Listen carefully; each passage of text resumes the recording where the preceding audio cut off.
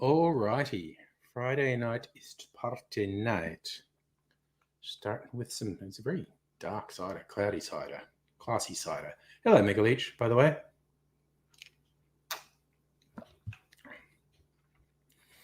Got to drink my New Year's Eve cider before it turns into ham cider. And I've got to do a fiddly thing. Nobody, greetings and cell mutations is still in the voluntary isolation. Well, it's a noble thing you do. Apple make it so hard to get a video from a phone to a fucking PC. I've been having, spent several hours. Oh God, now I've got all my fucking tips popping up everywhere, which is super weird. It's putting me off.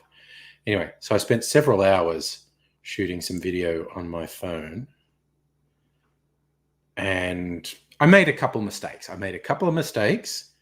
And it was ultimately less pain to reshoot it, even though I spent several hours fucking around trying to fix my mistakes, essentially.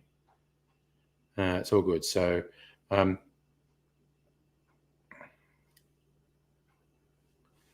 what is this doing? Okay, it's just really griefing. So nobody taking the opportunity to sort through junk at home. Office presently mess. Doing a little bit of sorting in my summer holiday. Ooh, it's frozen. It has... No, I got it back. All right. I'm doing a very rough edit to save file size when I transfer it.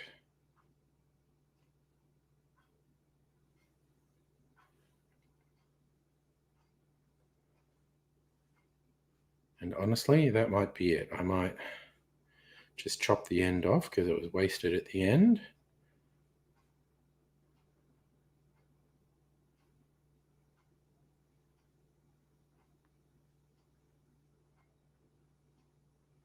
And that's done. Oh, no, back. Edit. God damn it. Jonathan Jubb, hello. Not talking to anybody in the Southern Hemisphere due to the cricket not going quite as well as it should. Ooh, that's harsh.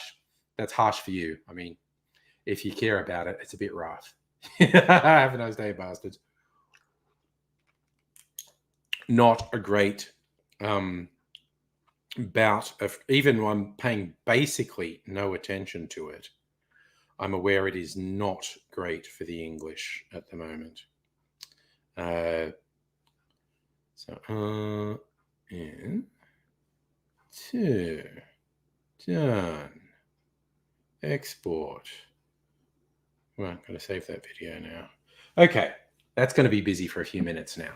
Yes, I have been paying basically no attention to the cricket, but it's saturating the media enough that I can't miss that it is not fantastic for English fans. Yeah, nobody. I don't keep up with any sport. It still seems to be a shock to some people when they ask me about some sporting thing and I've got no fucking idea because I haven't been paying attention.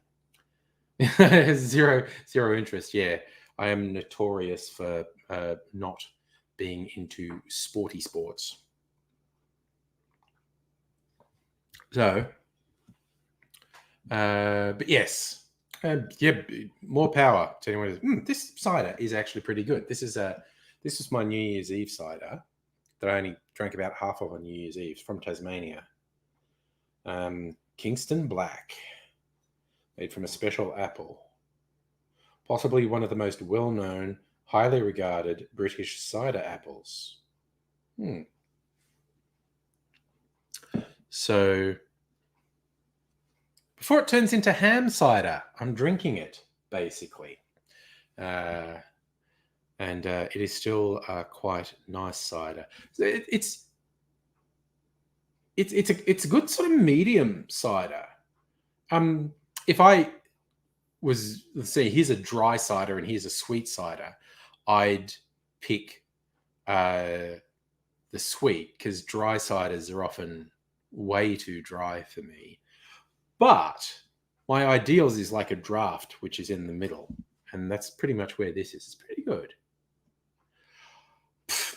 Don't worry, I'm not part of that Discord server with you, nobody. I saw the two of you planning your smoochy online movie watching date.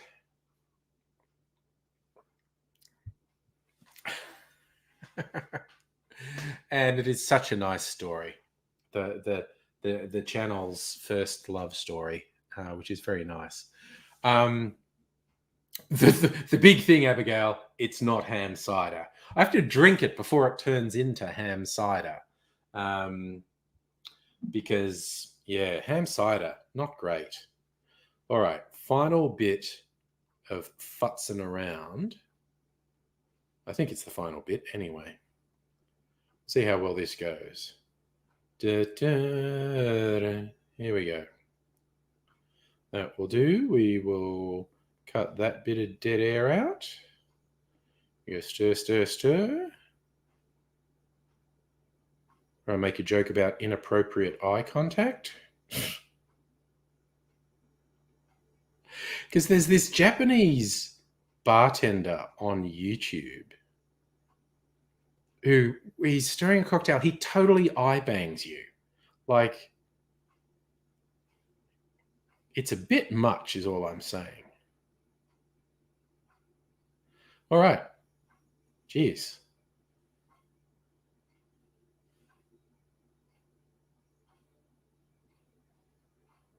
And done.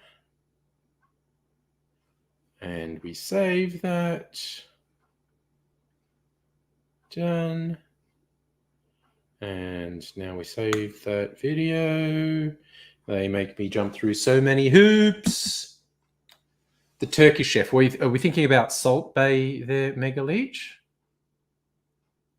The movie watching thing's great. It's the whole thing is shared experience. And that's why I've enjoyed the live streams over the last 2 hideous fucking years. As we have spent so much time in isolation, either voluntary or enforced, that it's refreshing to have at least the simulacrum of shared experience, which is nice. So, Megalich, I don't know who we're talking about then. Turkish chef stares down the barrel with that grin. Now, this Japanese fucking guy, like, he does these really complex drinks and then he stirs and and it's like, okay, dude, that's a bit. So I have essentially built that into a video I've just made as a joke. Got to stir a drink for a while, so I'll make uncomfortable eye contact. I bet you plan to make more visits to Melbourne. I don't know if the current rather out of control outbreaks are going to make any difference to interstate travel anymore. Chris and Annette, hello to both of you wonderful people. Now, the next hoop I have to jump through this fucking thing.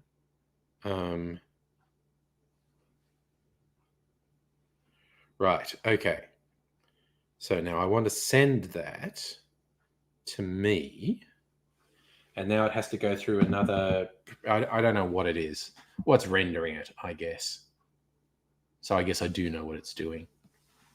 It's like it can let me watch it on the phone, but if I want to share it anywhere, it has to be fully rendered. But I made these shorter. Then tomorrow I'm going to edit them. And I'll put them in.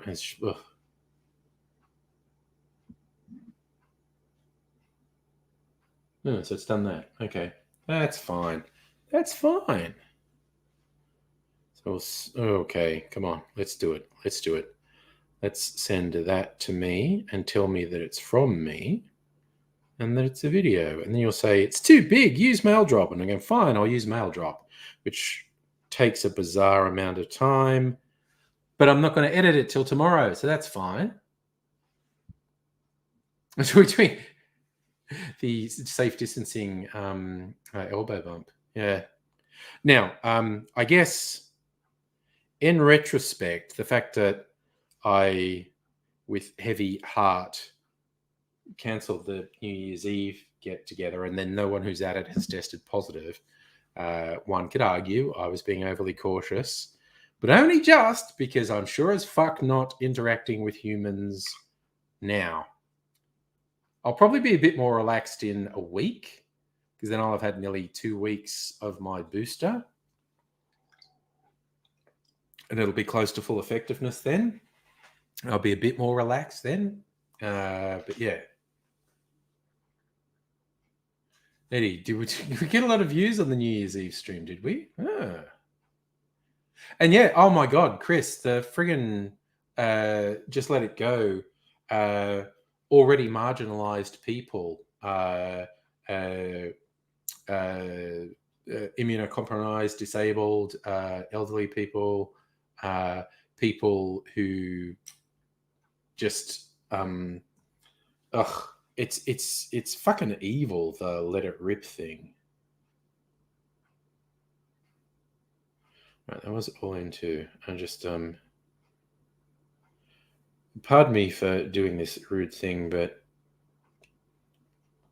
I just need to get this done.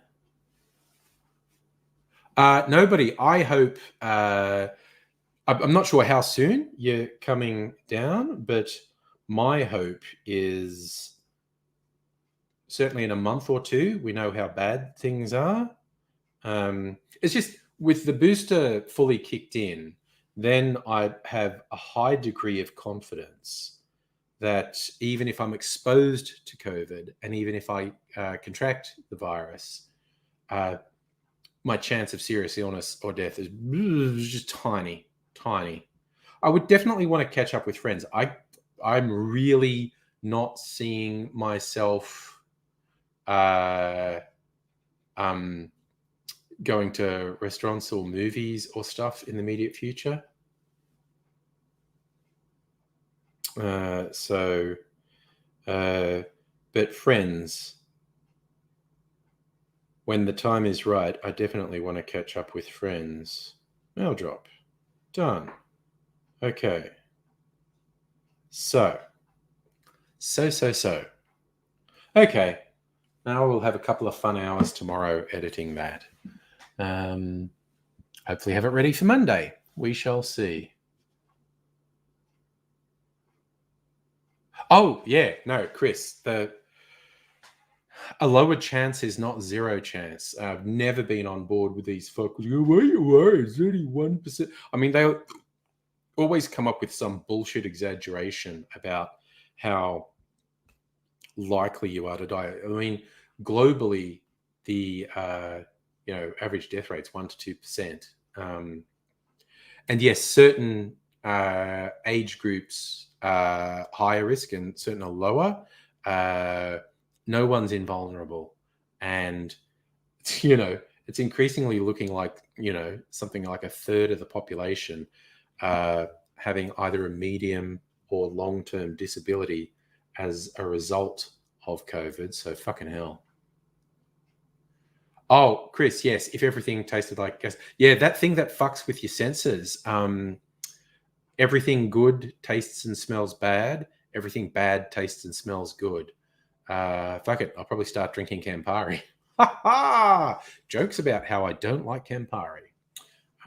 Yeah, no, I'd be pretty upset if my sense of smell and taste was gone. Ah, nice. Another surprise. I like that, nobody. The surprise aspect of your trip was pretty cool. Okay. Now, Nettie said, were a lot of views on the. Maybe people wanted to relive New Year's Eve. I don't know. I don't even. There were a lot of people. Uh, um, uh, bu- bu- bu- bu- bu- bu- on the stream over the course of the evening. That's what I meant to say. So,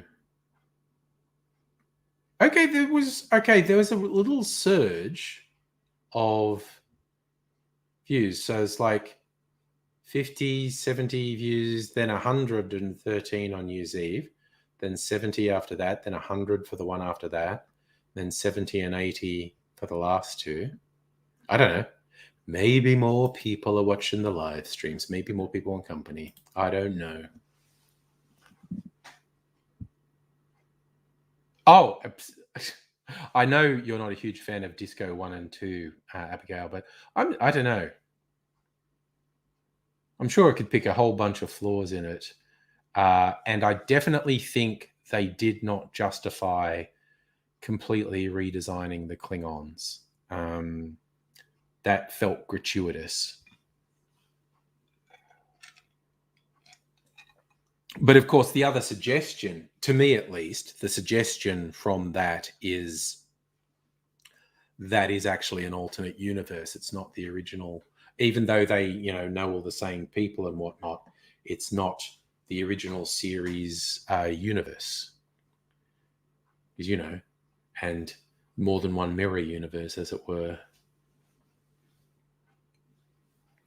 And I've said this before, but two of my favorite things about Star Trek are also dumb as hell. I love mirror universe episodes, and I love Borg episodes.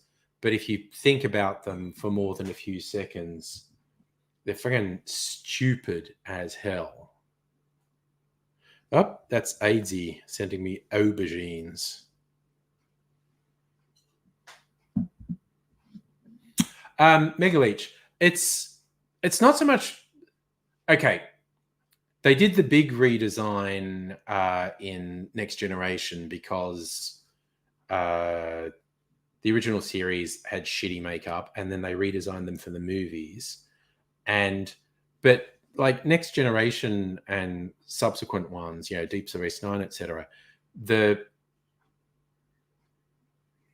Klingon makeup was only mildly different from what had been redesigned from the movies. You had to redesign it from fucking original series. They just had shitty makeup. But the fact that in Disco they radically redesigned the Klingons, I particularly liked they had different Klingon races. That was good. But there should have been one that looked like the ones we're used to. I don't think they justified it. That's my hot take. I'm just going to send a link to Aidsy because he wants a link. Come on, let's go. Send Aidsy the link. Okay. And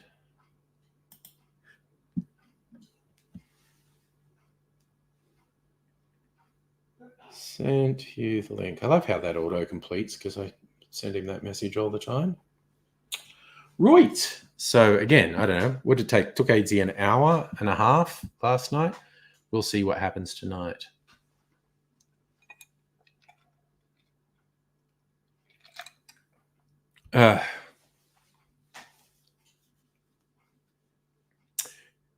Chris, you only like the modern movies and the crappy old space models. That's it. Yeah. I like the modern movies too, actually, which again is sacrilege to some Star Trek fans. And the only Doctor Who you're interested in is the terrible ones from the 70s. I grew up with those ones, and I'm much more into new Doctor Who. But yeah, personal taste is personal taste.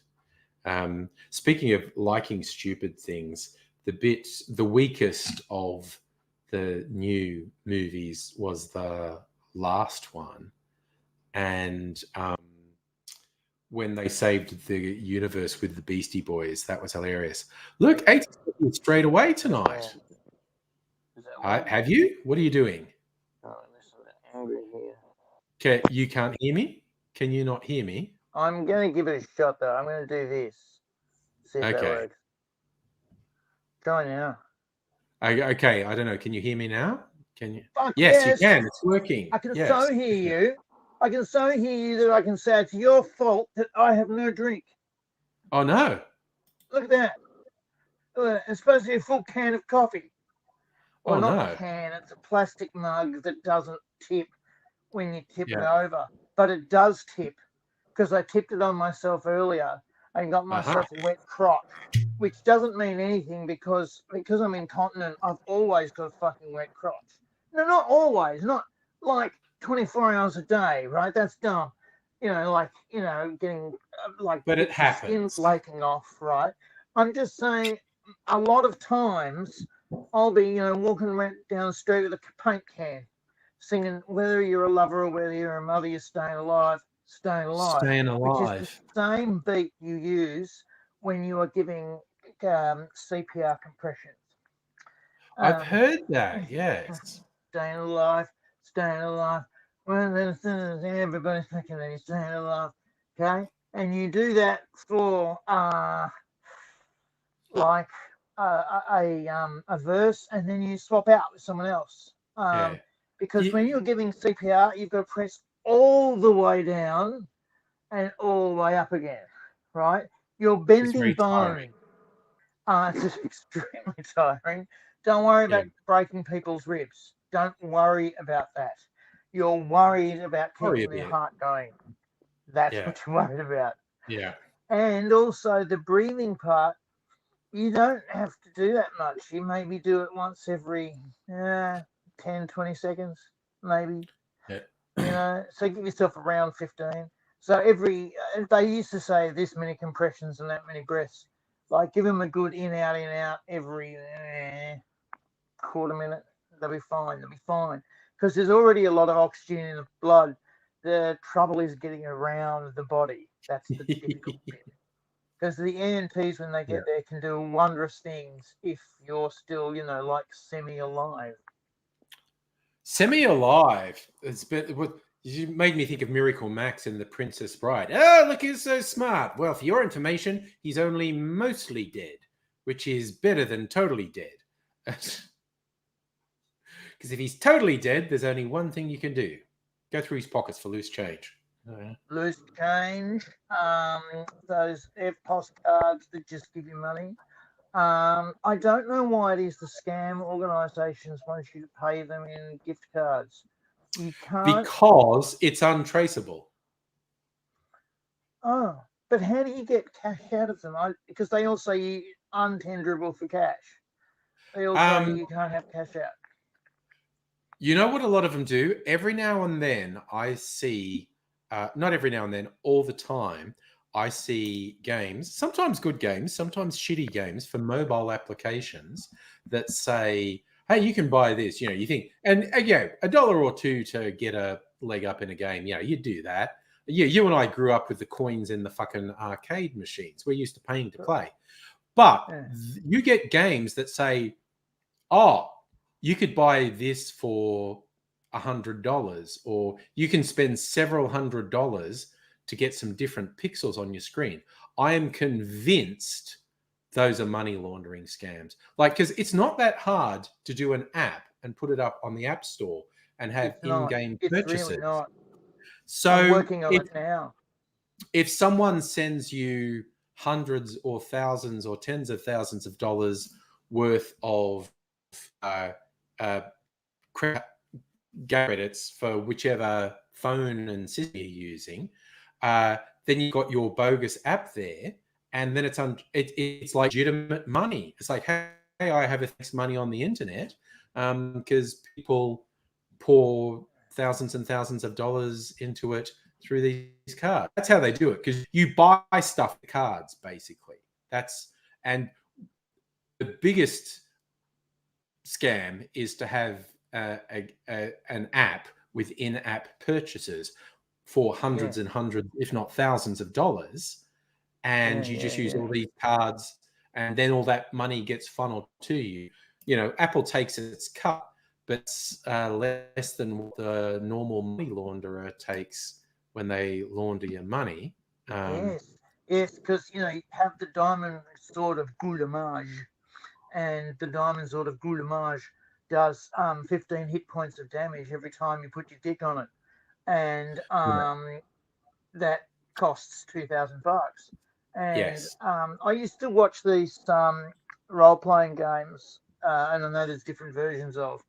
And I Yes. used to see kids buying shit for $200, $300, $400, $500, and I'm going, that's 12 different styles of pixel sprite on a screen that Yep. not very well done. Yep. And you just paid $500 for it. I could punch up a middle schooler Japanese kid or Asian kid of any form, and say, make me these 12 forms of pixel, but I'm not good at maths. I will punch you again, Chen. I will punch you again. Make these pixel art, Yeah. and Chen would figure it out. He would go on the internet and read up, and by the end of the night we would have our 12. By the end of the night, Chen. By the end of the night, Chen, or Mummy and Daddy's going to be a bad history for you. And you know, standover is still the art of Australia. I mean, I don't care what you take away from us culturally. If we can't stand over, then we've lost this country. We've lost our soul of this country. We've lost our way. Our way. You know. And so Ken's going to make me these 12 bad pixel arts, and that means any way you wave the fucking thing, it'll work. And I've seen the plug-in programs you use to plug into various, they call them APIs. So you make a thing, okay? Let's say we're making AD's dildo, right? Sure. It comes in different colors. It also is painted in different colors. And we're not playing AD's dildo. It's just a thing in the game. Right. She's angry. Oh, okay. So No, AD's dildo I don't know what I was different thinking. colors, is painted in different colors, and comes in different sizes, and is shaped different sizes. Sure. Okay, so Sure. then in that case, you buy that. You make that in your depending on how good the frame rate is. Either your high end graphics machine or your low end fucking line by line pixelator. And I've played with one of those. Jesus, they're so much fun. They remind me of being, 12 again. And you write them line by line by line, like we used to when we were in front of Apple IIes. And line by line by line. Go here now, go there. And you could never write a program that went 10, 11, 12, 13, 14. You always write a program that went line 10, line 20, line 30, because you might have to go back and write line 15, line 25. That was the first thing. And that was always a and bitch if there was no line there. So please go on. The really rudimentary animation you learned, like you draw something that's a line thing, and then you draw over it in black so it's gone, and then you draw it in its new position again. And so you get this incredibly rudimentary animation at a very low frame rate just by blacking out the bits that were moving and then redrawing the moved bits in the new space. And it's a bit like Safa, hello, by the way. Hey Safa, how you going? There was a game called Lode Runner, which was a Lode Runner. Blade Runner, but it had nothing to do with Blade Runner, thank fuck. And what you had to do is you had to go around and get bits of gold, and you had to trap the bad guys or they'd kill you, right? And the way you did this was you dug a hole to get through and the hole filled up again. And it filled up on the bad guy, and he died because he couldn't get through the hole. He could just jump into the hole. But you got level to level by digging a hole and jumping through. And sometimes what you can do is get all the guys on one level, get all the gold, and dig a hole, jump through it, and kill one of them. And then you'd have heaps of gold to run around and get. But there'd be more guys who sometimes came out of a different coloured tile. And all it was 4 bits of space each tile, and coming out of each tile was 8 bits of it was 4 bits of sprite. And I learned eventually you couldn't have more than 12 sprites, including you, on the screen at any one time. Yeah. So I just have this one from Abigail. Yes, Commodore 64 and actually the VIC-20 as well were the early good graphics computers. We were talking about an Apple IIe monochrome and whatnot. But yes, Commodore 64 and because both the VIC-20 and the Commodore 64 were basically toy computers, but what they did with graphics was astonishing for the time. Well, what they did with graphics basically was to change the color palette back and forth very fast, which was brilliant. That was genius. Hey, Wrestling Days, how you doing, Big man? Pat, how you doing? That's Big Pat. You remember Big Pat? Yeah. Probably from meetups. Yeah, Wrestling Days is Big Pat. He loves his wrestling. Does Big Pat? Very good. But they have, like the WWE wrestling. They have that sort of locally where Big Pat is. There's they and you got to love amateur wrestling like that. I used to know this really skinny guy, friendly guy, and his hair was down to his ears, shoulders, sort of. And he said, "Yeah, I'm growing it out. They don't quite like it at the company, but it's okay." And I'm going to the gym 4 days a week. Oh God! And he says you get the big juicer guys there that are just such a pain in the ass. Anyway, I met him again 2 years later, and he said he was going into wrestling, and I went, "Okay, cool, sure. Yeah, cool, yeah." Man, 2 years later, he was fucking huge in the shoulders, like he'd fucking grown like to 2 or 3 times his size in his shoulders. His arms could lift up my house. And he went through this stretching regime because I was lucky enough to see him before his match. And he went through this stretching regime, which was really full on. And a couple of the other wrestlers said, "Oh yeah, his stretching regime is more full on than everyone else, but it's about right."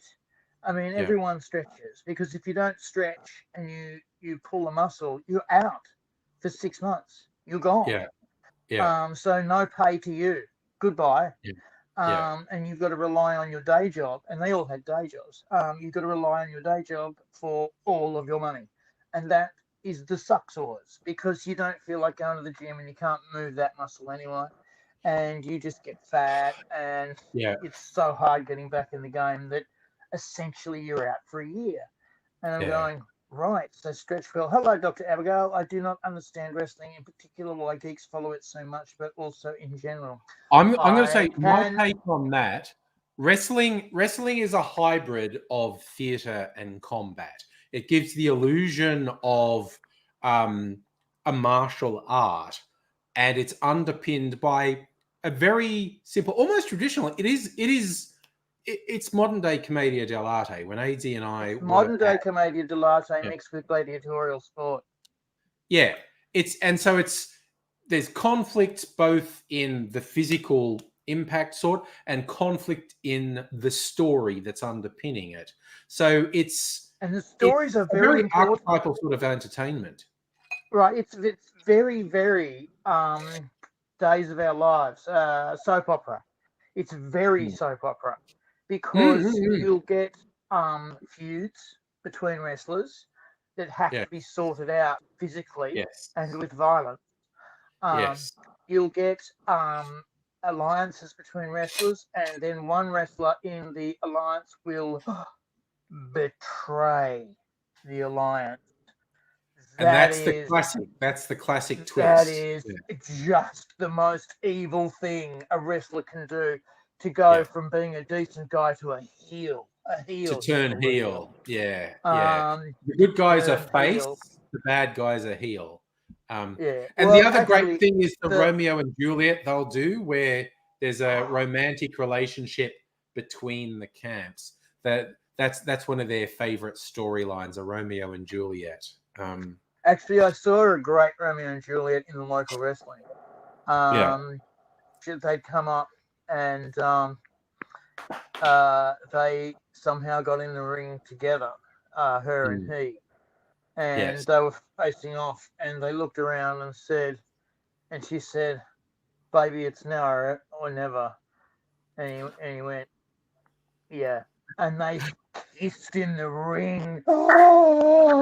Oh, the shame and the danger of it all, and their teams fucking went nuts.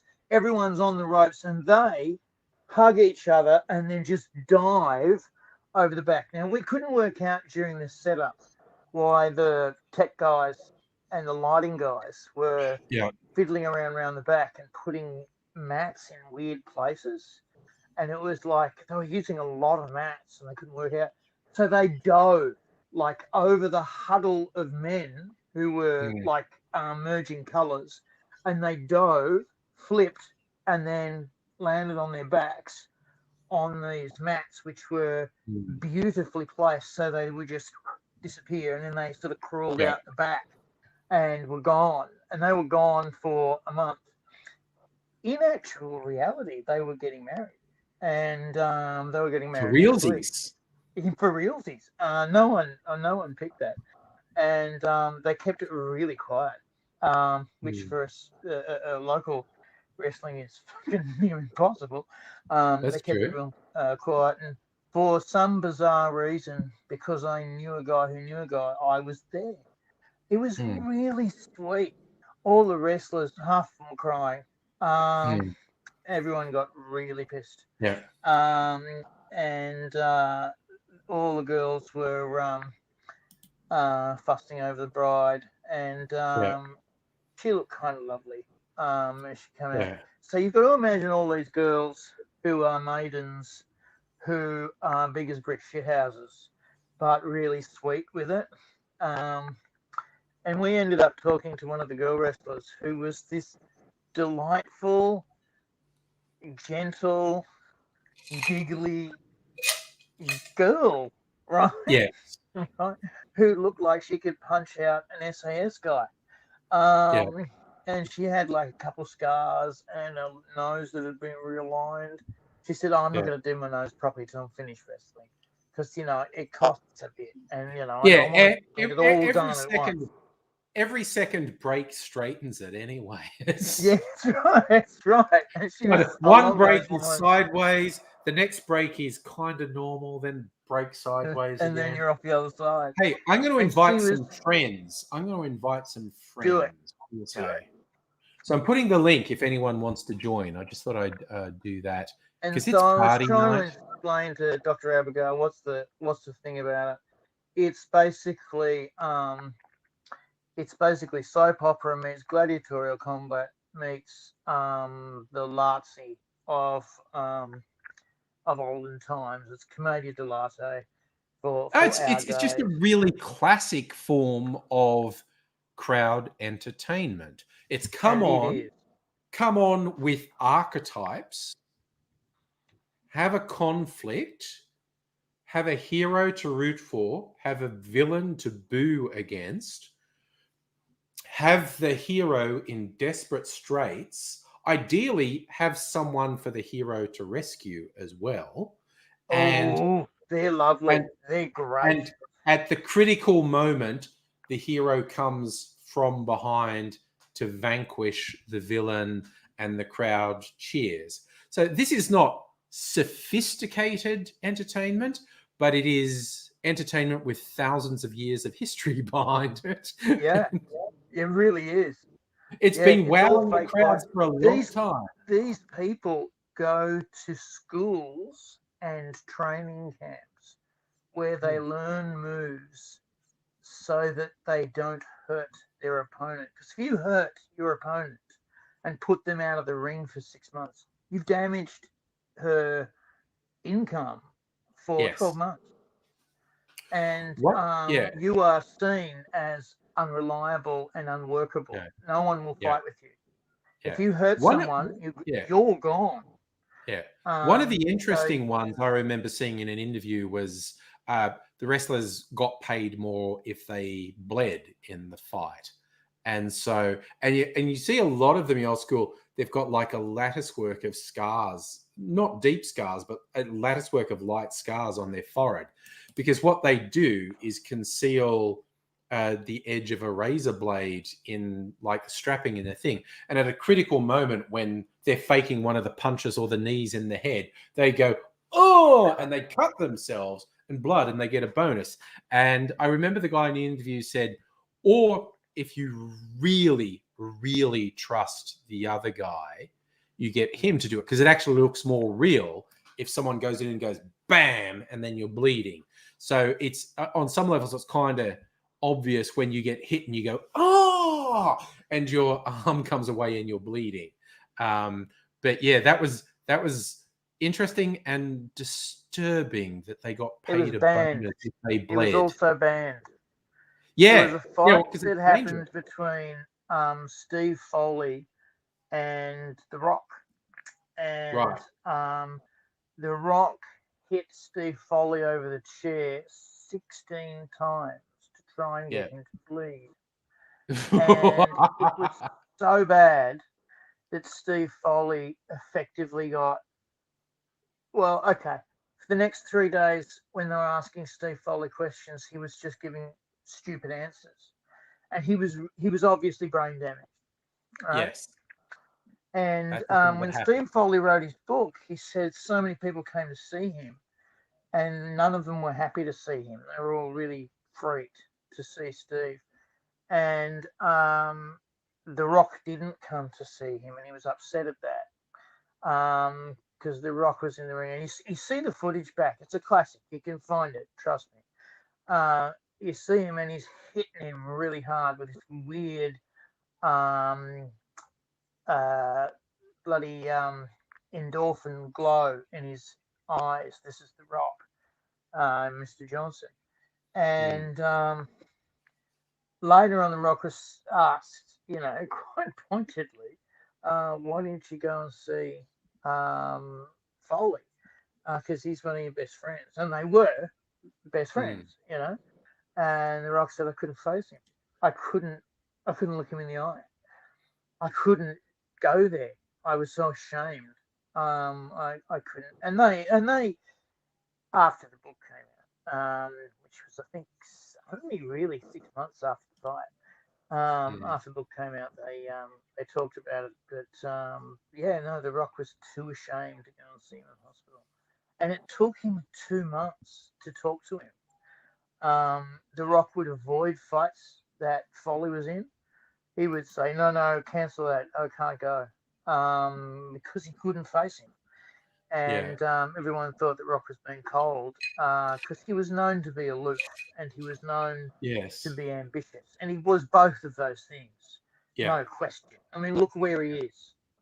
Oh Right? yeah. That I was the mean, trajectory, right? That was where he no, was no, going. no one's done what he's done. Yeah. Yeah, that was where he was going. And Yeah. him and his wife, when they became ex, didn't change the business model whatsoever. Yeah. They continued the business, and she's Yeah. still his manager, human producer, and they meet pretty much daily. But the marriage part's finished. He went to her wedding. I was surprised he didn't give her away. He went to her wedding. Um, so still mates, but the job's got to go on. But he was too ashamed to see his best mate because he'd hurt him. Yeah. And the whole point behind it was to get him to bleed. And To get more Foley was money. just leather skin. Yeah. Like, you know, over the years, Yeah. Foley had Yeah. so many injuries Mm. that he just didn't bleed. And Yeah. All right. This one from yeah. Abigail, training. Someone kept hitting too hard, so she didn't pull a blow and gave him a concussion. Not a concussion, but it reminds me of my favorite story that I love to tell. And AZ always gets really defensive when I tell it. When we were doing a play at uni, the one thing we were in together, The Imaginary Invalid, where we were playing really dumb characters. And at one point, he's meant to kick me in the bum. I'm bent over, and you're meant to do this flat side of your foot into the bum. And one night, Aidsy misjudged and he goes toe first right up between my legs and kicks me right in the balls. Not devastatingly hard, but pretty hard. And what's meant to happen, he's meant to do this kick on my butt that I bounce, and then I like tap him on the shoulder and go, I know what we should do. AT tells me afterwards he thought as his foot went in, wrong angle. And he went, oh no, I think I kicked him in the balls. Did I kick him in the balls? And that night, instead of tapping him on the shoulder and saying, I know what we should do, I just punched him. I just punched him in the shoulder and went, Wrong angle. I know what we should do. And he's going, oh, yep, I got him in the balls. I definitely got Wrong him in the angle. balls. Yep, got him. I am sorry. I am sorry. I am sorry. It wasn't real bad, but it was bad. It's just bad. It was It's bad. just bad. It was not And good. as soon as my foot went up, I thought, oh, that might have been wrong. That might have been wrong. I could have fucked that. And then when I got the whack, I went, yep, you fucked that, mate. You fucked that bad. And you know what I was literally thinking? I was literally thinking, how much money do I actually have? Can I buy him a beer? Because I might not actually have money. Could I borrow some off Vito? No, you can never borrow money off Vito. And you can never borrow money. Oh, I could get Kristen, and then it was my line. And I was thinking for like 15 minutes of the play, who I could borrow money off to buy him a beer to say sorry. We just soldiered on, basically. We soldiered on, as we do. But it was a simple thing. It's like, I never liked the way that a certain lecturer who's American, who we both love, I never liked the way that he set up fight scenes. I liked the way that Bill did. Yeah. Bill was brilliant at it. But this other lecturer that I'm not going to name, but he was American. Because he watches these screens sometimes. His initials were Jonas Boland. Jerry Boland. And anyway, he said, oh, the victim's got all the control, but the force has got to come from the attacker. And I was going in my head, no, that's not right. Yeah. That's not right. And then I heard a story from Bill saying he was at a show when a guy gets punched hard in the gut and rolls over the attacker, right? Like he gets whacked and then over he goes. And one night, the attacker pushed a little bit, right? So the attacker's supposed to just follow the guy over. And he said one night he pushed a little bit.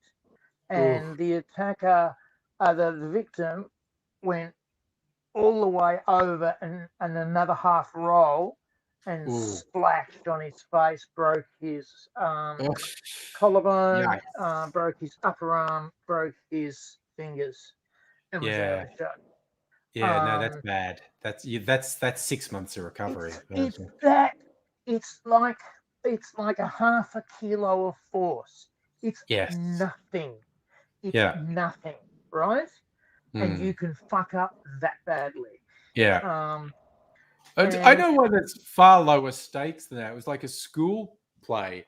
And it was a thing we're seeing one guy is supposed to get his hand shut in a cabinet door by another guy. So it was always like the guy'd shut it, he'd pull his hand away and go, oh, ow, you got me. And so and the director at one, which is, one of the teachers, just goes like, why don't you let him actually shut it on your hand? And this is my mate. He's going, because it'll hurt. He goes, oh, it's not going to hurt much. You know, it's just a light door, and he won't do it hard, but it'll look and feel different if your fingers are actually in there when the door closes. And he never got seriously injured. But that night, doing to a live audience is the first time he tried it, and bang, he gets his finger shut, and he's like, oh my God. He's just like, ow. And they keep going. And about every like 10 or 15 seconds, he instead of his normal line, he would just be going, ow, ow. And it got a laugh every time. Because also the audience is clued in. He actually for real got his fingers smacked into that door. And he got a laugh every time he did it. But he's going, I wasn't milking it for laughs. It was just every 15, 30 seconds, I would just go, oh, my hand fucking hurts. Like, it wasn't even bruised or anything, but it was just like, Remember, you're doing the run of a play, so you're doing that every night. You can't do that every night. No, you can't do that every night. It's like, I had to slap one of the girls in my high school drama. We put in a high school drama show for a week run, and a week's worth of run, and I had to slap her, and I was not into hitting girls at all. I was not that guy, and when in rehearsals I slapped her, and she says, "Oh, you call that a slap?" I'm going, I'm not keen. And he's going, do it properly, it'll be fine. So I did it properly. And she would say, what I'm going to do is I'm going to come into the slap slightly as you do it, right? And you're going to do it the same speed every night. You're going to count 1,000, and when you get to the 1 for 1,000, your arm's going to go for a point from here to a point on the wall. Yeah. And I went, okay. And so we got the timing exactly on.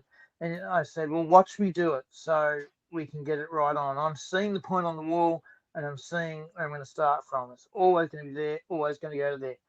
And I want you to see it so that you can see the trajectory. And she actually said, oh, higher, lower. You're not actually getting your height right. And that's kind of how this works. Yeah. And so what she would do is, as the slap would come in, she would come into the slap and point her head. Yeah. Slap's coming this way, and point her head down a little bit. Yeah. So the temple bone got most of the slap. Hey, Dr. Hello. Hello. And, her cheek did not. But at the end of the run, her cheek was up and she was red, and I felt like a heel. I bought her extra drink. I feel like I need to. Yeah. I feel like I need to elaborate on that story about hitting someone in the head with a long sword. Seems fair to me. Seems fair to me. Because everyone feels like we were hit someone in the head with a long sword. We were wearing protective equipment. It wasn't like bare head, of course. But we had this group come in from. They were actually from overseas, and they were here for an international fencing competition, and they came to train with us for a bit, just to as a friendly kind of sparring thing. And we weren't actually sparring; we were actually training. So we were doing this routine over and over again. But the finisher of the move was a bonk on the head. With the heart of the sword, and I was paired up with this girl from. Look, she looked German, but she was actually French, but she looked like two people.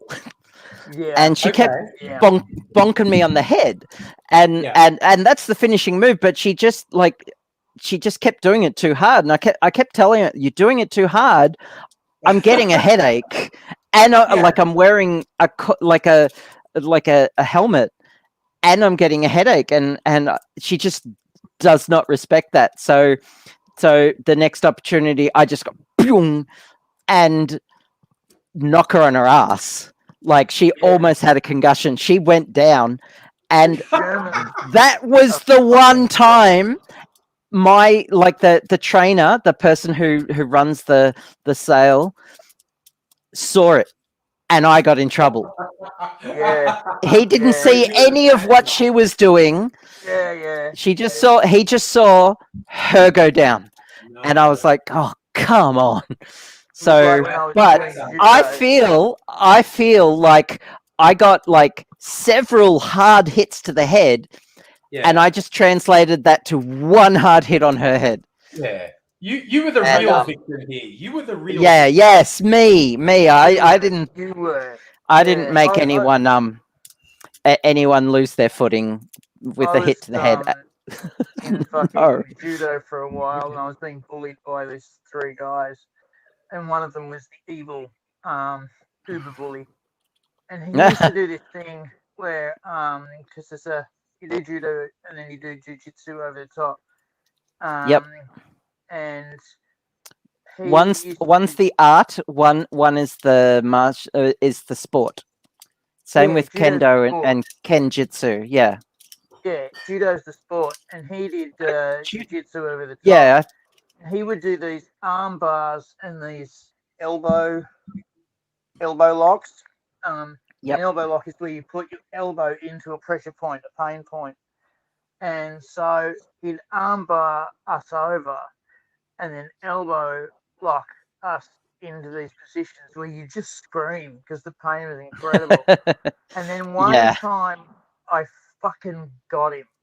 I fucking got him a beauty. And well, the other thing in judo is you're not supposed to just let them fall. You're supposed to hold an arm so they've got at least an attempt to break fall. And then and you're meant to let them feel like the move was successful, like they're about to fall, but don't actually do it. But if you do, they should learn their falls. Like right, so I got him up, and he's head first coming down, and I fucking let him go. Fuck you! You've done this to me so many times. I'm gonna let you know how bad this is. And he got whacked on the head real bad, came down flat.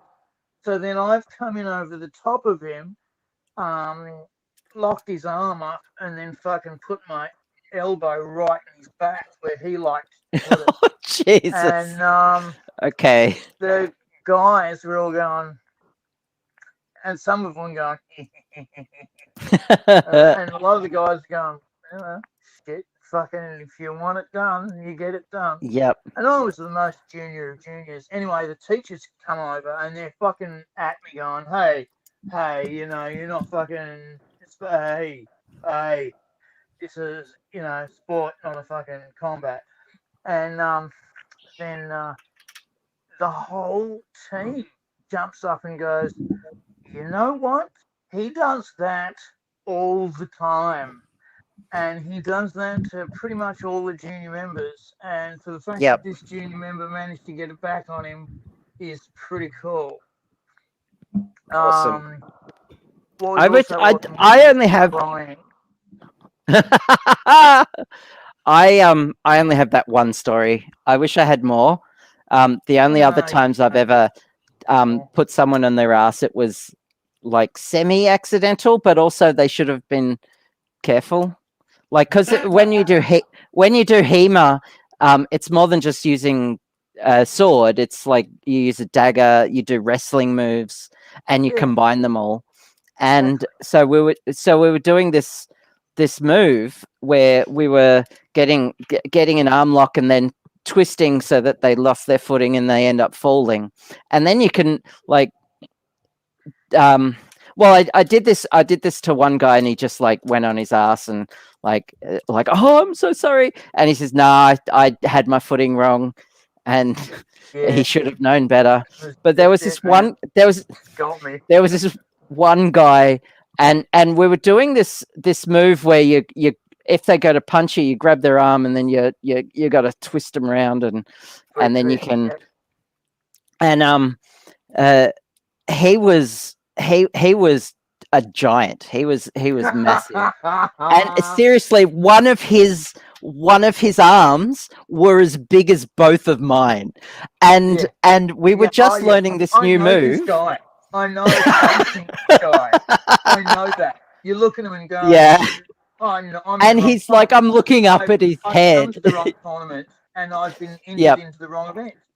I'm just going to look at my card because I'm not supposed to be in the team. Yes. But, oh, don't worry. I'm being thrown against the wall as it is. Cool. Oh, good. Oh, good. I'll see you tomorrow. Anyway, so we were learning this move, and he goes first, and he does it really well. And then I do it. I go to do it to him, and I just cannot move him at all, even though I'm supposed to. He's just like not even putting his weight behind it. His arm will not move. And then I realized, hang on, my footing's a bit wrong. And so I tried it again, and I actually fucking did it. And I was super proud, because it doesn't matter how strong they are. If you get someone in the wrong, in the right spot, you will just overbalance them. And I felt so good about that. And he like gave me a high five and said, "Oh, well done," and then put me on my ass again. Kind of cool when you face a master of something, of anything really, and you take them and they put you on your ass so hard that you go, "I have learnt today." Yeah. Like, he wasn't. He was a noob. Believe it or not, I knew more. I knew more about swordplay than he did. He was new. He was just massive and strong, and I am not. And I just, and we were learning a new move that I hadn't done yet. So, yeah, it was just one of those things where he just like, if you get it wrong, he's just too strong for it to work. Yeah. But I have sparred with people way better than me, and like you practice moves and you get good at it, and then you face a master, and then they tear you apart, and it's so humbling. And like, yeah, and I get it. Yeah. afterwards, I like this one particular time. I was trying to. There's this move called cut the beard, where you block and then you bring the sword up and you cut across there. Trim the beard, sorry. And every time I went to do it, because you have to move their sword aside first. Starting quickly, trim the beard is a euphemism for cut their throat. Yes, yes, it is. But you have to have their sword. You have to manipulate their sword in a way that lets you open up for the swing. And what's the first three rules in fencing? Metal tent, metal pole, metal fist.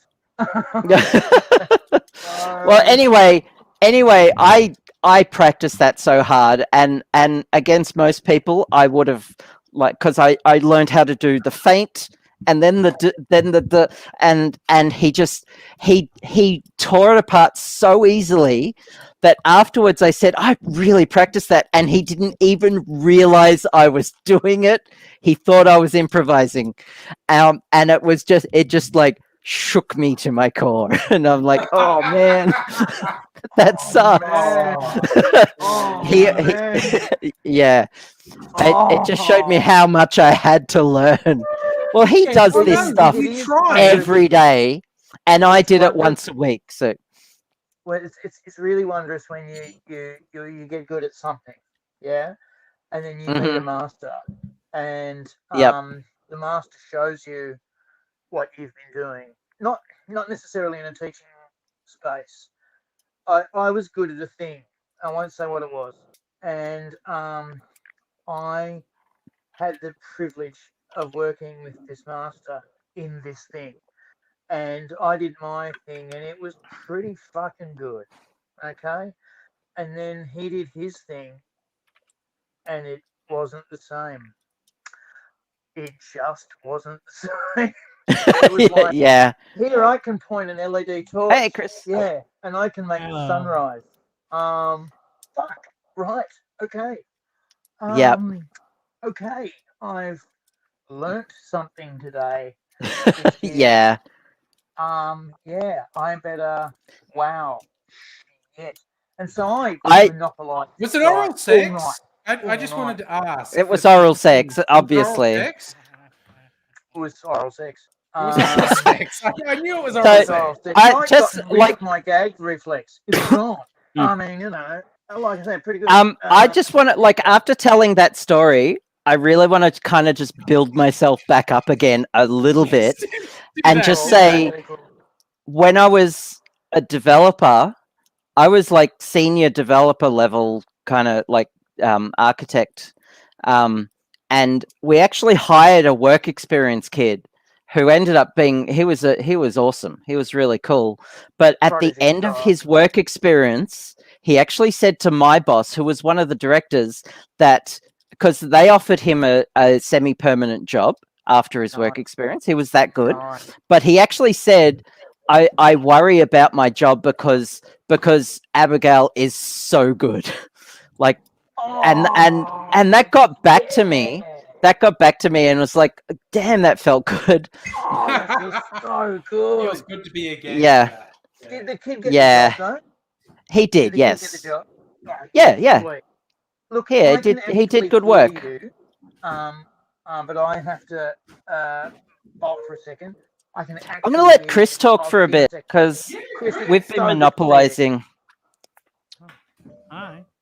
Chris, how's it going, Hello, buddy? Chris. Oh, it's going good. I just got back from the garage and I made some food too. The old garage, eh? Yeah. Have you got too much freedom to deal with right now? Too much freedom to deal with. I had to go to the garage and I learned something today that if I leave the light bulb off in the garage, I actually get level 2 charging, not level 1. So my car charges twice as fast. Ah, Yeah. that is Oh. interesting. I rent this garage. I don't own it. So other people came in and You just they redid you've- some, you found an Easter egg in the code. You Yeah, found, they you redid- unlocked it. So when I first started charging the car, the other people's garage openers were like not working, and that's because they weren't up to fire code, obviously, because they had 5 garage openers on one fuse. Oh That's god. not it. So they came in and they clearly, I guess they put 40 amp breakers in every single garage, and the garage opener and my charger are in the same outlet. The light bulb is obviously its own thing. So when you turn on the light bulb, it's 2 outlets, so it splits the amperage to 20, so you get regular level 1 speed slow charging. When you turn that off, you get the full amperage, and the garage door opens Cool. because it doesn't need that much to go up and down once in a while. So For sure. yeah, it's really good news. So Cool. I went to the car today. I was Great like, discovery. What? Now remind me again. You have a very. was it a Tesla Oh fuck no! I Or- can't do that. or a Chevy I'm- Volt? No, not. I want one, but those are old. Oh, so do I. Chevy Volt's a great car because you could just amp Yeah. in Europe, which I guess that would be probably more what you would end up with. But those are great because they're range extended and they're great. But now I have a Nissan Leaf Plus. Oh, cool. So Oh, the Leaf. Yeah. I have a Plus. Okay. So I'm seeing a lot of Teslas drive around my neighborhood. yeah, Me Tesla's- too. Tesla's There are a getting lot of pretty Teslas big in my neighborhood. Tesla's getting pretty big in Australia, which can be a Mm. good but also a bad thing because it's a very private type of community. Yeah. Yeah. But no, it's a shitty company. yeah, so I got a Nissan Leaf Plus, which has 200 plus miles of range, which is great because even in the winter here when it's pissing rain and Yeah. 10 degrees above freezing and blinding winds, I get 180. Like I'm driving against like a 40-mile-an-hour headwind, and it's like you still got Yeah. good. You just keep going. Well, So- those electric engines have a surprising amount of torque. Oh yeah, Like they so can. the reason why I Yeah. got the Leaf Plus is because it's the fastest electric vehicle that's not a Tesla. It goes 0 to 60 just under 7 seconds, and a Model 3 goes at 5.9. So I can Right. keep Okay. up with Tesla to about 50 miles an hour, and then it will slowly pull away from me no matter what I do. Wow. I don't need any more power than that 'cause I don't go above 55 miles an hour, which is 90 kilometers. Unless I'm on the super highway, in which case I won't go above 65, which is I think like maybe 100. 103 kilometers In the per slow hour. lane, I'm way over there by the shoulder. Just go by me. 'Cause I don't like driving that fast, but yeah. So I have the bigger motor in it, which is nice, but yeah, it's bigger battery and it has its pros and cons. Yeah. Yeah, there's a lot of issues here where they keep putting in charging oases, and the only charge port they give is Tesla, not. That's not the problem. Can't you get a converter? Australia is all combo like the rest of the world. They have the CCS standard. In Japan, all Nissan Leafs are CHAdeMO.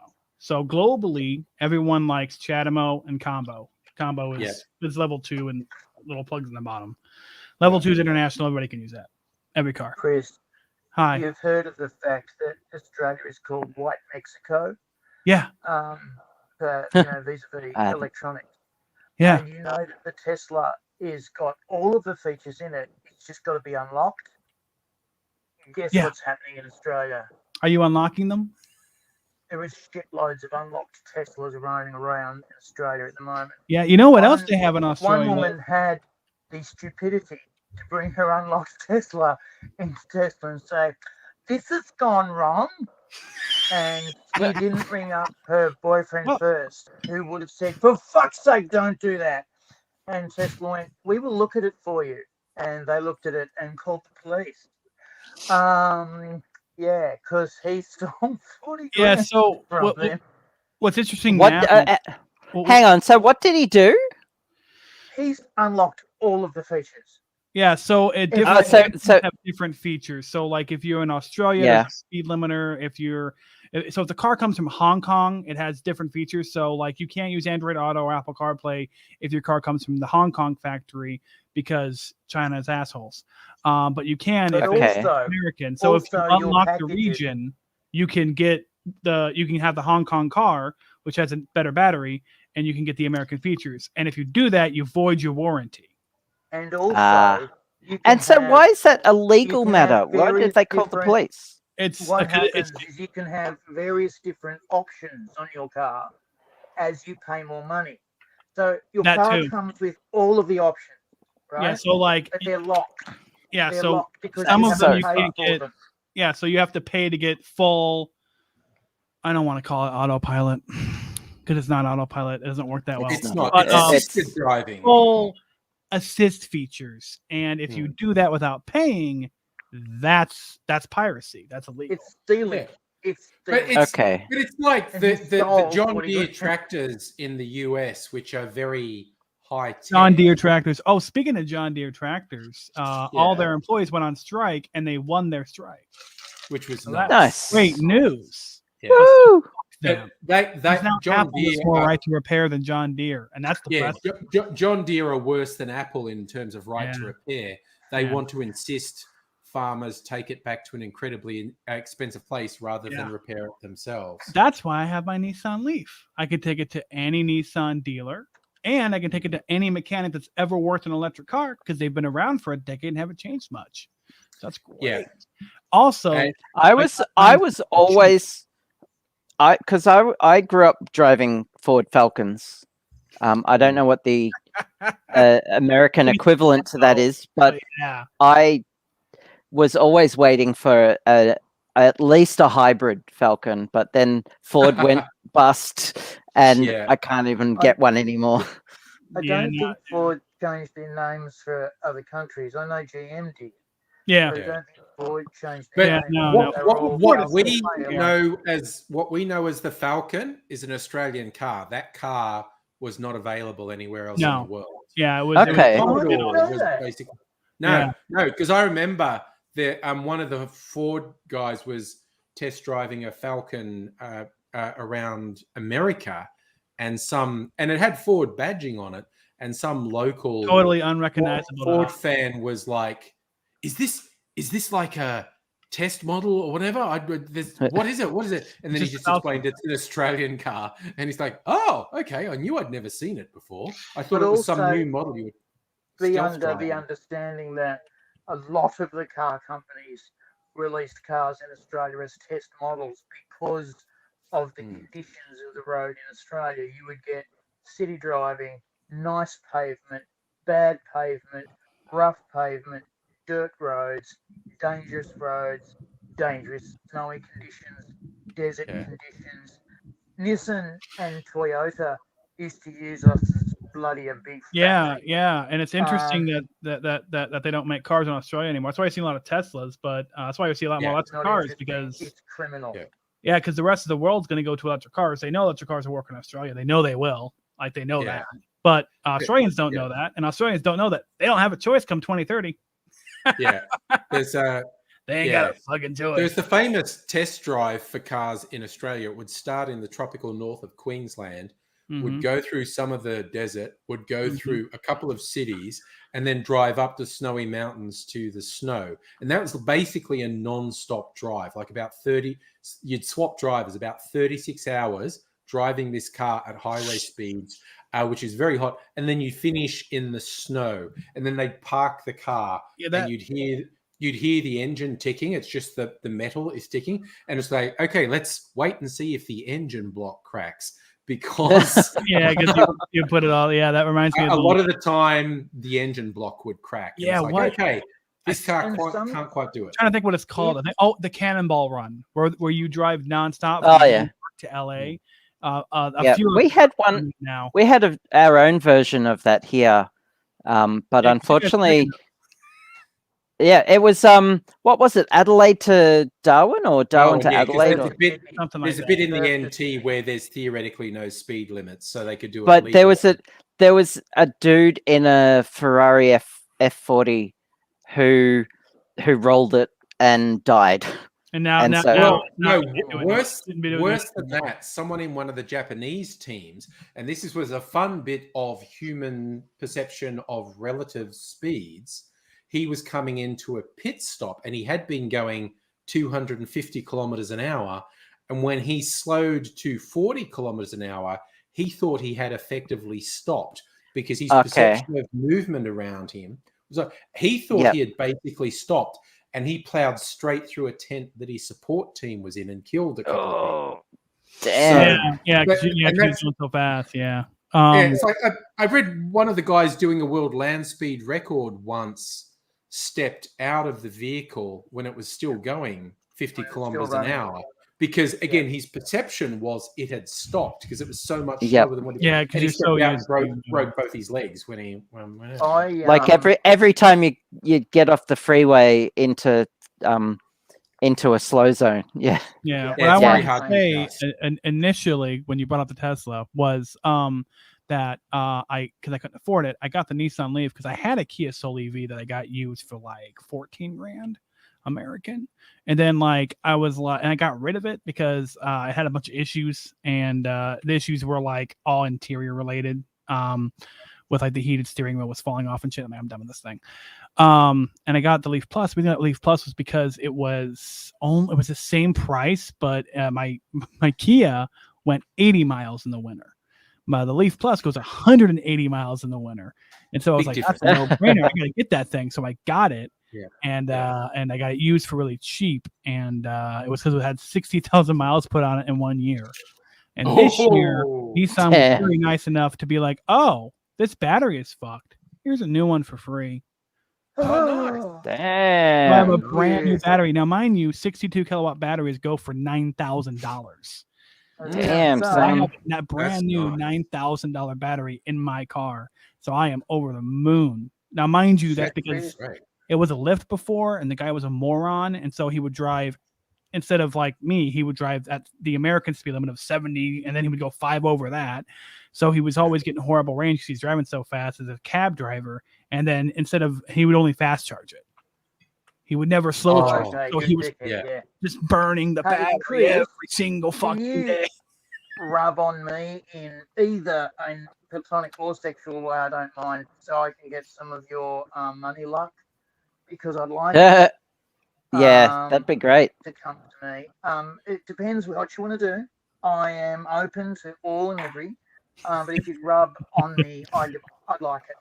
Yeah, unfortunately, the Leaf did not like getting rubbed on that much. But yeah, I think he put in. Look, what was the thing? 7 years or 8 The things years I would do for that much money. Of wear on Yes. it. Oh well, I would I had a shock loan. your mother. Done for less money. So you know how I got it was the pandemic unemployment stuff insurance that I got. I got an entire year salary without working, and I didn't have many bills to pay because I split bills now. And so I had money saved up, and I also had that Kia that I used as a trade-in. And I still owe like $12,000 in the car. I got it for like I think 19, and then after they took off some money and we put some money on it, and then now we've kept putting money on it. Now we got down to 13. So I still owe 13 grand on the car, but the car's worth a lot more now thanks to that battery. So I don't actually, I can sell it whatever, but that's just because I lucked out, and I know car values, and I know electric cars really well. But I was just gonna look. I've lucked out. I've lucked out on things as well. Yeah, I get it. Like I was initially going to get a Chevy Volt because they're like $6 grand used, and they're like 10 years old. Yeah, batteries are in great condition. Yeah, but they're just such good cars. They really nailed it. Really fucking great car. It's a great electric car, and then you got the range extender if you're worried about it, but you're not really ever going to use that. So. So I used to live with a police person, and he was a great guy, and I was occasionally arrested by him and his friends as a joke to make me go drinking with them. I'd be like, this is a true story. I'd be like walking down the street, small town, right? Worked out well actually because they caught a majorly bad criminal because of this joke. I'd be walking downtown, and then the cops would stop and say, "Hey, you need at the station." I'd be going, "Oh, I kind of got to get this, blah blah blah." Okay, that's it. Rolled around, boom, up against the car, like no handcuffs on, and fucking in the back. Because they're so nice, these guys. Housemate, you're coming to fucking drink with us, motherfucker. And so I go, and so I got arrested. This guy turns up and says, "Oh, Isaac." I'm going, "Hey, man, here you go." No, Chris, actually. Hey, Chris, here you go. And he's going, yeah, I've come to arrest you. You want to jump in? I went, yeah. Okay to jump in the front. He went, yeah, go on, fuck it. And so we get in, and he says, better put your seatbelt on because, appearances. And I'm going, yeah, no problem. And I put my seatbelt on, and then woo over the radio comes a shout. It says, oh, fuck, this could be awkward. You are Senior Sergeant AZ. That's all. And you don't get out of the car. And you go, okay. And then he drives us at 285 kilometers per hour along the Great Western Highway. And I'm going, Jesus, fuck, I'm going to die. I'm going to die. Jesus, fuck, I'm going to die. I'm going to die. I'm going to hell because I'm a homosexual. Oh my God, that's so fast. A bisexual and a pansexual, and if it's got a hole or a stick, I'm on it. And this guy just was a Mozart on the wheel. He said, I used to be in traffic before I learned to become a real cop because they kind of fight each other. And they have jokes like, why do traffic cops only get half an hour instead of an hour off for lunch? Because you'd have to retrain them. And little friendly jibes that turn into punch ups at the pub. Used to be RSL. Anyway, so we fly down this fucking highway, and then we get to a school zone. And in Australia, the school zones are 40 kilometers per hour, which is the equivalent to 25 miles an hour in the States. Anyway, so he like fucking puts the rubber anchors on, and we're traveling at 40 kilometers per hour. He says, no one gets out of this. Everyone does this. And we've been just traveling at 280 kilometers per hour, right? Little did I know we would again. He says, it's funny, isn't it? It's like you could get out and fucking walk. And it is. The speed difference between the two Yeah. perceptions Once you get is going so amazing. fast, you lose Eventually, perception. we catch up to the guy, right? And instead of doing fucking, I don't know what they call those taps that they do to Pit switch maneuver? the car out of. Sorry? A pit? Oh, yeah, maneuver that's right, where they- a pit Yeah. maneuver or whatever. Instead of doing that, he gets on the radio and says, okay, he's at blah, blah, blah, blah, blah, blah. And then backs off a little bit, and then the helicopter turns up. And he says, yep, we're done. And then slows the car down, checks his mirror, turns around and says, now, finally, for drinking. And away we go home. And the whole thing was they were changing their way of apprehending people in the sense that Their pursuit. I got to talk to him and he said chases usually end up in killings because they either drive the car into a tree or we drive into them, or when we stop, everyone's drama is up really high, and so many cops have got out their guns and shot them to death for them being there. So what we do now is we corner them, right? There's only so many places you can go. It's one road, and we start to block corner roads and we start to funnel him until we get him in a cul-de-sac, and there's nowhere else for him to go. And then we just casually walk up the car and say, get out of the car. Boy, I wish thinking of American why police we're would do here, that. get in the fucking back. Said or American police possess would. rude head was my friend's favourite charge. And because they would say this to each other, they'd say, "I'll go and get name. What for? I'll possess rude head. We'll think of something." And they usually did. And the other one was the trifecta. Okay. So the trifecta is being abusive in public, assault of a police officer. Oh, no, resisting arrest, assault of a police officer. So abusive in public, resisting arrest, assault of a police officer was the trifecta. And sometimes they said before they arrested people, get them on the trifecta. And some of these people who were very aggressive and very frankly, they knew that they could get them on the trifecta with just a look, that they'd arc up straight away, and they'd be in the back of a police station in 5 seconds. And they would do this often when they knew someone else was coming into town. So, because if someone else was coming into town and they were there was going to be a murder, or there was going to be some kind of really bad going on. And so they would just take players off board. My other favourite thing about that police station, which was Katoomba in the Blue Mountains, was when it was cold, when it was really cold, and it gets to -8 normally in the winter time.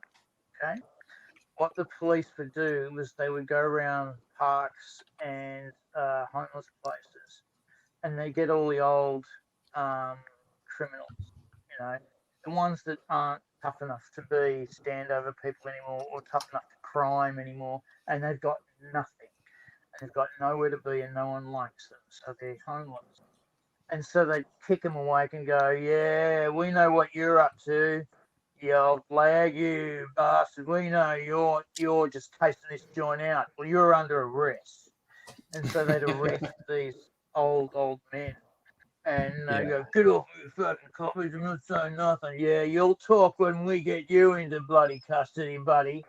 And so they would get him in and go, you stink bad and you look like shit.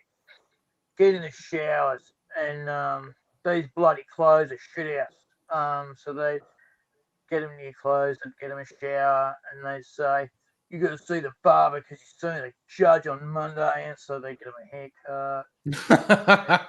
And then, the judge isn't going to be ready for 3 days, so you got to be in here for 3 days because the weather was bad. Yeah, you got to look after them because they'll be. They were sweethearts, they give them an extra back blanket, and And I was asking him, because one of these nights was a drinking night, and we went round and collected all the bad criminals from off the street. I said, why are you sort of doing this? And he says, well, this is my friend, says, well, the badge says to protect and serve, and also said per astra ad astra, per adjua ad astra, through hard work to the stars. And he says, and most coppers look at these guys and thinks, that could probably be me one day. It's kind of my lifestyle. So hopefully, they drink as much as we do. They have family relationships as good as we do. There are a lot of similarities in the criminal class and the police who follow them. So they basically say... Kirsten, sorry, I'm just going to interrupt Hellion. Hello to Kirsten. The dark side of that I remember reading a book about like the Razor Gang days where early to mid 20th century, particularly in Sydney, when a crime they didn't, particularly if it was someone from out of town who's probably going to cause grief, the copper is, and this is the rude head rule, the copper just go, I just don't like you. I just don't want you in the city. And he goes, well, what are you going to do about it? He says, I'm arresting you because you're involved in an armed robbery where there was a homicide. And he goes, no, I wasn't. He goes, well, I'm going to arrest you. I'm going to put cuffs on you. And then there's a gun I've got in my inside pocket here that will be matched to the ballistics of an armed robbery where someone got killed and you're going away for 20 years. Or you're getting on the fucking train and leaving my fucking city.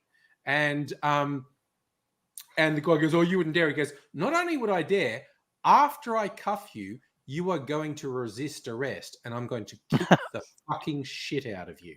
You are going and he goes, your call. Are you getting on the train or are you going to have a real bad day? And again, out of 10, we get straight back on the train.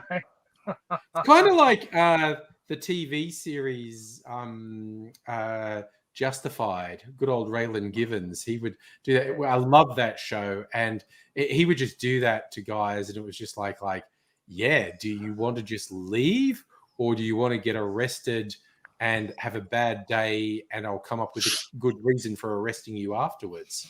Well, I asked my friend, why do you go through this charade of arresting these guys? Why don't you just say, come in for a warm bed? And he said, oh, they'd never do that. No, you've got to give them their dignity. You've got to give them their pride. They have to have their pride. And their pride is that they never talk to coppers and they never take charity from fucking coppers because they're evil. So you've got to give them their face. They've got to save face. And so you've got a Spritzmas husband. It's Mary Spritzmas. So he's they're making spritzers. That's with a drink and a bubbly. It's also, in case you missed it, Eggsy, today is Christmas in Russia. That was my theme for tonight. January 7th is Christmas. So that's why I'm drinking. Are you still using the other calendar? Oh, look who, true to his word, is joining us. It's Micro. Hello. So I don't have long. I got like 30 minutes before I have to leave. So, but I'm here. Like I said, I would be. Yeah. Yeah, no, thanks for jumping in, man. Hello. I got an hour before bed, so you know. Are you off to work in 30, Micro? Yeah. And it supposedly snowed, so I might have to give myself extra time to get there. Not so much for me driving slow, but for the other people who think you can drive in the snow like there's no snow on the ground. And where are you at, Texas? No, I'm in New York, but you would assume the people would understand how to drive in snow because they do it every year of their lives. Yet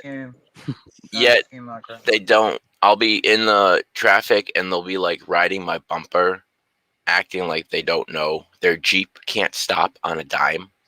It's got 4-wheel drive. What are you talking about? I got half-ball tires. I'm bigger than you, and I got 4-wheel drive. What are you talking about? I'm waiting for someone with a nicer truck than my car to hit me, so I can be all my neck. Oh yeah. My neck. Oh, my back. My back issues are acting up. Yeah. My balls have stopped producing semen. Therefore, you've killed my family line. Therefore, you need to owe me $50 billion. Yeah. Someone read. What's even worse than that here is people that can't figure out how to drive in the rain. That bothered me in Oregon because their winter, all it does is rain. That's where I am. Every year, I'm like, you guys do this every year, and you act like you don't know how to drive in it. I'm like, 75 miles an hour, throwing water everywhere, making your fucking hydroplane in the right lane, and then they start spitting out because they don't know what the fuck they're doing in rain, not snow, rain. What? We only get rain here as well. We don't get snow. Yeah, it's not that hard to drive in the rain. Just it's not hard, but we have the opposite problem. All of a sudden, traffic slows right down, as if like there's a bomb under every car, and if you go above like 20 kilometers an hour, you'll blow up. People are overly cautious in the rain here. That's what I was experiencing when I was in Oregon. I'd be like, doing the speed limit, and then it started raining, and everybody all of a sudden was doing 10 under the speed limit, and I'm like, no more.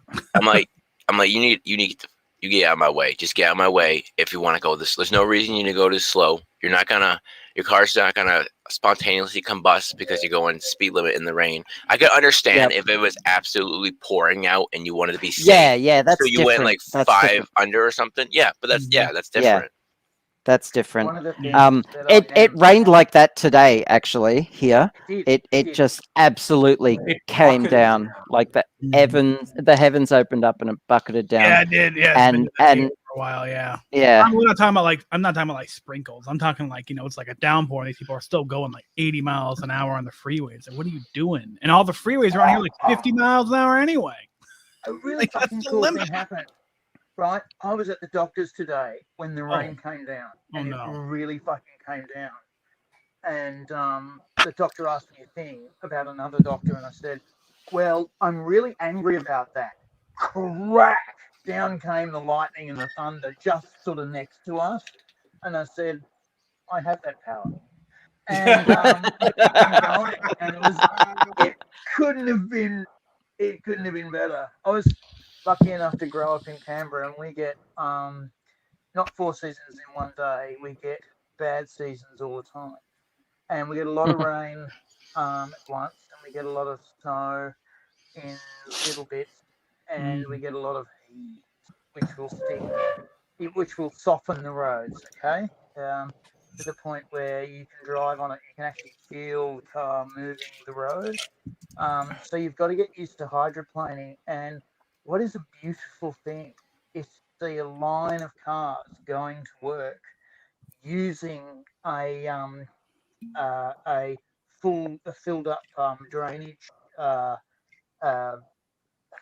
hole to hydroplane their cars around the corner. And so they'll come up and they'll sort of like Tokyo drift around this corner and keep going. And because they've seen the car in front do it, they go, "Oh shit, it's an unsticky corner."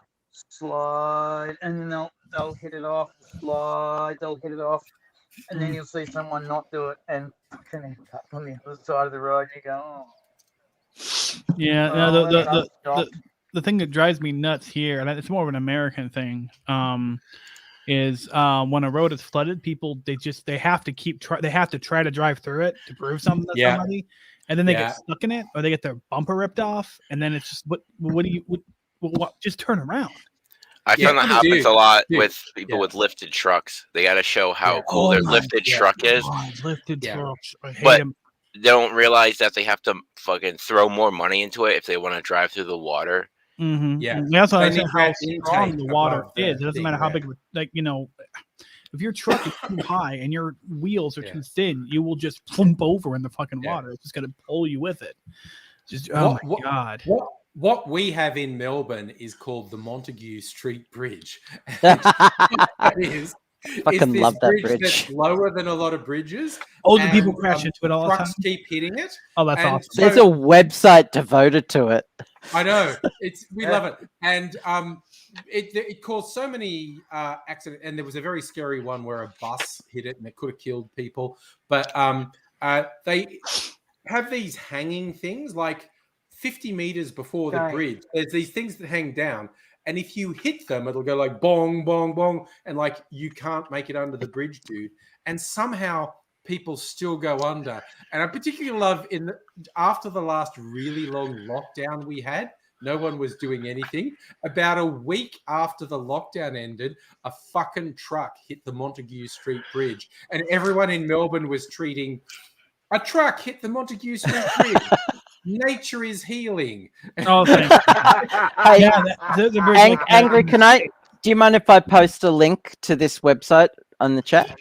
Absolutely, I will. It's share not it in the 11-foot-8 bridge, is it? No, that one is No. it's in the east coast of the U.S. They have a big LED sign at the intersection before the bridge that flashes at you and says "over height, turn, please turn," and then people just keep going through and they whip the top of their shit off. Yeah, we don't have that. We just have chains hanging down from a steel bar. I would say that not fucking around. I would say Chains are all- that like bouncing thing would work a lot better than the sign because at least they like feel it. 15mm like chains, right? Like sized metal chains. And if that hits your car or truck, you know it. You can't miss that, Yeah. right? There was 15mm chain hits there a was a vehicle. YouTuber, a Melbourne-based YouTuber, doing recording a video about the bridge, and while he was recording, someone hit the bridge. Mm. Oh, I saw that clip. Couldn't I have saw been that set clip. I up. forgot the name of the It bridge. I couldn't have saw been that set up better. AC, Yeah. you say I that have- they can't miss the metal things, but at the same time, people have tried to fill up their Teslas with gas, so I don't have a lot of faith that people. No, I don't have a lot of faith in humans. Yeah. Oh, that's so I funny have to me. That heard when that. Oh, I have heard that. that's When the I one thing was about Tesla working assholes is like the service what? station guy Most- filled up his like- diesel truck with petrol.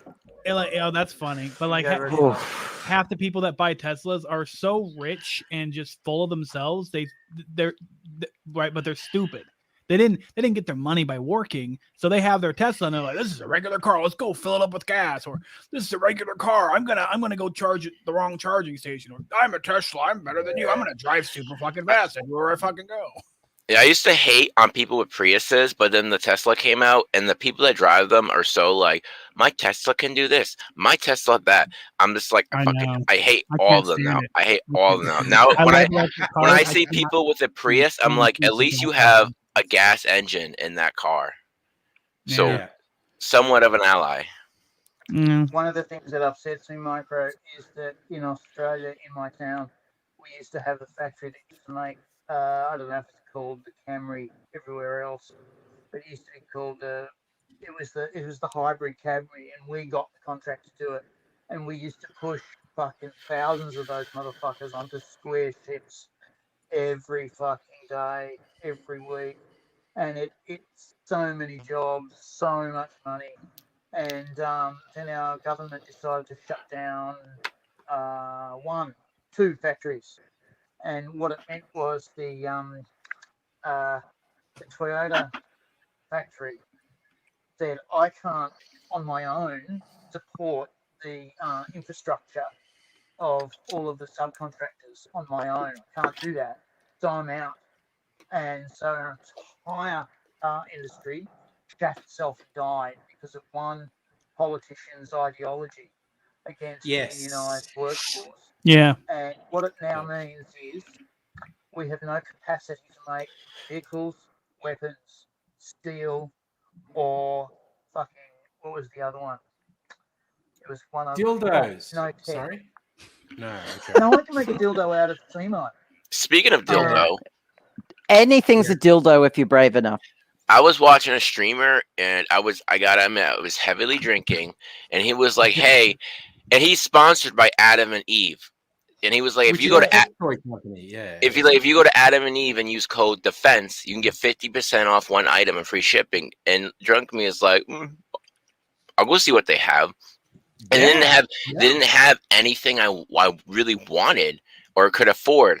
So I was just bored and I wanted to buy something, and I saw they sell glow in the dark dildo. So I'm like, I buy one of these glow in the dark dildos. Why not? And I'm thinking it could be like a fireplace piece or a wall hanger or something. It's got a suction cup base, so maybe I can like mount it on the hood of my car and drive around or something.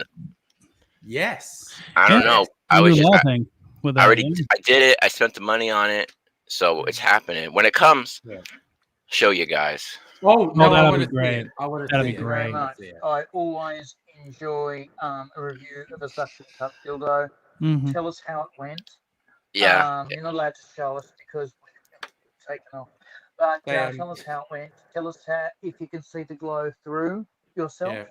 Because some things with bulbs, you can see the glow. That's a bit frightening, though.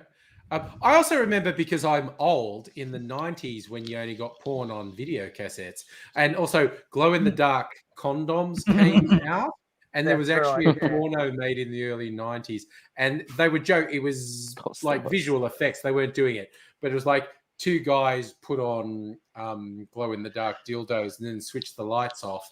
And it wasn't really the glow-in-the-dark dildos; it was effects. But they had a lightsaber fight with their dicks in the dark. Oh, that's great! Pretty funny. Pretty funny. Honestly. That's great, man. That's funny. Also just showing. You can see the mark on my arm, right?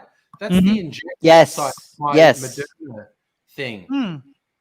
Yeah, I didn't have really any side effects to any of my shots. Yeah. That was from Tuesday. My booster shot, my booster was so the actual needle going in was so fucking painful. I think he nicked like a nerve or something. Oh yeah, it can do going that, in. Would have had to. It didn't, and it bled lots, and and my arm was just so sore all day, and I had like my lymph node got inflamed, and maybe he was a student, a medical student. No, he just had. He was doing that all day, like that's all. Like and the nurse who I saw, because I went to this big the exhibition building, and they said, look, 1 in a million needles are blunt. And you were just unlucky, and they go through millions of needles, and one of them just happened to be blunt. My first two AstraZeneca were in one of the big it was in the Carlton exhibition hall, but the booster I got this week was just at a suburban pharmacist. And what was funny, whenever we do anything, Mrs. Angry then goes off and does research. She looks at, like I said, hey, maybe we could go here for dinner. And then she goes and researches it and goes, oh, yeah, it's good reviews. And this. And this chemist that I found that was doing, they had a heap of appointments. She's going like, oh, they've got reviews on the internet. Most of them are good. One person thinks they were bad at giving injections and they were just like, it hurt. And I was like, oh, I didn't need to do that. So I go in there. There's a really nice pharmacist, and she's this was the hilarious thing. Okay, you all know how much my appearance has changed in the last 2 years since I decided to stop dyeing my hair and growing it out. So I'm all grey. We have 10 years driver's licenses in Victoria, and mine expired last year. So the photo on my driver's license was 10 years old. But because of COVID and my was due in lockdown, they said, we'll send you a renewal with your photo from 10 years ago on it. And so that's for a new 10-year license. So that will still be in my license in 10 years when the photo will be 20 years old at that point. But anyway, they wanted my driver's license, and that was to find me when they were ready. And she comes out going, Andrew? And I went, me? And she goes, sorry, you just don't look anything like this. And I go, yeah, I know I don't look. And we had a whole fun conversation about that. And anyway, then she got the needle out, and I thought the syringe looked really long, and I started flashing back to Mrs. Angry saying there was a review saying they were really brutal with it. And I was just a tiny bit apprehensive. Didn't feel a goddamn thing. There was a tiny stab when it went in, but I didn't feel a thing. She was so good at it. But yeah, the Moderna booster has given this red patch around, which the AstraZeneca never did. But Mrs. Angry said she got a Moderna booster as well. Same thing with her. But it's weird how often you touch this part of your arm and you only realize it that other people or yourself when it hurts. Yeah. Yep. Yeah. I went in to get my dressings changed, and I said, "No, we had you in for yesterday." And I said, "No, you were shut yesterday." And no, we were open, you were in. And I'm going, "No, I was told today." Anyway, we got past the yes, no, yes, no. Yes, no, And I yes, said, no. "Well, we've got room for you to get your shot." And I went, "Fuck, we'll do that then." And see, hard to get in Australia because they're hard to get. And so I got my shot, and she was in out.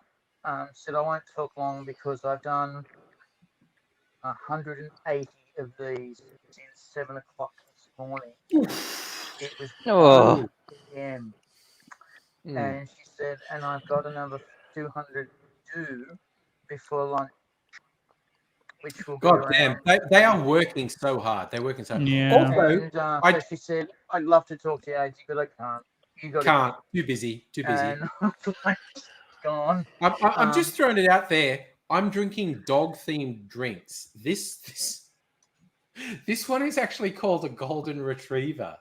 It's got white rum, green chartreuse, and liquor 43, and it's really nice. And I have decided after this, I'm going to make one called a pink chihuahua that has tequila, lime juice, lemon juice, grenadine, orgeat, and some foam. So I'm just throwing it out there. I'm drinking dog-themed drinks. So Did you hear the story of the black bitch?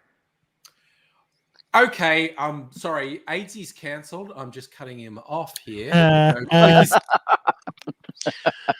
I got to get going because I have to clear all the snow off my goddamn car before I leave. Thanks so much for dropping in, man. See you later. Yeah, I'll try to Thanks so actually much, man. go to sleep earlier. It's just hard for me because I like to stay up late, but I have to be up early. So it's like this Yeah. catch-22 type I thing. get So, it, man. Yeah. but you all go have a get good ready night for or morning. I think morning Have for a good day Chris, at work, night man. for the rest of you. Cheers, Peace. man. Good night. All right. How's it going? It's actually All right, so middle of AZ, the you were like going to that tell hour, us yeah. something incredibly questionable, and against my better Yes, judgment, yes, I'm going I to was. let you go. So I mean, that's why we're there is here, a right? pub in Strathlorian called Black Bitch, Hmm. and the owners of the hotel chain have decided to change it to the Loyal Dog. The story of the Black Bitch is this. I'm with them. Honestly. Well, the story of the Black Bitch is this.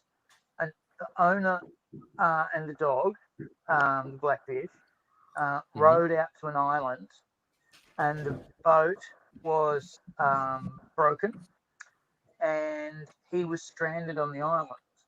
And the dog swam into town to get him food and bring it out to him for 2 weeks, until finally someone in the town said, "Why is the dog begging for food and then swimming off with it? This is the weirdest fucking thing." And then rode out, and then there he was, quite a bit skinnier, but alive, because his dog, and it saved him. And then they said, "This is fucking amazing." And they named the pub the Black Bitch, and that was the Yeah. story of the Black Bitch who was so loyal to its owner. Yes. Time moves on, Yeah. and That's now a nice they've story. gone, yeah, Yeah. not Darren, really. you know what you reminded me of? Very early episode of The Simpsons where Bart's dog, Santa's little helper, gets a lady friend, and Bart's really upset, and he says to his mum, like, "Oh, Santa's little helper only cares about his bitch." And Marge goes, "Bart, don't say that." And he goes, "I looked up in the dictionary. That's what she's called." And Marge just says, "I'm going to talk to the dictionary people about that." The female dog is still a bitch, unfortunately. The town is up in arms because they love the story. It's Yeah, their but story and it's their culture. It sounds, The owners it of the sounds hotels have bad. gone, "It sounds bad." And they're going, "How can it sound bad when it's a great story?"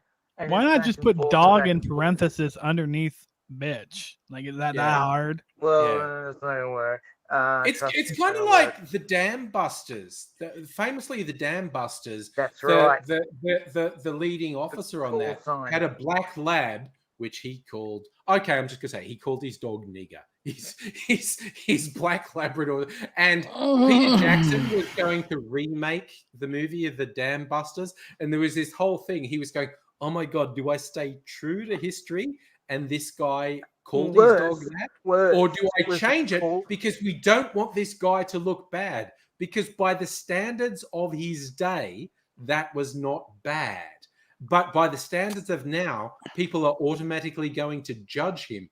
And you can find clips on YouTube of the original Dam Busters movie of this dog greeting his dog with the N-word, and you just go like, dude. And the trouble was, too, the call sign for a successful mission was the dog's name. And okay, that was I what was didn't know that. broadcast out. It just goes from bad to worse. They were just going to do racial slurs over the radio to signify Wow. success. I did not Right. know that. And Oh you my go, God. Talk about how dig do you get deeper. past that? Oh my God, yes. It's No, a dig up, huge part guys. of Dig British up. history. It's a massive part of British history. It was the first bit of massive good news that England and Britain had. Right? Again, Do you want- for do you get for that? those who don't understand the thing, okay, there's a whole thing with the development of nuclear weapons requires heavy water and whatnot, and the Nazis had this whole thing set up with a dam, and the English bombers had to develop an entirely new type of bomb that they could hit a dam with. It's basically they dropped it in the lake that was behind the dam wall, and it skipped across the water and hit the dam wall and exploded. And it is basically stopped the Nazis. It's from very having nuclear famous. weapons. It stopped them from Yeah. getting closer to a nuclear weapon. They weren't. Yeah. They were just starting. They Yeah. had chemical But it's right, weapons. but it's It, a lot it, before it, them. it, And it, you it, keep it on stopped stopping the the Nazi start. development of a nuclear weapon. Yeah, it But- stopped the development. It was very important. But the thing is, yeah, that period in history, Not the best. non-white people weren't Worse getting a great Still, weren't getting a is great deal. once you actually dig into the history of this guy, he was a total asshole. It doesn't get better. He was It's worse and worse and worse once Yeah. you get into the history of this guy. He was aloof. He didn't matter. He didn't get on with his crew. They were Yeah. utterly replaceable for him. If he Yeah. found a guy doing something he didn't like, he got rid of them, got Yeah. someone else in, Damn. and, Yeah. and people, his Yeah. crew were going, are you sure it's okay to replace blah with blah? And he looked at his crew one day before they were going up and said, you're all replaceable. yeah. And just Yeah. turned around, got in the Yeah. plane and went. And Officers in wartime tend to not be great people because they have to make decisions that get people killed. three other guys in his plane were officers. Yeah. Right, that's why But we get the it's just like, stories. okay, Three of Weary them. Dunlop. Okay, Chris, you probably don't know this guy. Ada, you probably do. Abigail, I have no idea how obsessed you are with World War II theater. But again, Weary Dunlop, he was a surgeon and an officer who was in Singapore when the Japanese captured Singapore, ended up in the Changi prison camp, which was one of the worst things I've heard of that him. happened to non-Jewish people in World War II. And they were tortured. And Edward Dunlop, who was known, his nickname was Weary, he kept countless people alive. He was so important. And he was also a surgeon. He saved lives in surgery.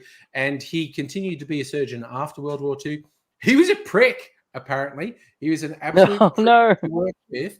Total But bastard. he saved so many lives. He saved so many lives. And it's like, you know what? Sometimes pricks get shit done. It's just like, Yeah. I don't know. Yeah, I it don't still, know. Actually- it still baffles me that the Japanese lost World War II. They were so close to winning that war.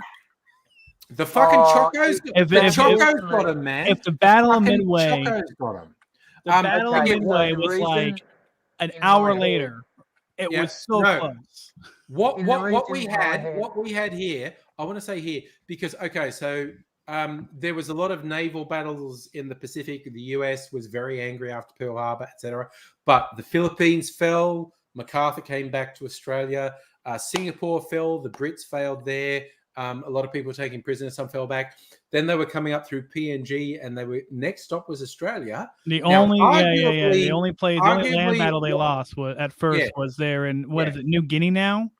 The New Kokoda Guinea. Trail. The Chocos stopped them. What we refer Yeah. to as the chocolate soldiers, because all the enlisted soldiers were in Europe or Africa, where Churchill had put them. So the Conscript. part-time soldiers, who were referred to as the chocolate soldiers, And the conscript. and conscripts, it was theorized they would melt under the slightest pressure. The Japanese Imperial Army, which had not lost a battle in like 10 or 15 years, they'd gone through China prior to World War II.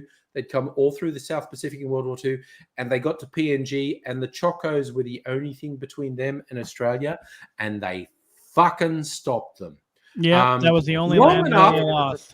Yep, that was it. Long And then- enough for Japanese Australian PM Curtin to say to Winston Churchill, who didn't want Australian troops taken out of Africa, Curtin said, "You know what, Winston, fuck your mother.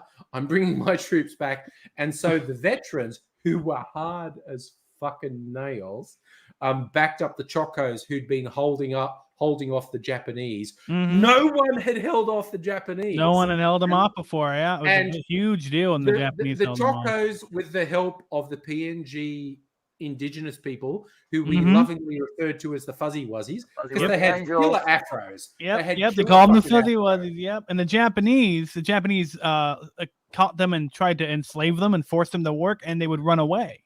Yep, and They would also run away. They wouldn't deal with it.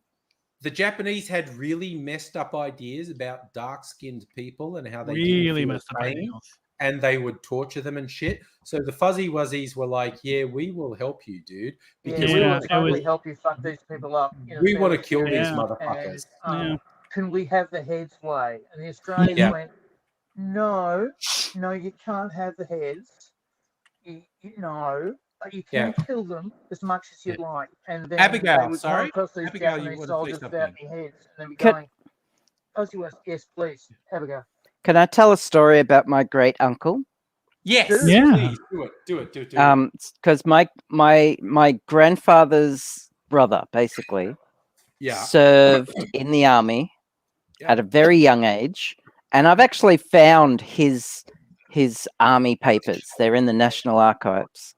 He was captured by the Japanese and forced to work on the Burma Railway.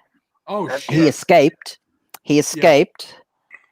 But it was middle of nowhere, and he found a bunch of Chinese soldiers, and back then the Chinese were shit. They had Yeah. shit weapons, they had shit equipment, and they didn't train. But they didn't and like the everything- They were Japanese. just fodder. but they were just did not fodder. like the Japanese. So my Wow. uncle formed a militia group with these Chinese and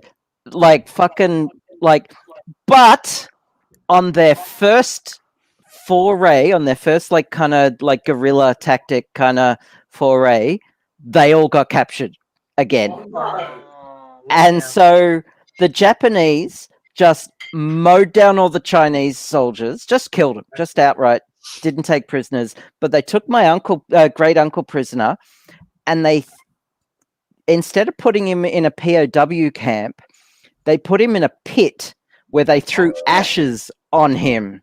Oh shit. And till the day he died, his face looked like a pizza Oh Yeah. no, from the because of burn. all the Yeah. scars. Mhm. Yeah. Yeah. It's terrible. But It's- he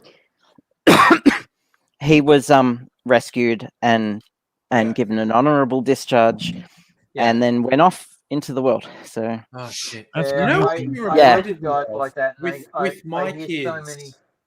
Yeah. Sorry, My go on. kids watching anime, and as you know, is Graver the Fireflies or Barefoot Gen. My kids, when they were quite young, watching incredibly depressing anime from the Japanese point of view about World War II. We were watching Barefoot Gen, which is horrific. And I felt compelled to say to them, what's being portrayed in Barefoot Gen is factually accurate, but what they are not telling you is what the Japanese Imperial Army did in the same time zone. And yeah, it is kind of shit what happened to Japanese civilians in World War II, and that's it's horrible. That's what both Barefoot Gen and Grave of the Fireflies is about. What happened to Japanese civilians, but they both neglect to tell you what the Japanese Imperial Army was doing at that point. Yeah, what they did to other Hazy was running out of battery there. Yeah, what they did to other civilians. Either way, the Japanese tortured civilians, and then for some reason we thought we were right by torturing their women. But it's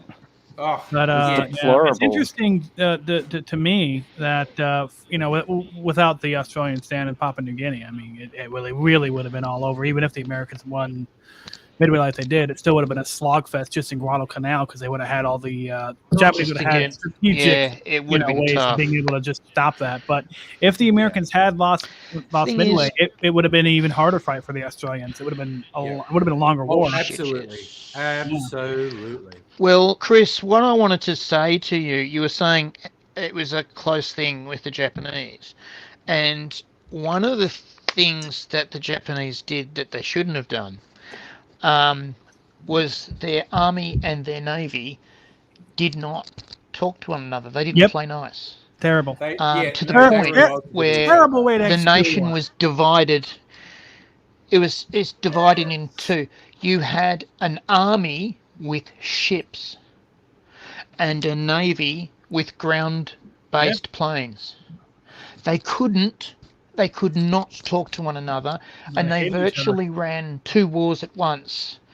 They ran two wars. It was not the same war. No, there was two wars, and then when they had their meetings, with the Emperor, they were always at completely different sides of the objective. They're like, we got to do this, and it's like, no, we got to do this, and so they would have to sit there and bicker it out, and the Emperor was like, "You're both right." You guys. Yeah.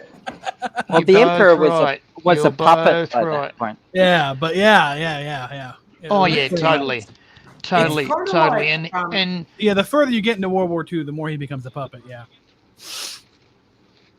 There was in terms of movies, because I have to admit I love war movies. For someone who's a pacifist, I love war movies. Same here. Same here. And there are a few war movies that are worse than Pearl Harbor that has Ben Affleck in it. Hey, I think it's a fun ride, but it's horribly inaccurate. It's one that does it right is one that was released in the last couple of years that was called Midway. Midway was great. Midway in history was a turning point in the Pacific Way, and it was kicked off by Pearl Harbor, basically. Midway is a great film that encompasses Pearl Harbor and what happened afterwards. That Michael Bay film, Pearl Harbor, is fucking terrible. Yeah. It is so bad. It's the Braveheart of World War II movies. Yeah. Okay. Shut your filthy mouth. Braveheart fucking rocks. Braveheart. Braveheart's great. Braveheart, from the very beginning, is full of shit. The only factual accurate thing in the movie is when he says, "Many people will call me a liar." Yeah. But William Wallace was that person. That voiceover at the start, historians will call me a liar, but history is written by men who murder heroes. Okay, that is the best bit of writing ever, because you are just at this point, I am going to make shit up. I gotta figure out what anyone that was. Who criticizes me is a fucking Brit. They got the fucking years wrong. They got the ages of people wrong. It was so bad. Hold on, I gotta find out. There's another movie like that he did during the American Revolutionary War, and it's just terrible. It's horribly inaccurate, but it's a really The Patriot. The Patriot. That is a movie, but it's wrong. The Brits. Mel hates the and Brits. yet, Actually, at the And beginning, yet- he doesn't hate the Brits. He's just like trying to get everyone to get along and be quiet. And And yet then- that Mel Gibson did a World War II movie. A Vietnam War movie. What was it called? That think was that was an actually fucking good, like, Oh, and well, Attack historically Fort Wet. accurate. No. It was I gotta about look the it up. My Lai massacres. It was. It was about the My Lai massacres. we were um, soldiers. I don't know what that one was. We Were Soldiers. That's it. We were soldiers. We were Oh soldiers. my god! Oh my god! That movie is so good. Yeah. That movie is so good. Yeah. Isn't that the one where The Like, first how one can is good. how can the same person do that movie and Braveheart? Like, And come the on. Patriot. Well, I mean, I've I have seen the answer. a I have little the bit of answer. how. I have the answer. Braveheart was not written by Mel Gibson. It was written by a guy whose surname was Wallace, and he was on holidays in Scotland with his family. And there was an edifice to William Wallace, and he's going, "Oh, someone famous with my name, who he'd never heard of." And he says to someone, "Who's this?" And he says, "Oh, that's the greatest that's the greatest hero of Scottish history." So he looked him up, and he wanted to write a story about William Wallace because they're the same surname. Whereas We Were Soldiers was based on the Colonel Hal, what's his name's book. So it had a more Yes. true Who Who was he was also a consultant on the movie. Yeah. Yeah. Yeah. It sure is interesting. You know what I thought was have, really weird was the war movies is the first Wonder Woman really twists around World War One there and really has a fun time with it. Yeah. And I'm not gonna That's a lie, goddamn documentary. I Chris. absolutely That's a fucking goddamn love documentary. the way they went with World War One. Another one is Inglorious Bastards. Oh my Yeah, god, that's that's a great so way fun. of twisting history. Completely that was accurate. So much fun. That 100% I accurate. mean, That really happened. Yeah, so much what fun. a twist when they killed Hitler. That Oh. was like, I was not expecting that. I was not Though expecting that. they did raise 5 patrols. That's all the size they had. They had 5 basically special forces patrols of fighting Jews who they fucking basically gave a mission to and said, Yeah. have at it, boys. And they mostly didn't come back alive, but a lot of them did. It's not made sort of super famous because it was pretty fucking vicious.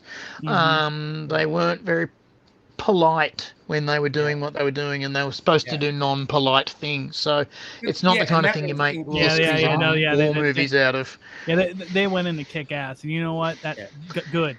Someone needed to. But another really, They were basically terrorists. Yeah. And that's what they were meant to be. Speaking of, it's weird to say that because like they were terrorists to Nazis.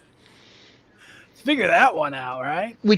And I go, okay, exactly, yeah. okay. If you want to fuck up a Nazi, I'm your guy. Yeah. I- That's Aldo the Apache's speech. With the Aldo current Apache's state of speech politics in my says, country, I "Nazi were cannot terrorists." confirm nor deny that I will fuck up any Nazis.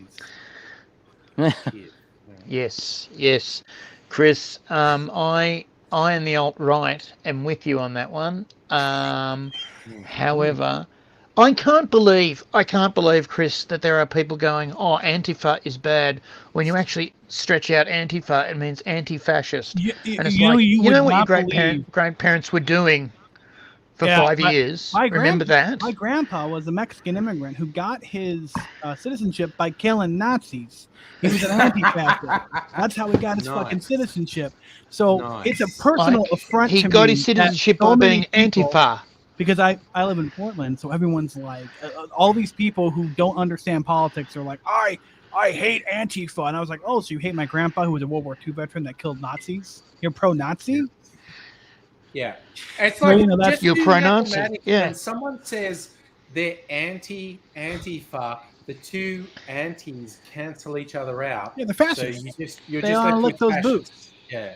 But speaking of historical things, I learned something very interesting. And also it ties in with Nazis, is the Japanese had subs with missiles or torpedoes ready to go on Christmas Day, I believe 42, in every single major West Coast city. Yes. And the only reason they didn't go did. through with the attack was because of Christmas Day and the Germans. And that is terrifying, because if that would have happened and Midway went a little different, that would have been a peace treaty signed. America would have been done. Oh, yeah. There's no way they could have kept fighting them. And then, sure. And what? And the other really crazy thing that that Germany got so close to was putting chemical weapons on their V2 rockets. They suspended the V2 rocket program for a couple years. Had they have not done that, the war would have been over a lot sooner. It's terrifying to think of the things that didn't happen. Look, the other thing too, and I'm not having a go, Chris, but people don't understand that at the time in the United States, the Nazi policies weren't very different from the American policies. That's very right. true. That's why the Battle of Brisbane. Which one was it? What Australian city was it? Was it the Battle of Brisbane, where Americans were so fucking racist that the whole city uprose against them? And the people that started it faced no consequences, and they came back home and were fucking racist shitheads till they died. They were just as bad as the Nazis in a lot of cases. Yeah, and there were a lot of pro-Nazi rallies in the US.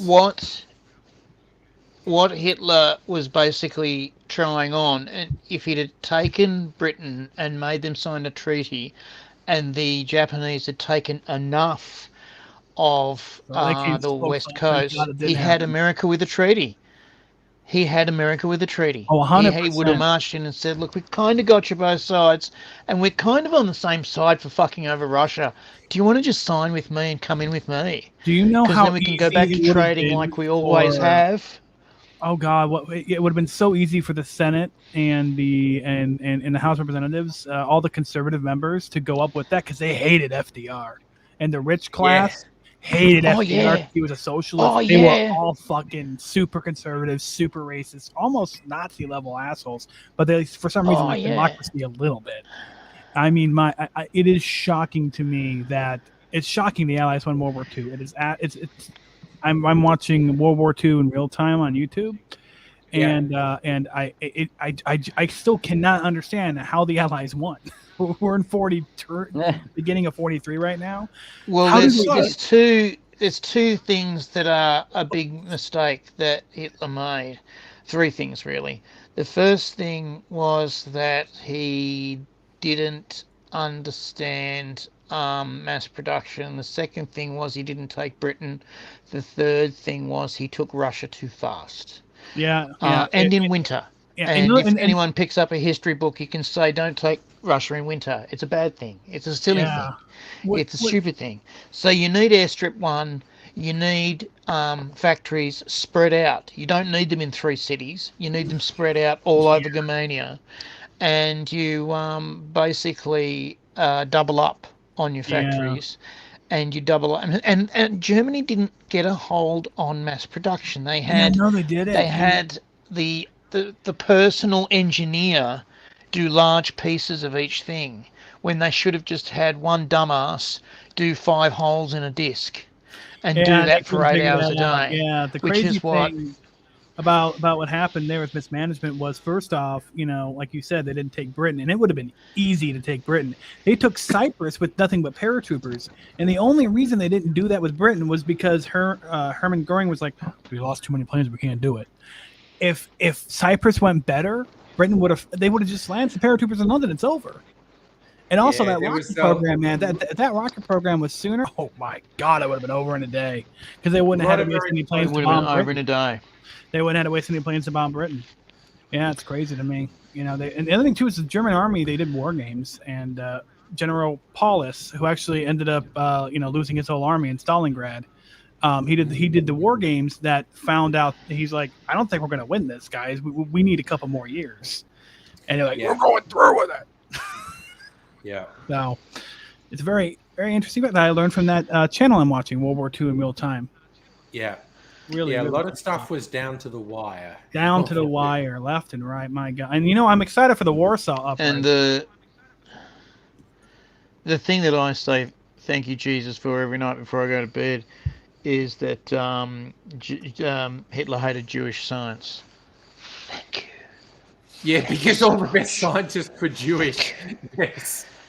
Mm-hmm. Yeah. And the fact he got so And they close. all The fact he got so close to chemical ICBMs with those V2 rockets without Jewish scientists is maddening to me.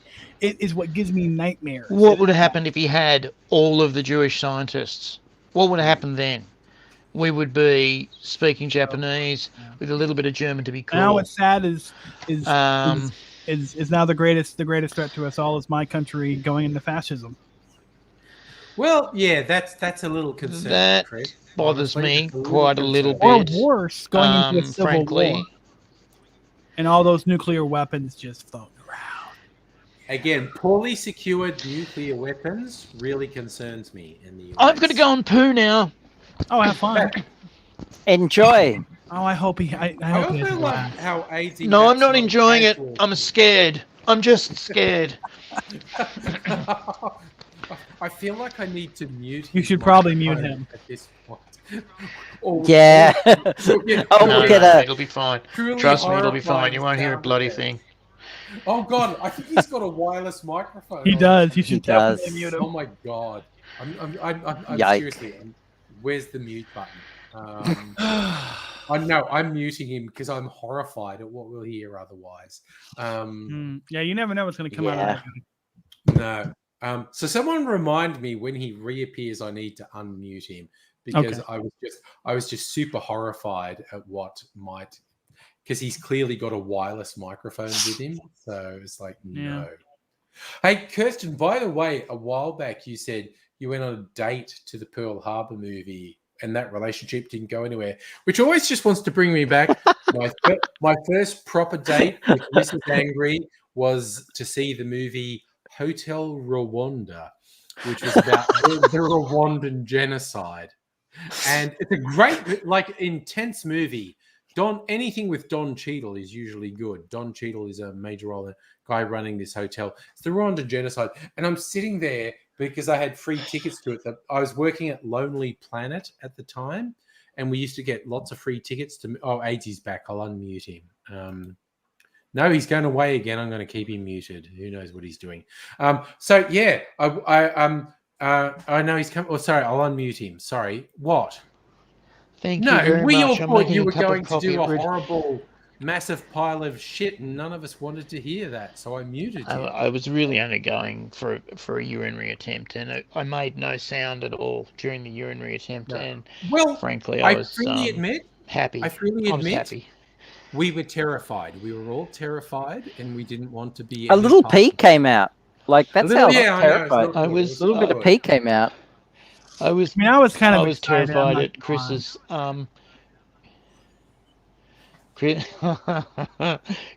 Chris basically put into actual words the fears that I've been rolling around in my head, which is that the United States will have another civil war, which terrifies me, because then China will say, "Fuck, you know how we buy all those rocks from Australia? Why don't we just take Why them? buy them?" Just take them. Just take them. Actually, to be fair, Chris, I'm just fucking around there because every war modeler in the world said you can't invade Australia. It's a foolish and stupid thing to do. You will die. No. You'll get nothing. But And also, you'll go home back poorer. to World War II. There's one theory that the Japanese never intended to invade. No, they never really had it. They never really wanted to. They wanted to like. They They wanted were to going take to Australia annex Australia. out. They wanted to Yeah. take it out, but they didn't want to like invade it or anything like Yeah. that. They just wanted to Yeah, stop it no. militarily. They were going to control the sea lanes, and so saying to Australia, look, effectively, okay, what is AD doing? I'm going to fucking mute him. He's filling up his cups, but Effectively, Yeah, they- there is a school of thought that says the Japanese never intended to invade Australia. They were going to annex it with naval power and say, hey, we've just cut off all your supply lines, so you should agree to be part of the Southeast Asian Prosperity Zone that we're setting up. and Australia would have been like, okay. Yeah, well, you wouldn't have had a choice. It was basically like, we are totally cut off from both the US and the UK. or you work with the emus to take over the world. Like literally, no one can fucking stop. emus are unstoppable. No one can stop the emus. We should know. We stopped the Japanese, but you couldn't stop the emus. The emus stopped us. Yeah. Therefore, the emus would annihilate the Japanese. It's logic. It is flawless. Also, they're like friends. They're friends with us now anyway. So yeah, they're fine. Yeah. Whatever. We're good. Try to stay friends with the emus because they're very scary. Very I was talking about the Japanese, but emus too. Yeah. No, I'm going to be friends with the emus before I'm friends with the Japanese. Quite honestly. Well, the Japanese are fine now. Yeah, no, they're cool. I'm cool. I'm a fan of baby metal. They got better. Yeah, I like anime. I like baby metal. I often listen to baby metal before a live stream to get amped up, just like your papaya. All the things to listen to get live stream with headphones baby on, just metal. going, and so I'm amped up before a live stream. Yeah, that's it, man. He's unmuted. I have a few things I get amped up with. There's what the fuck is making so much noise in Aiden's place? Sorry, I unmuted him, and there's just ridiculous white noise coming from there. So maybe it's that white noise generator I bought him for Christmas. I know, right? or the fact AD is like, fucking okay. He's not here. He's like a white supremacist. I'm just saying. So you can't hear it anymore. What trouble with the What white is it? noise generator. It's a kettle. Oh, it's making so much fucking noise. Now? It's like there's a fucking waterfall in your flat. You're in a one-room studio, and there's a fucking waterfall in there. What the fuck is going on? It's bizarre because I've had the air conditioning on for half the Did you get your feed, microphone wet? and you never No, what happened was last time we had a feed without any assistance. Basically what happened was there was an echo, and we worked out it was my echo. So what I did was I got myself a couple of Bluetooth headphones, and the ones you saw me with earlier that I chucked away and got a new one. Not that bad. What did you say, Chris? It's good because we're not getting an echo, but there is like a noise like a fucking waterfall behind you or something. Project Redcourt, hello. Louder than your voice now. Say hello. Thank you. Okay, I'm just going to throw out my dog-themed drinks were both very good. The Golden Retriever and the Pink Chihuahua were both very good. I don't think I'm going to do this one tonight, but another night I found this recipe for what they call a frozen daiquiri, and it's basically you just make a daiquiri and then with ice and put it in a blender, but then you strain it so there's no ice. Oh my god, what's that? That's Starwood. Is that? That's just twofold. Twofold. Just twofold. No, that's. I've had it. I've had this for about a year now. It's such a nice drink. I've got like. I have water. I've got like 5 Starwood whiskey. I don't have twofold at the moment. Which, I got Nettie opened up a bottle of Octavia while nobody was here. Oh my god! I want to do the Pepsi challenge with Octavia and Nova. I want to do it. Yes. I want to see if I can tell the difference. Give me a couple weeks till my fucking booster has kicked in. And look at AZ is just soiling himself thinking of being able to drink all these whiskeys with us. Yeah, when you're up for it, I'll come over. Yeah. I'll get this chat thing working for you. Although I don't know how it's gonna work, but we'll figure something out. Yeah. We'll have dinner, and then live stream and and some whiskey tasting. Yeah. Like- the next tech support. I'm crying is a little bit. I'm crying just a little bit from love. You might be able to. Hello, join us. Project People Redfoot. would say nice things. Ooh. Yeah, very cool. Oh shit, I Curtin! The Octave Barrel Starwood is great. I did a side by side the other night because I had the Texas Balcones single malt, which on the nose is friggin' amazing because it smells like coffee. I did a side by side. Popcorn? Yeah. No. That sounds. What the fuck is AZ doing? Honestly, While he's I'm doing that, muting. Stirring a fucking cup of coffee. ah, For Christ's Okay, sake, it sounds might like go long. so I just saw something. Yeah, what did you see, Chris? Breaking: U.S. reports 763,878 new coronavirus cases, i.e., the most we can test in one day, setting a world record. That's 750,000 in one day. So we're probably getting 2 million. USA number one. Probably, well, first off, that's USA actually really hard to get number right now. So I guarantee you, it's probably closer to around 2 million a day. Are actually. Oh yeah, absolutely. It's like When you guys are talking about an outbreak there, like, how big is it? Are you really talking here? okay. So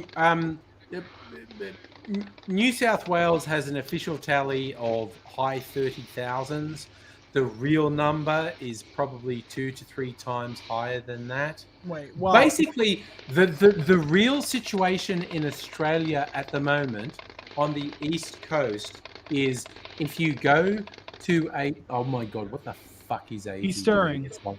It's like someone masturbating with a so fucking so blender. that tiny place Yeah. has 30,000 people sick in it. Yeah, no, per day. But what the reality is on the east coast of Australia, if you go to any crowded venue, whether it's indoors or outdoors, if you go to a crowded venue, you are definitely 100% being exposed to COVID. You don't necessarily end up contracting the virus, but you are definitely being exposed to it. Are they trying to disable half your population like they are here? Is that their plan? Yeah, pretty much. Who's going to pay for all that? Yeah. I've unmuted AZ because he stopped mixing his coffee or whatever the fuck That's it a is. he's shitload of Mute cases. me again because you're going to moan about the fucking microwave. No, it sounded like you were fucking masturbating with a fucking blender, honestly. I was just fucking stirring. Well, how do you do it? Oh, no, right? That's why. How's it going? Thank you very much. Thank you very much. She'll be here all week. Try the veal. Speaking of horrible health decisions, Washington State's chief health advisor says we're just going to boost people every year. Good luck. What about kids under 5 that can't get boosted? I guess they're just going to die, right? No, I'm fucking busy. But okay, give me a week or two and I'll be open to visit. I know Abigail's triple vaccinated. Another week or two. I got triple vaccinated 2 days ago. Good man. In a couple of weeks, you're allowed to come over to my place. But it's like, you know what's got out of control? I just rearranged my drink cards, and the gin is in control now. I'm just going to count. I'm going to count for you. I'm going to go over to my drink cards. Whiskies. We have got. He needs at least 2 more of those cards. 7, 8, 9, 10, 11. Oh, cards. I thought he meant cards, as in a library system. 4, 5, 6, I thought, you're too pissed, dude. No, we've got like Way too pissed to do this. And it's all, I'm going to say right now, this is all down to Kirsten. The number of gins I have at the moment, which is like 15 or 20 or something, that's all Kirsten. That is Kirsten's influence. See, this is one of the habits. Is that the one who needs sponsoring blames others for their problem, and you've got to recognise a problem. It's not a problem, and It's not a problem No. until he gets 4 cards. No, instead of oh God. 2. He needs to upgrade to Look, 4 I'm- cards. That's the problem. I'm feeling a bit of tension from the top half of the screen at the moment. I'm feeling a bit of animosity here. Well, if you're feeling animosity, I better take my unanimosity pill. Yeah. Oh my God, Which AG's is going why to I take made my medication. Anything could happen. Oh, Anything God. could happen now. Kirsten, again, and I There's love someone Kirsten's going, running around on "What the a roof. cute I don't little know who it collection." is. My total bottle collection, which is my spirits, which are dominated by whiskey, gin, and rum, and my liqueurs, which are probably equal to the others. That my whole bottle collection possibly doesn't even meet Kirsten's gin collection. It's just like. So you're gonna get 2 more carts there, Angry. You get 2 more carts at least. The only thing I beat Kirsten on is rum. Kirsten's not big on rums. She only has a couple rums, and I have 10 or so rums. But okay, fuck it. I'm going to make an old fashioned. I've got a couple of killer barrel-aged gins from Tiny Bear. Kirsten and husband. I love that Kirsten and husband enable each other. She's saying they bought 11 bottles in 3 days. I feel bad when I buy 3 bottles in a week. Kirsten, You know what? You only live once. You only live once. It's fine. I'm going to make an old fashioned with some of the barrel aged gin I have because it fucking Sounds rocks. All right, so. Every time he wears one of those shirts, I feel like I'm watching Angry. a sitcom Yeah. from the 50s. Is it time for you, maybe Two me and a as half well, men. to go to IKEA and just get you a fucking huge Get another bookshelf? drink cart. Yeah. Okay, because I've got shit, man. I swear, if my progeny ever decide they're going to move out of the house, I'm like, yeah, you know what's going to happen to your former bedroom? It's going to become a bar. I'm going to Yeah, then you won't need a background for your videos. You'll have a bar. I was going to say the studio is going to change complexion completely. Yeah. Oh, So- we need a different look than my bar. Just whack up a green screen on its hooks. So what I have here, the Tiny Bear Distillery is about half an hour away from my place, and they are lovely people, by the way. What I got here is their barrel-aged gin. They aged their Navy strength gin. They call the Sailor in a bourbon barrel. This is 58% alcohol. They only made 127 bottles of this. Basically, they had a barrel of gin. So it was a former bourbon barrel. They filled it with gin, and they finished it in that, and they poured it into bottles, and that resulted in 127 bottles. This is bottle 106 of 127. It's 58% alcohol. I have made an old fashioned with this before. It basically fucking tastes like a AZ whiskey is old really fashioned. having a nice time. I know I'm saying all this stuff so AZ basically jizzes in his pants over this. So. Oh, we're Oh long god, Kirsten past bought a that. boot full of booze on holidays. Long Please past send me a that. photo. All right, so I'm just going to make an old fashioned and in it the hurts. glass. Mm-hmm. So, just got to decide what sweetener I use in here. So I'm going to put 2 ounces of the barrel-aged gin in. I must decide what sweetener to use. And I think if I could get me some decent sugar or some corn syrup, I'm decent. I think some sugar beet or perhaps even. I just want someone to tune into that bit of the video and go, wait, is he speaking in a real language, or have I had a stroke while I've joined in here? Right. When I had the brain damage, Angry, I lost most of my ability to do accents. Yeah. I've got to train myself up to do that again. It's a But that's a shame. big thing for you, accents. What's that, mate? Fucking chai sugar syrup. Accents are the best. Okay. I am slightly inebriated, and I'm finding it difficult to find things that I think exist. So are we quarter Tim Fair enough. Smith, Fair enough. half Tim Smith? I put At it least up to some- at least that cuts down on existential dread. I'm thinking know. half Tim Smith. That's what I think right now. No, I'm like 75%. Well, I used to be able to do. He's getting up there. Shit, it's getting, as the kids would say, lit. Yeah, I am fucking lit, dude. I am fucking lit. No, I put it on a different as I shelf was in saying the to- fridge for some reason. I don't know why you did that, dude. It upset No, everyone. neither do I, because it fucking confused the shit out of me. Did you hear what I said before, that I've lost my... Okay, I'll let you just do that. He before can I ask hear you. again.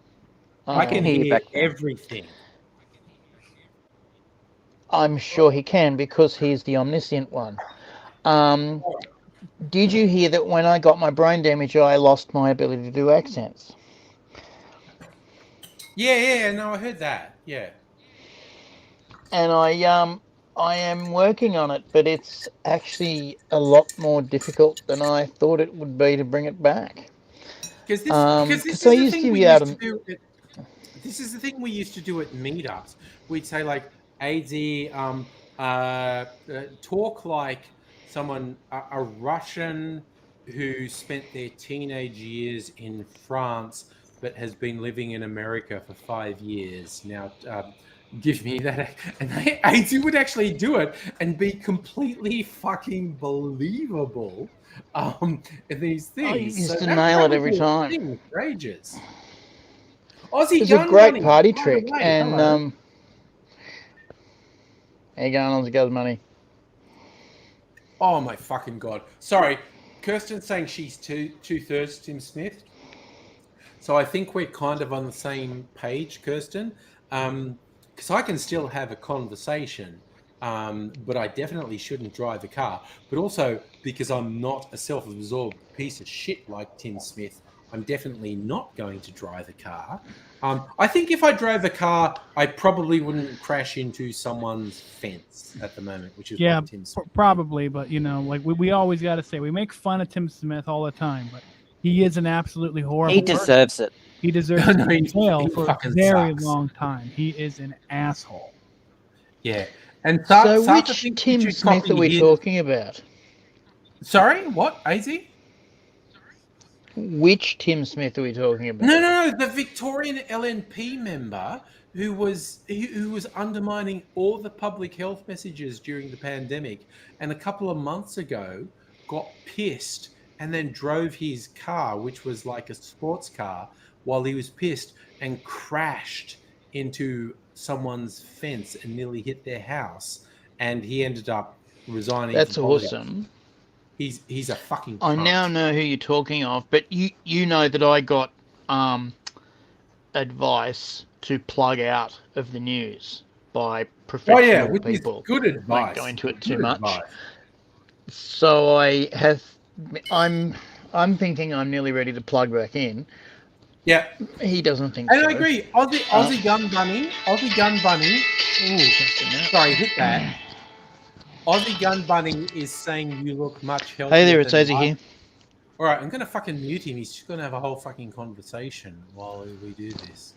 Yeah, I agree, Aussie Gun Bunny. He's looking kind of healthy, isn't he? Honestly. Someone who has spent 2 decades cheating death, he's looking pretty good.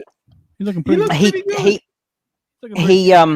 He tucked away the painting in a new hidey hole so he doesn't see it. The Dorian Gray painting. Yes, the Dorian Gray painting.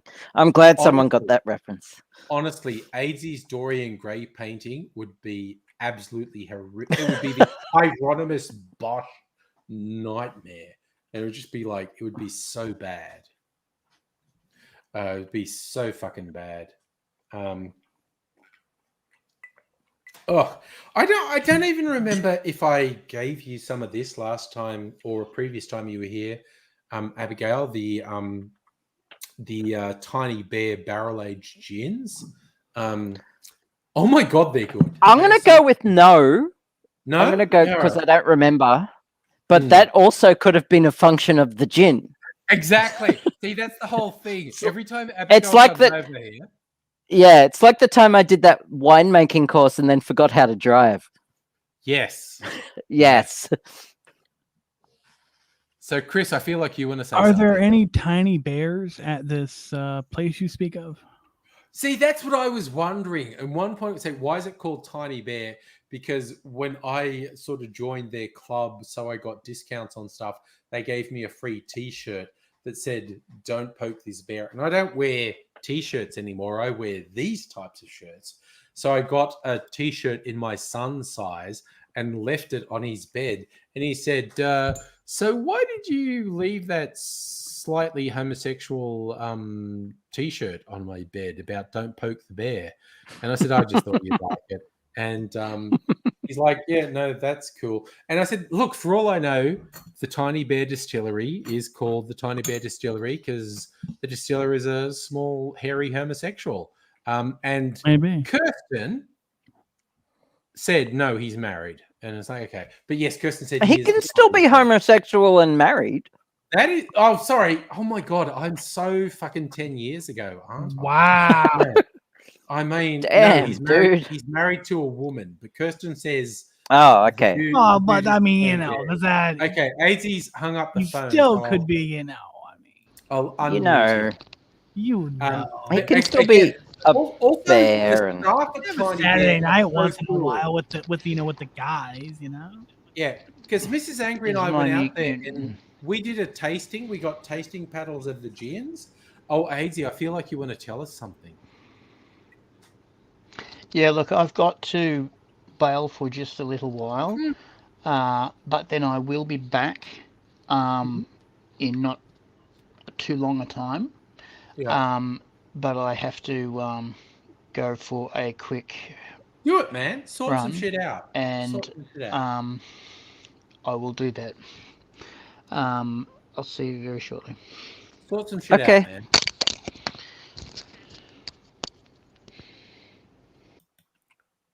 All right, I'm just going to mute him in case you just go out so he can just do stuff.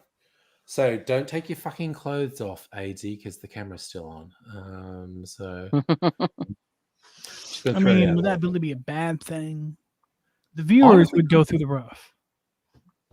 yeah, Oh, but then the fucking channel hell. would get a Kirsten- strike. Kirsten says Yeah.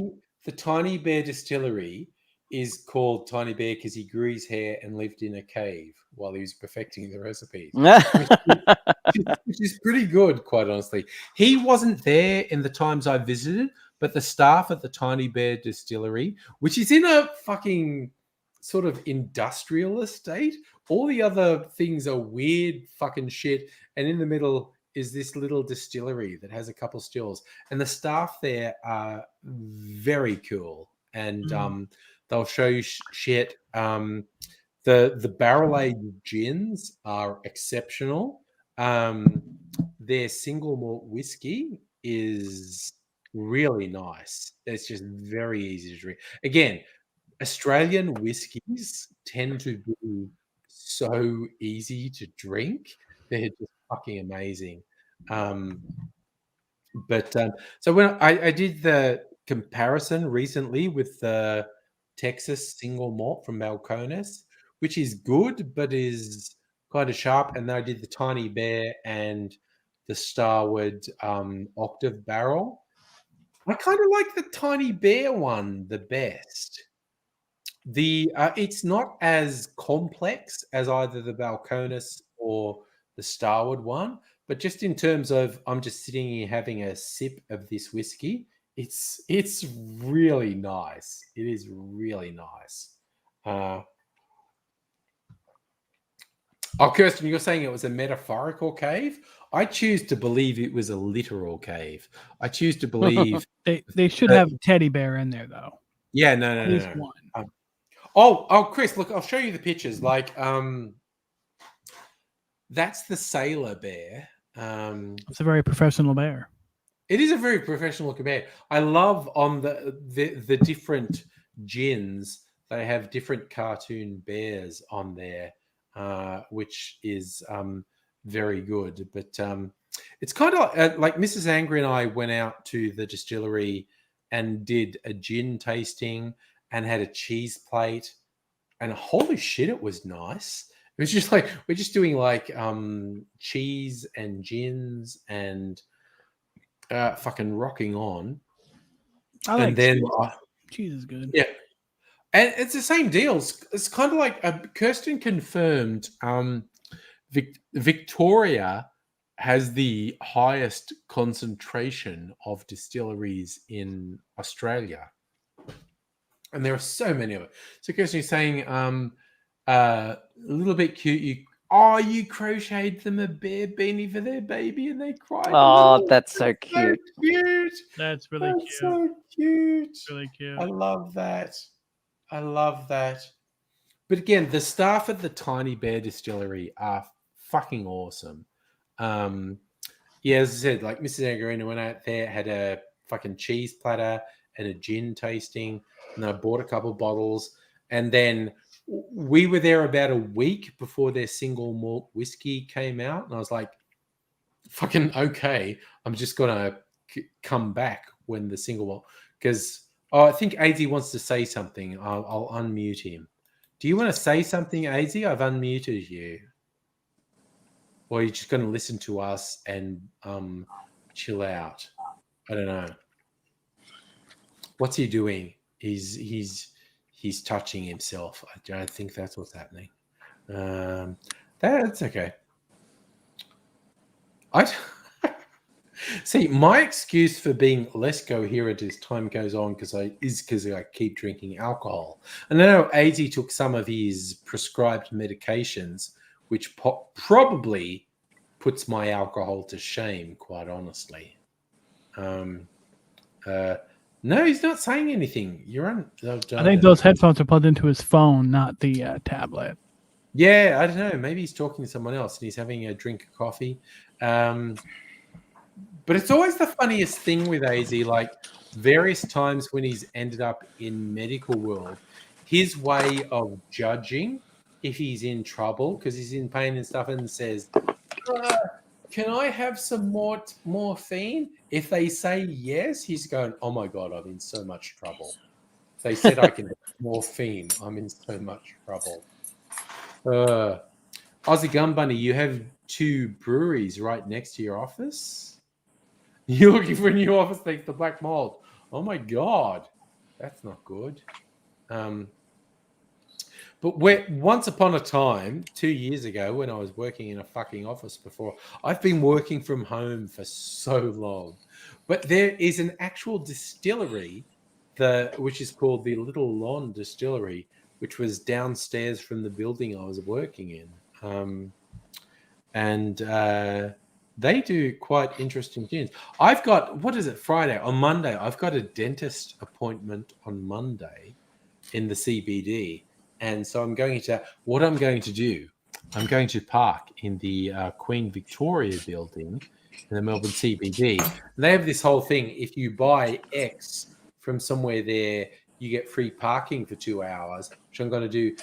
What I've noted from previous visits to the QV building, the Woolworths bottle shop there, for some reason, they have Australian gins at amazing discounts.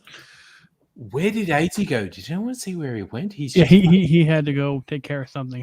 He said he'd be back in a little bit. Yeah.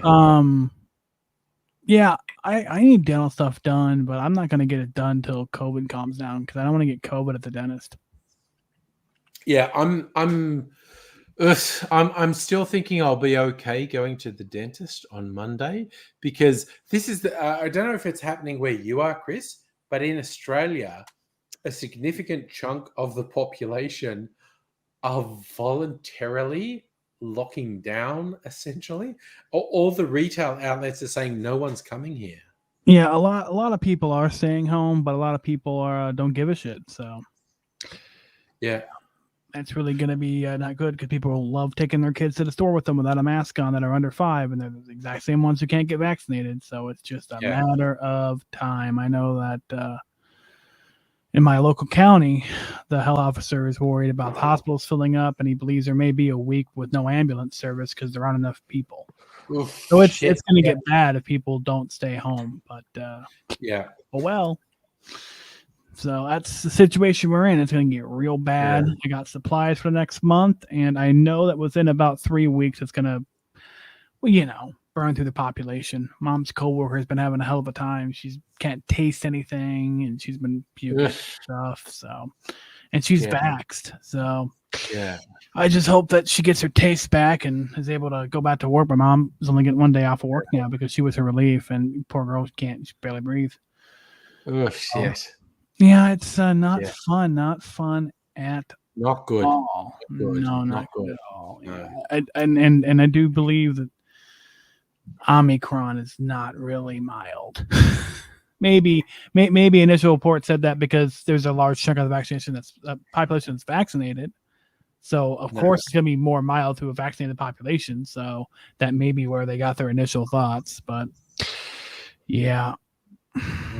What it appears to be at this comparatively early stage is less extreme in terms of serious illness and potential death, but orders of magnitude more infectious than previous variants. Yeah. So it's like, oh no, Delta would infect X% of the population and kill Y%, and Omicron just infects so many more people, but kills. What's crazy about it is it outcompeted Delta so quickly, and now it's the dominant.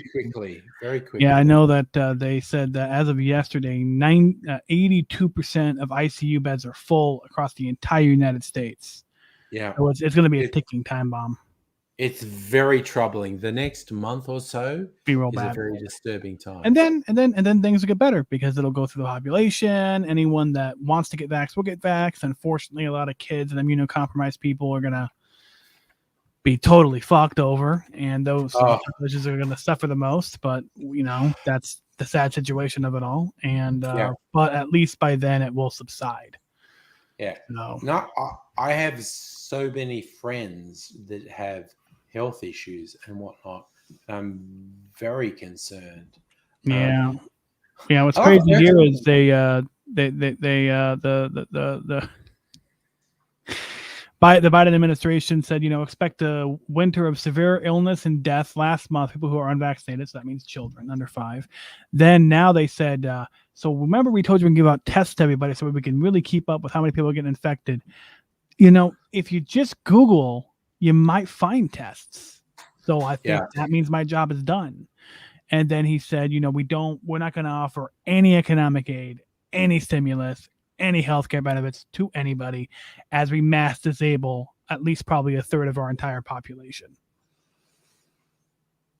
And they think they're going to, and mind you, they're still not planning any memorial for all the people that are dying from COVID.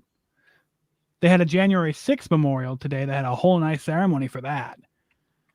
I mean, my God, the level of disconnect is insane. And when things break down over the next couple months, Biden will be forced to do something, although I don't think he understands what's going on because he's fucking senile. Exactly. So it's gonna be bad. It's bad when at the conference room because they're forcing kids to go back to school, and a lot of big schools are going to remote and doing a rotating schedule because if they don't, kids will die. And they asked the press secretary today, have you given up on COVID-19? They said, what are you talking about? Vaccinations are at all-time high.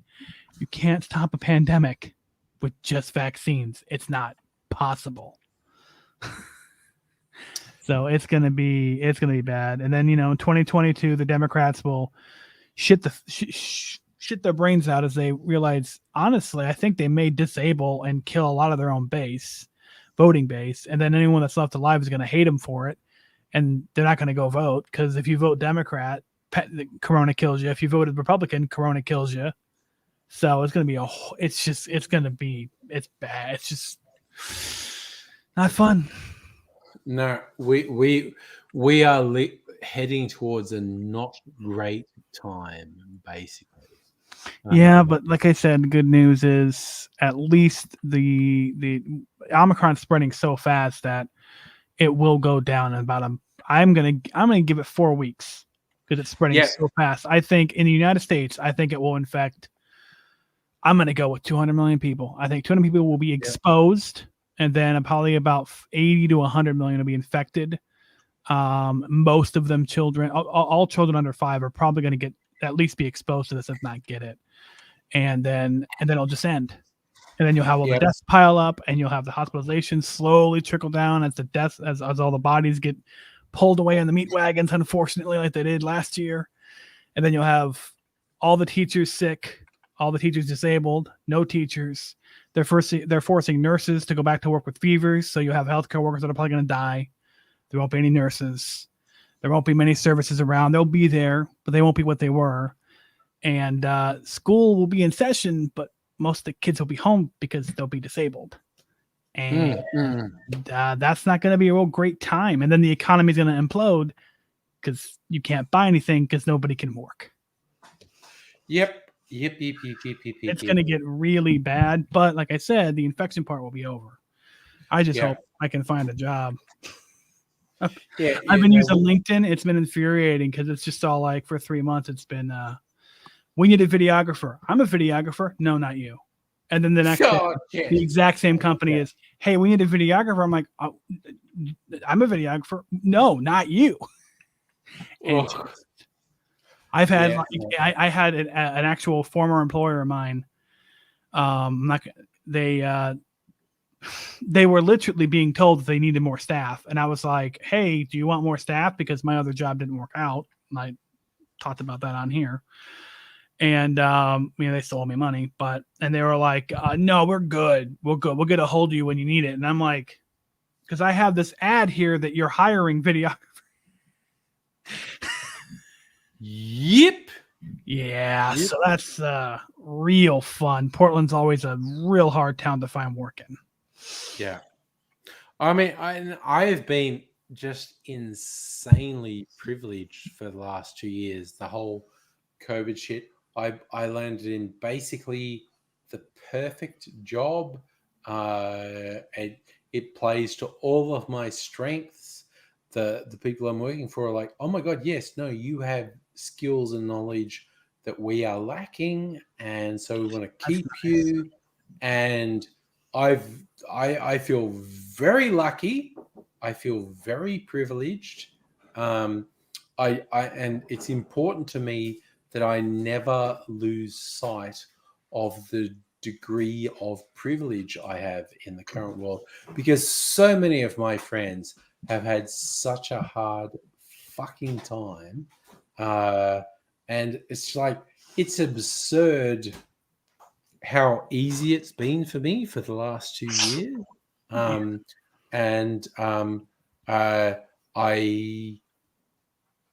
It's not that I'm coasting. It's like literally I have skills that my current employer needs, and they need it quite badly. But I have so many friends who are talented and gifted in particular ways, but shit has worked against them. And I've been very lucky that I've fallen in something that's worked really well for me. And I don't want to ignore how lucky I am over the last 2 years have just been fantastic. Yeah. That's why these live streams have happened. So I'm not going to complain. I was really lucky too. I got unemployment assistance, lots of money all the way through until September, really. And then when I started that last job that I got was a great opportunity in July. But after 4 months, they were just like, they just did not have the money to pay me. They didn't have the money to move forward with it. They were like, hey, do broadcasts for us. But, all they could afford was to hire other people to show up on favors to do broadcasts to a different TV station. Yeah. And it's like, well, what do you want me for? And they couldn't pay me, Yeah. so I couldn't travel out there anymore. So it was just like, where's my money? And so I didn't have a choice. I had to leave. And then ever since then, I've just been I just have not been able to find work. And, you know, obviously the holiday seasons were always hard to find work in, but then you add in the pandemic on top of it. And you add in websites like LinkedIn where people post all these jobs, and a lot of companies in the States to get pandemic loans. If you leave up job postings that you cannot fill, you get more money from the government. So I've had a few of those are like, they need a videographer, but then the job description is for like carpentry and shit like that. And it's hard. Yeah. Cause like the issue I'm having is I'm not even getting interviews. Like I only had 2 people respond to me. They were both off of Craigslist locally. And then I had like 2 people respond to me on LinkedIn. And one of them did not know what they were talking about. And the other one was very vague in what they wanted. And I didn't know what they wanted. And then the other 190 applications were just, we're never going to respond to you. We're not even going to give you a no. Yeah.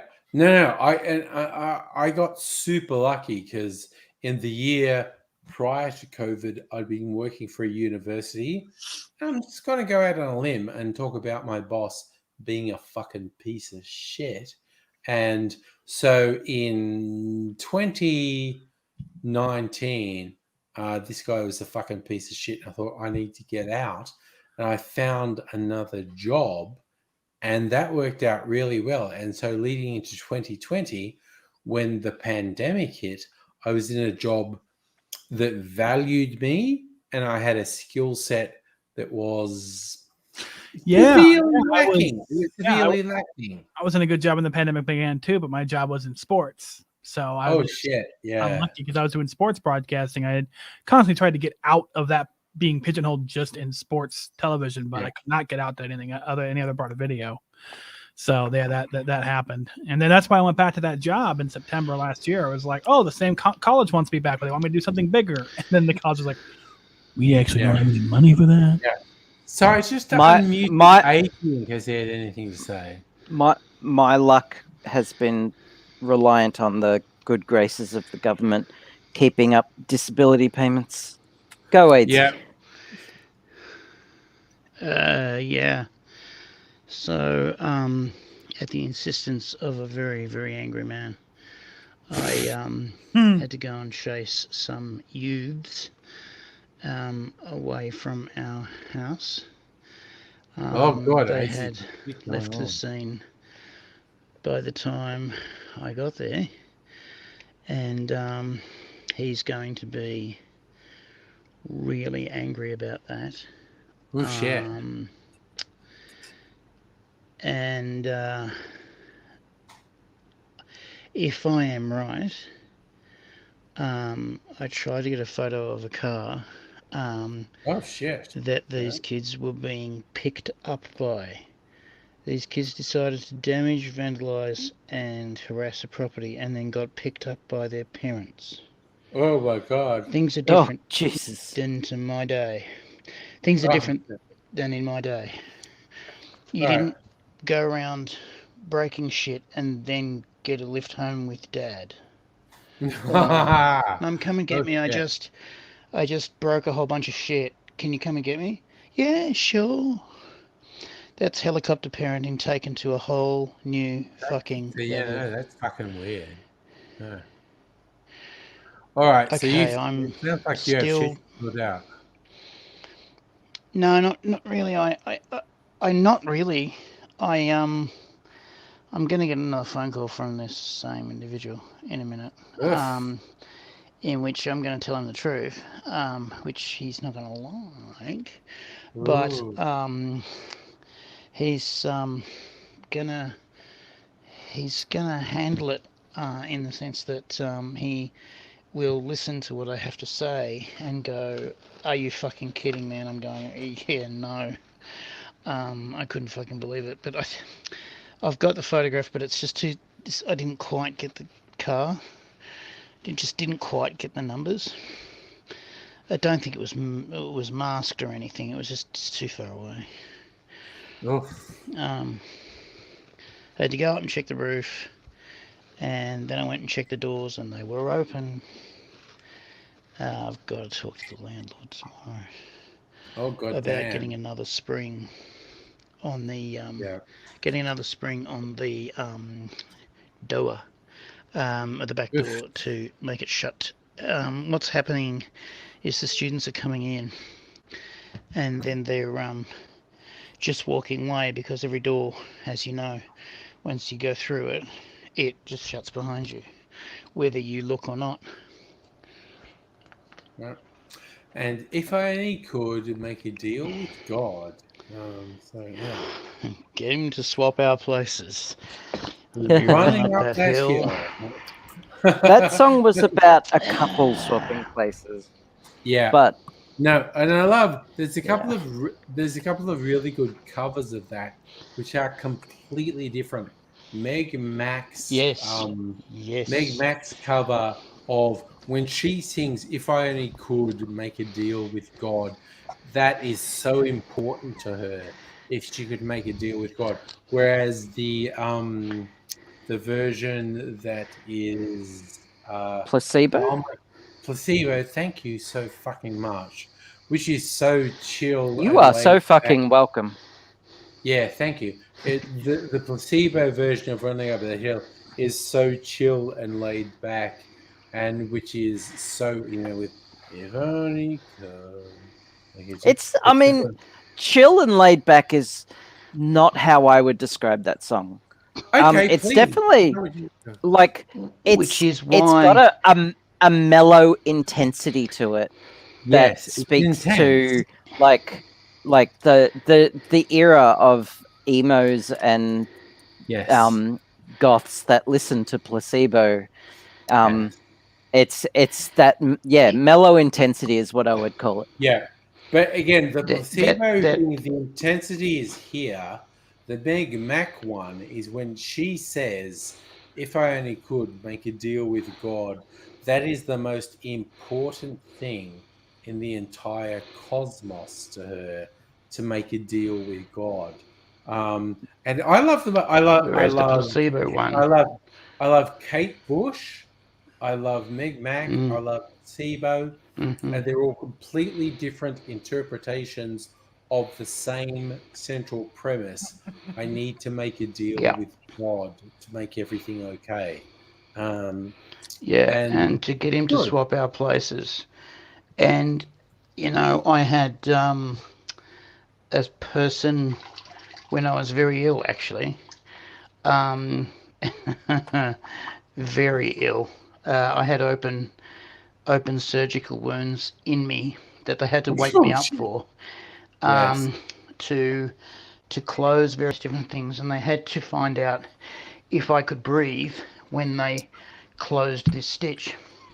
So you can imagine that it was unpleasant. And out of the blue, my friend was just under her breath singing "If I Only Could Make a Deal with God" and get him to swap our places. And then my other friends turned to her, and one of them said, "Oh, darling, we all wish that." And she says, "Sorry, I didn't know I was singing out loud." And I said, "I want you just to fucking swap places with me, you fuckers. Come on, hands together, let's give it a shot. Because you have a duty as a sick person to accept grace and to accept joyous love, and to accept well wish, and not make them feel bad about it, but to make them feel uplifted by doing it. I love Notu came in with I'm late. What did I miss? How that is let's just recap. That's a big question. That is a big question. Between me and AZ, I mean, we got a lot. Because we got a bit in. A lot. Dr. Abigail's got the best bits in though. And the best three jokes so far. Okay, I'm just Best going to 3 go jokes take so far. a leak, so I'll be gone for. No, she said. Oh no, what have I done? No, Nothing but no, good too. What you things. have done has made us all assess what has happened in the last 3.5 hours. That's what's happened. And Heine, you're going under for wisdom teeth in a month. I've got Damn. a dental appointment It's on worth it, man. Monday. It's worth it. It's not wisdom teeth. It's just a periodontist who is grinding away the gross shit that is in my gums. Which again, you wonderful, sexy folk don't necessarily know what is fucked in my gums, but the periodontist has looked at my gums in the last couple of months and go, yo, dude, shit is fucked up. What is that? So but again, what I love about this periodontist, she likes my cocktail shirts. So on Monday, I need to wear another cocktail shirt she has. You gotta wear one. Yeah. So she's going to go, oh, that's cool. I'm like, yeah, okay. Please just dose up my fucking gums so I don't feel what you do when you get in there with drills and shit between my teeth. Oh, you got it easy. When I gotta go into the dentist next, I'm getting half my mouth taken out, so that'll be fun. Oh, god damn. Okay. Oh, yeah. I'm I going did to that. go and take a whiz. I will leave you folks for You know, a little while. I'm gonna while I get some take more a whiz. water. So AIDS, you can go ahead and just have a blast. Okay, we're saying AIDS is in have some control. fun while we're gone. You know what I'm saying? Okay. AIDS is in the house and all, and AIDS and Abigail in the house, y'all. And AIDS and Abigail can fucking switch this motherfucker over to science, and no one can stop us. What do you want to talk about, Abigail? It's on you, Magnetism. Because okay. someone asked, I forget who it It's is now. miracles. For fuck's sake, it's miracles. Someone we know asked me a question about magnetism, and I forget the question. Something about why are only the elements with like one electron in the outer shell magnetic, and it's because of quantum spin. Not balancing out. Yeah. Which is not to be mistaken for physical spin. Electrons aren't actually spinning, but they have a property, a quantum property called spin. No, different property. No, it's called spin, and it has all the characteristics of spin, but the electron isn't spinning. Isn't actually spinning. Right. The quantum weird, yeah. Yes. Yeah.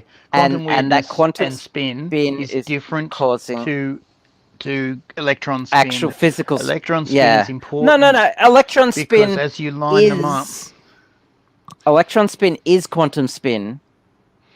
They're a quantum particle. It's not a hadron or anything. Very but much it's different fucking to up the lies an to object children I was about to tell and make it spin. easy. Oh, well. I love you, Abigail, but now you've just fucking complicated the shit out of it. This is why I don't teach primary school. I was going to talk about domains and leave it there. Oh my God, I was going to say, Kirsten. Thank you. I was going to say basically what happens is you get electrons rolling around in their shells, happily being electrons rolling around in their shells, playing dodgeball with other electrons near them, right? Or even swapping sides with other electrons near them, right?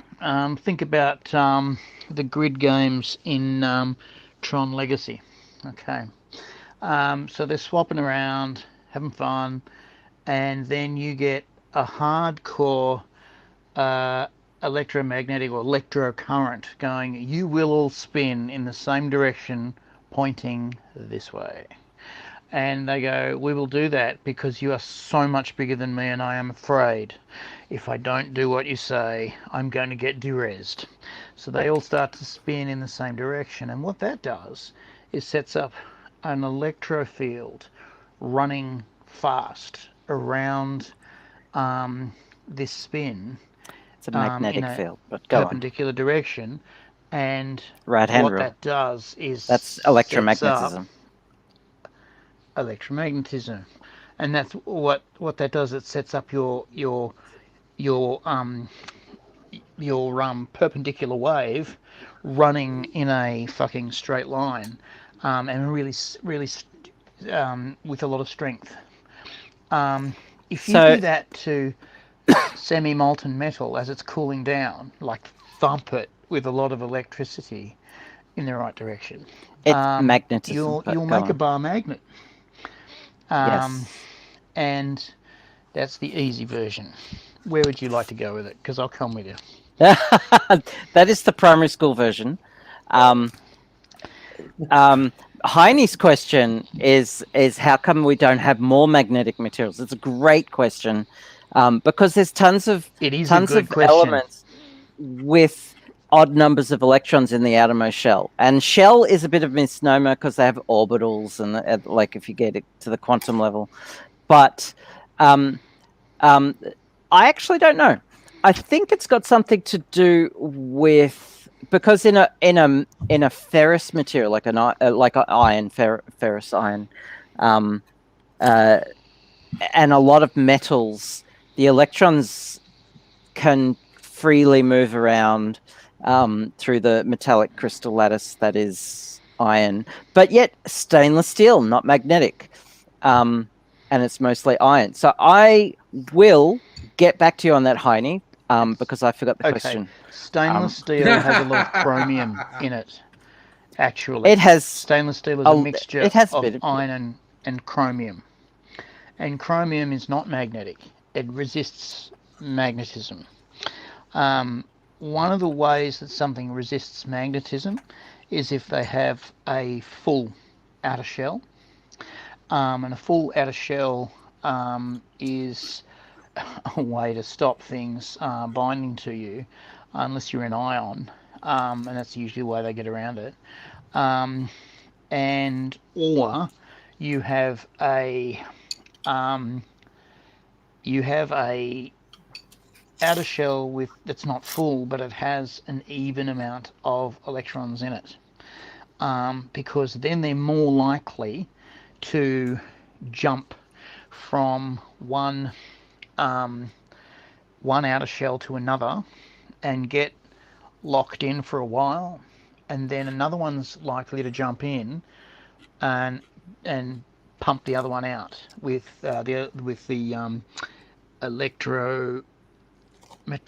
Yeah, What's the one that Einstein got the relativity. For? No. He didn't get the prize for that. He got it for the Brownian motion and the electro something effect, where you whack a electron in and one bounces out.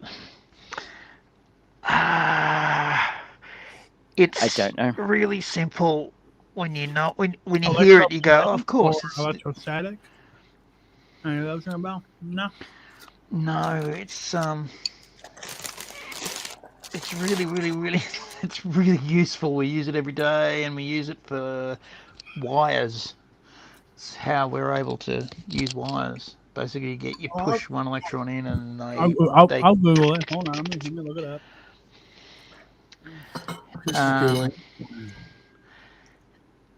It's not Lenz's law or something like that. No. It's Einstein did it. Electrodynamics. He got his. Is it because it says there's a book here by him of electrodynamics. Electromagnetic. No, that's not it. Photoelectric from Heine. The photoelectric effect. The photoelectric effect. Okay. Thank you, sir. Sure. Thank you, sir, for looking up on the Google. Thank you, ma'am, for telling me the fucking name. Thank you, people. Thank you, boys. Thank you, judges. Thank you, Dr. Abigail. This is some good cereal. What? I'm gonna get some food too. I'll be back. Cinnamon Toast Crunch. Cinnamon Toast Crunch. I think No. Dr. Abigail's going away to kick my ass. Probably. but She's photoelectric probably going effect- to find facts to kick your ass with. That- Yeah, well, I said to her earlier while you guys were going away to do necessary things, I said that I was going to explain electromagnetism in the lies to children way, and she fucked it up completely by saying it doesn't work like that, and it doesn't. She's absolutely correct. I used a version which is close to real, and she sort of was okay with it, and then I couldn't remember what you saw at the end was basically going why. The question that Heine asked was, why are some metals non-magnetic? Why are some things non-magnetic? And the simple answer is that they have their outer shell full of electrons, and they don't need any more, and they don't want any more. They're not interested in any more. You come up to their door and say, I have some electrons for sale, and they go, no thanks, and they shut the door on you, and you go, well, that's fucking rude. Some atoms, you go, I have some electrons for, whoa, okay, I'm sitting in your house drinking tea, I've got a family, I've got to go. You may have the sample box. I have no more sample box. So, Ms. Fluorine, it's been great, but I've got to go. I'm sure Mr. Fluorine's going to be home soon. Ms. Fluorine, you've got as many electrons as I have, and I can't give you any more. I've just got to go now. You can't rip me up for more electrons. I think the key is delightful. free electrons. I think you're right. Even Totally. if a an atom or an the shell element is full. has if it isn't full, they might not necessarily be free electrons. They could be Yes, bound that's right. in a covalent bond or an ionic bond. Bound, but if You you've also got a made me metal think of the lattice, pop song, yeah, I've got to go now. Please don't stop now, and please don't you cry. I'm I'm going to cry. I have another question. I'm going to I have cry. another question. Hmm? I was eating before the stream, and accidentally bit inside my mouth. Oh yeah. And now it's I hate swelling that. up, and I can't stop biting it and all that. Yeah. I know that, How the yeah. fuck do you get rid of it before it becomes an actual thing? Okay, No, I know there's that when two you bite your products lip that- or you bite your cheek, and it's just fucked. There's two products that you must buy for yourself. Not Yeah. both of them, but one of them, right? It's called either SM22 or Bonjela, right? Oh, No, I know So what get in there Bonjela and you is. swish water around, right?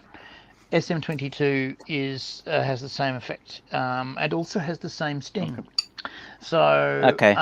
like that argument you're having with your significant other, it's gonna hurt, but you know you've got to have it. So just get it over and done with. Fair enough. I usually put like a clove on it, or even like I've got some anesthetic clove oil. Yeah. Pauli's exclusion principle is to do with quantum particles occupying the same physical location. Yeah. And they It's can't. what stops everything from becoming a black hole. I don't think it has much to do with Yeah. magnetism. No, it doesn't, but it's very useful because it also stops you being able to see an electron and know how fast it's going. That's Heisenberg's uncertainty principle. Say my name. You know, it is. It really is. In fact, yes. Say my name, bitch. Say my name. Really did appropriately apply to me there. You're utterly so onto it, Dr. Abigail. She's a the doctor. next time we see each other, if you want to do something to me, Get breathing a little bit. You know, if you wanted to do that, I would have to just agree. You know, good night, no two. fuck, you're right. It's Heisenberg's. Yeah, that's uncertainty good. principle. Funny. Speaking of Star Trek, in the Star Trek technical manual, when discussing the transporters, they have a device as part of the transporter called the Heisenberg compensators. And during an interview, someone asked, how do the Heisenberg compensators work? Because, like, to transport someone at a quantum level, you need to have all the information, not just half the picture. Not just some and of so, it.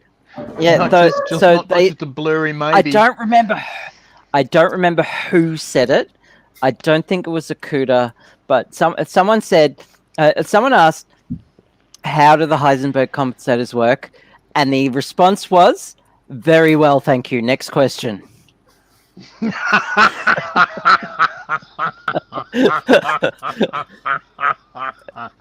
And I'm guessing half the audience pissed itself laughing. Yeah, yeah. It's hand wavium. Yeah, okay. It's because they knew it's hand wavium. People would say, how do the transporters work?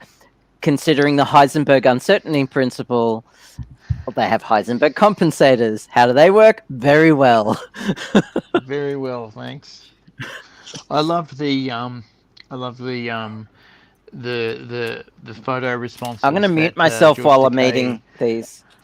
Okay. Can you still thank hear you, me Kirsten, okay? for. Yeah. Thank you, Kirsten, for making me want these now. She mentioned plain corn chips. Very cool too. Anyway, George Takei often gets told, "You suck dick" in his Twitter feed, and at one point, and apparently he's done it a few times. It's the same photo. He's got his husband now, sort of sneaking in the background, and there's him smiling, and he says yes, and apparently very well. And he's got this, big card up, and it's like this. You betcha, yeah. Best thing ever. And I just saw that, and I couldn't work for a day. I couldn't work for half a day. I was supposed to be doing some stuff for Angry, and I just couldn't get my shit together to stop laughing and start writing other funny stuff. And I was just going, come on, AZ, come on, mate, you're a professional. Stop doing this and get on to on the floor rolling around going, come on. AZ. And I look at the computer and shit myself again. It took me 20-30 minutes just to realise, take the fucking image off the screen. Because then maybe it'll help you not laugh at the joke again. And it just didn't work. Until something happened in the house. Some piece of drama happened in the house and it killed it. Thank fuck. And then I could go back to work, and I had a whole day's work to do in half a day, and I went, right quickly. But I got it done. Funny. And a little bit more. And didn't tell Angry until now. Oh, there you go. Now he knows. But it's funny. You guys talking about all complicated stuff. She's pointing at something. You have two electrons in the same orbital, like in the same waveform, but they have to have different spin. And that's how the electrons conform to Pauli's exclusion principle. If they're spinning in the same, if they have the same spin, they cannot occupy the same orbital. No. Which is why electrons tend to be in pairs. Yes. And my car runs on electrons. Your car runs on electrons. Technically. battery Technically, no. that holds Technically, the electrons runs on electrons. The case Your car that doesn't the run on battery's in electrons. runs on electrons. Technically, it does not consume any electrons. Electrons move very slowly through a wire, through AC, through it's the electromagnetic force that surrounds the wire that conveys that energy. The wire is still important, but it's the energy, not the electrons, that your car runs on. So you're talking about the same principle of seeing a sea wave, right? The sea's not moving; it's just the energy underneath the sea wave that's moving. Yeah, the water's not going water anywhere; particles it's just going up and down. Well, they might be moving a little bit, but it's the energy that's moving. If you see the depth of the sea and the waves on the top, the fucking difference is pretty fucking phenomenal. Pretty big, yeah. It'd be like, watching the surface of your skin and going, yeah, there's shit moving on the top of my skin. Or there's a trillion little bugs moving around on my arm that I need to be there to be healthy. Like, there's body flora amazes me. If you don't have a certain amount of parasites and bugs in you, you're in trouble. And you need shit to crawl out of your arm hairs to go and eat other stuff, and then crawl back into your arm hairs, and you go, that's the grossest shit I've heard. And you go, no, get into QED. That's the grossest shit you've heard. Sorry, AZ, I love that whole stream, but Micro's just come back into the chat saying he was sick at work and got sent home. Feels like shit. Dude, that is not good. Please take care of yourself. Yeah, man. Because the system will not take care of you.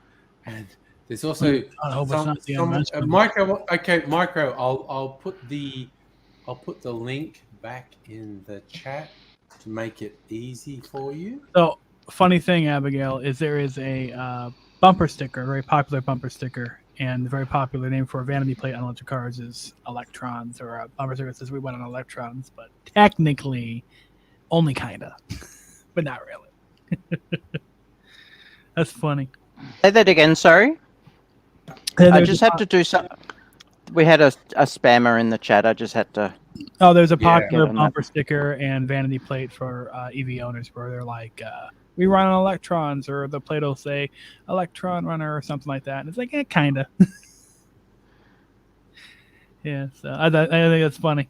It's funny. It's like, I'm still missing the actual sentence. I'm so sorry. I know how to fuck up a joke is to get somebody to say it like 5 times. Oh, it's not a joke. It's just there's a bumper sticker that says we run on electrons.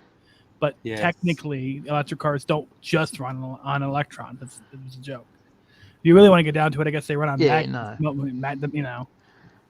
Yeah. My lease real simple. It's just front wheel drive. So there's a magnet and there's a shaft attached to the wheels. They run on roads. They run on the road. Yeah. Not much else. They run on roads. Yeah.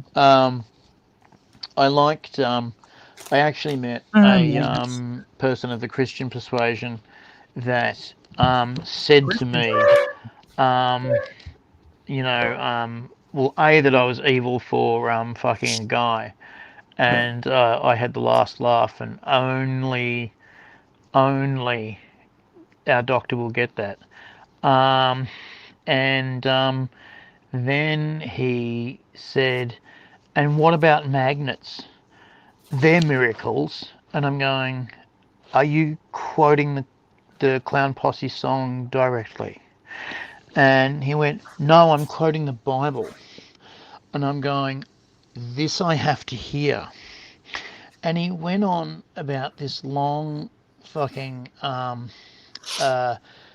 diatribe in what's the one that says kill all witches and homosexuals? It's not Judges, it's Ezekiel, is it? Leviticus. It's not Ezekiel, it's Leviticus. My favourite bit. The bit that got my people burned for 2,000 years. So contradictory. And they are fucking other guys, and the next point they're not. Whatever. Chill out, bro. I just love the idea that the guy at the front of the house wearing the dress is the guy telling me I'm wrong. Okay. Anyway, this guy was saying, "Oh no, it's all in Leviticus," and he brought out this stuff and said, "If we go into the Old Testament," I'm going, "Oh, I'm not going to get this time back." And he said, "You'll notice that Abraham threw water on a fire where the pagans had their fires ready, and he threw water on a fire and lit it, and it burnt straight away, whereas their fires didn't light." And I'm going, that's widely believed to be naphtha that he threw in that fire. It's widely believed by scholars right back to the Greeks, actually, thought that was naphtha. And they thought that he basically screwed them. Micro USB. We understand. So sorry that you're feeling so sick. Drink lots of water. Take care of yourself, buddy. Oh, you were going to come on, but you feel terrible. Oh, my friend, we are. I hope you feel better. It's feeling for you, dude. Beds and buckets, my man. Whether it's the fucking Rona or just get some rest. You're feeling unwell. Fucking take a test if you need. Seriously, get like 4 bottles of water, yeah, and fucking get a bucket next to your bed. Get your phone and charger, and play games. And if you feel like you feel shit, call mum over. Don't be ashamed. If you've got a girlfriend, boyfriend, other half, fucking call them over. Don't be ashamed. If you just think, I just can't get it together, this is going to sound kind of gross, but what you can also do is get a condom and cut just sort of the end of it off, and put it in something that looks like a hose, and put another bucket which is a different colour, and then you've got yourself a I can't get out of bed for a piss bucket. All right, I'm just going to go out on a limb and great. say 80s weird shit is not officially endorsed by the Angry Aussie stream, but it's not. Kirsten saying husband has complained how loud you are chewing. I actually love that as a diversion. I'm very worried about Micro and how sick he is and how he's been sent home. Yeah, me too. I'm very worried about you. Also, bro. Yeah. AG's level of I'm really sick is just a logarithmic scale of magnitude more than regular people. I love that description, Abigail, a logarithmic increase. Because the rest of us are like, here is where I'm fine, and here is where I'm a bit sick, and here is where I'm fucked. And AG is like, I'm kind of okay, is at the super fucked level for everyone. So it's when people always AD, I'm sure you know this because I tell you this. When you're not here, when people say, "How's AD?" and I go, "Okay, on the AD scale, he's okay." That man is normal humans have a whole scale of illness and unwellness and general fuckery, and AD's scale is different. That's just like picture it, log base 10. Yeah. Normal people 0 to 10. When AG says he's okay, he might be somewhere in there, but when he's not okay, he's at the next logarithm. So if he's at a 20, he's actually 100 times worse than. Oh no! AD's kind of okay. I know from experiences. I feel really fucked, and when I am actually sick, that's kind of mid-range for AD. Because when AD is feeling the absolute fucked shit, that is kind of beyond my normal experience, and it's just like. Glad you're going to get some rest, Micro. Micro. Take care of yourself. Yeah, we seriously. love you, Crash brother. it out, man. Please, Yeah, fucking. everyone's take getting care. it, so you know. Everyone's getting sick, so Get lots of Yeah. sleep, man. Oh, Get lots shit, of dude. sleep. yeah. And again, in the US, you are actually an order of magnitude worse than here. But here in Australia, for the first time in the pandemic, so for the first time in 2 years, we're going, oh shit! If you don't fucking take precautions, shit just spirals out of control. So the next month or so in Australia is going to be our first I hope experience something makes them of shit get spiraling their completely senses. out of control. I hope some stuff is rolled back. And it's kind of like what is on one level hilarious to me is a significant chunk of the Australian populace has gone, okay, in absence of any government regulation, I am just not leaving my fucking house. I am clearly at the moment definitely in the east coast of Australia. If you go out anywhere, if you go to anything, any venue, any event that has a large group of people, you are beyond any doubt being exposed to COVID. Now, that doesn't mean you're going to contract the virus, depending on your level of vaccination. The fact you've been exposed to it might not mean you test positive, but there is basically no doubt at the moment, if you go out in public, you are absolutely, definitely being exposed. Yeah, we're at that point here. Yeah, so it's why I never leave the house without my N95 masks. There was someone recently who he died, unfortunately, but he was double vaxxed. Yeah, and he was like early 20s. Yeah, scary. And Outliers. It's so scary. Yes, that's the part that really Mm. sucks for you guys is that you guys got a lot of AstraZeneca people that got double vaxxed and they were like, "Oh, I guess I'm good." Yeah, no, even 0.01% chance of dying is not a 0% chance. Yeah, It's not a 0%. Yeah, you know, and now that boosters Hey, for this variant, yeah. I need to check out. I need to head off.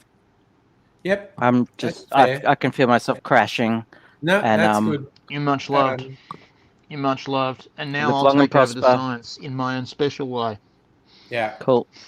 Yeah. Somewhere in the next have a week good or one. two, we're Live gonna long and catch up, prosper. so, no. Joel and true, everyone. Good night. Yeah. So, yep. Oh, Good old oh, Omicron. shit, no, that's wrong.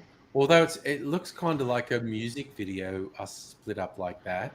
Yeah, good old Omicron makes does it? makes boosters pretty needed. So yeah, it sucks. No, for some that's people. better. That's better. Well, my Like- boyfriend refused to come with me to my parents' house in Canberra, which is interstate. Canberra is the cleanest state. It that we have. is on the east And coast. he yes. said, I am not sitting on a metal tube full of people with rotating, some recirculating air Yeah, that's for very an smart. hour to go see your parents. And I went, Yep. you know what, Fair man, enough. I can't argue with that. And I initially thought, because he's moved out of my house. Mm. Right. Now, understand, Chris, that my house is 3 meters by 4 meters. Yeah, it's a not fucking much of a broom house. cupboard. It's a fucking broom cupboard. Right. Prisoners would and could get better conditions than mine. Anyway, it's tiny. And he lived here for 6 years, right? Literally 15 centimeters away from me the whole time. And then when he Okay, moved to you his know what? other- I'm going to briefly intrude here because I've been privy to this. Again, as he said, 6 years ago, AD was living his merry bachelor life, and someone said, "You know who I think you'd get on with? This guy." And they were introduced, and both of them went to this blind date that someone had set them up on, going, "I don't think it's going to work." And it worked, and it's beautiful, and it's love. And I'm like, I feel like I'm fucking. What's the guy who does those pounded in the butt things where love is real? Chuck. I don't know. I am a little bit drunk at the moment. I was going to say something beautiful and meaningful there. I'm saying it's a thing. I'm drunk. Well, I think you see. You think you're here, but I think you're out there. No.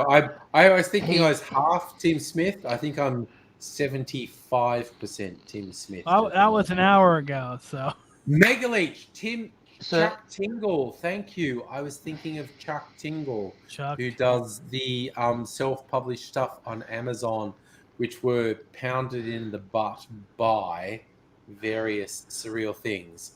And I did see there was a Facebook a post by Chuck Tingle with my New Year's resolution is to produce one story. What he calls them tinglers a week, which sounds like he's committing to extra work. But then he said, that's me actually committing to doing less work this year than having, because he's released like 2 ebooks a week for the last 5 years. Wow, It's fucking surreal. So yeah. Okay, so Chris, me and my boyfriend, and you'll hear me as I walk away because I've got a You've got your radio thing on, yeah. My radio thing on. My boyfriend and I were no more than 15 centimeters apart for 6 years. Anyway, because of reasons and COVID, the rents here crashed, and in our block of flats, 6 of them were made available. And he said, you know what I'm going to do? I'm going to grab one of these flats and make it my office. And so he grabbed it and set up his office and was very happy there. And he said, I'm going to sleep here for a bit. And he did. And then he said, I'm going to sleep here full time. Ooh. And I thought, that's not okay. That this is leaving by stealth. I talked to him and he said, yeah, he did that. And I said to him, what are you doing? He says, oh, I'm enjoying the space. And I'm going, okay. And then one night, just before we were about to, he says, oh, I don't think I want to be with you anymore in that way. And I went, you know, buddy, just as a thing, you spurg fuckwit, you say that kind of thing after sex, not before. And he said, I'm not a spurg. And I went, yes, you are. Go get tested. And he won't go get tested because there's a reason for that. Yeah. Anyway, he I thought, okay, he's leaving. He's leaving. And then I find out more and more that the rules we set up when we were together pretty much hold. He said, oh, I want it to be a friends with benefits thing, but if we see someone that we want, we can go for them. And I said, we've always had that. We just had, talk to the other about permission and or party opportunity. Anyway, yeah, I want to keep on doing that. And you've got to ask before you go anywhere. And I went, if I've got to ask before I go anywhere, you've got to ask before you go anywhere. He said, oh, I already did though. I went, who was it? He said no. Okay, so that's not as bad, but you've still got to kind of give me a nod. I mean, I can't stop you, and I won't stop you, but you've got to kind of give me a nod. And he went, oh, right. So I've got to too. I went, yes, you do. And I said it that slowly because sometimes you've got to. And so the other night he comes up and says, I'm going to go for this chick. I went, okay, which chick? And he explains which chick. And I went, okay, that's the chick that owns the bar down the street from us. She's got 4 kids and is married to the other bar owner. What gave you the inkling of a thought that you might get a shot there? And he said, oh, she smiled at me really nice when she was giving me a drink. And I went, okay, D'Artagnan, off you go. And then he comes back and says, she didn't say yes. She said like no. And I went, okay, do you want to salve your injuries with me? Yeah, I do.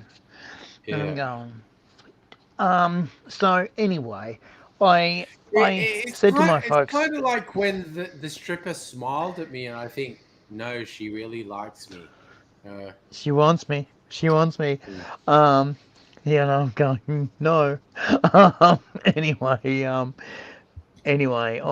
I was having an awkward time with my folks because what we're supposed to do is we're supposed to do a Christmas with each family each year, yeah. And I did virtually a couple of Christmases with his family because of lockdown considerations. And he was supposed to come to Canberra this year, and he didn't. And I was kind of in an awkward position with my folks saying, where's your boyfriend and why isn't he here and what's the fuck's going on? And, I said, he's moved out to his own place. That's not a good sign. And I'm going, traditionally. But more and more I look at it, I realise, actually, I was the first person he hooked up with properly in a long-term relationship since ever. I was the first place he moved in when he moved out of home. Whoever fucking blind dated the two of you was a fucking psychic. Because he's a retard. Both you and boss of the house went, well, this won't work. But whoever the fuck it was who set you up was a fucking psychic. No, he was a retard. He said, I've got a gay guy and a gay guy. That'll work.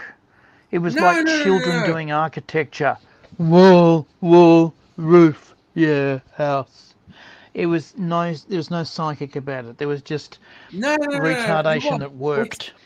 It's kind of like there was a movie from the 90s, I think, called Grand Canyon. Had Kevin Kline and some other people in it, and Danny Glover and a black woman are in it, and they get set up by Kevin Kline like he has this thing where he's in a ghetto neighborhood and shit's going to go south, and a tow truck driver arrives who's black, who saves him, who's Danny Glover, and he's like, I work with a woman who's black. You two should date.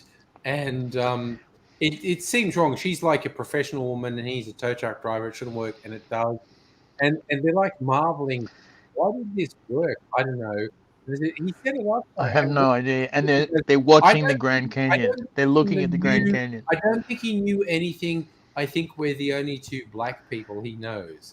And I think that's how you and boss of the house. And they both laugh. Someone went, oh, that's the only two like queer dudes I know. They should date. And I was like, they should get together. And it was exactly the same. It was exactly the same. He thinks, and she says, I think we're the only two black people he knows. And they both laughed. And went, yeah, I think that's right.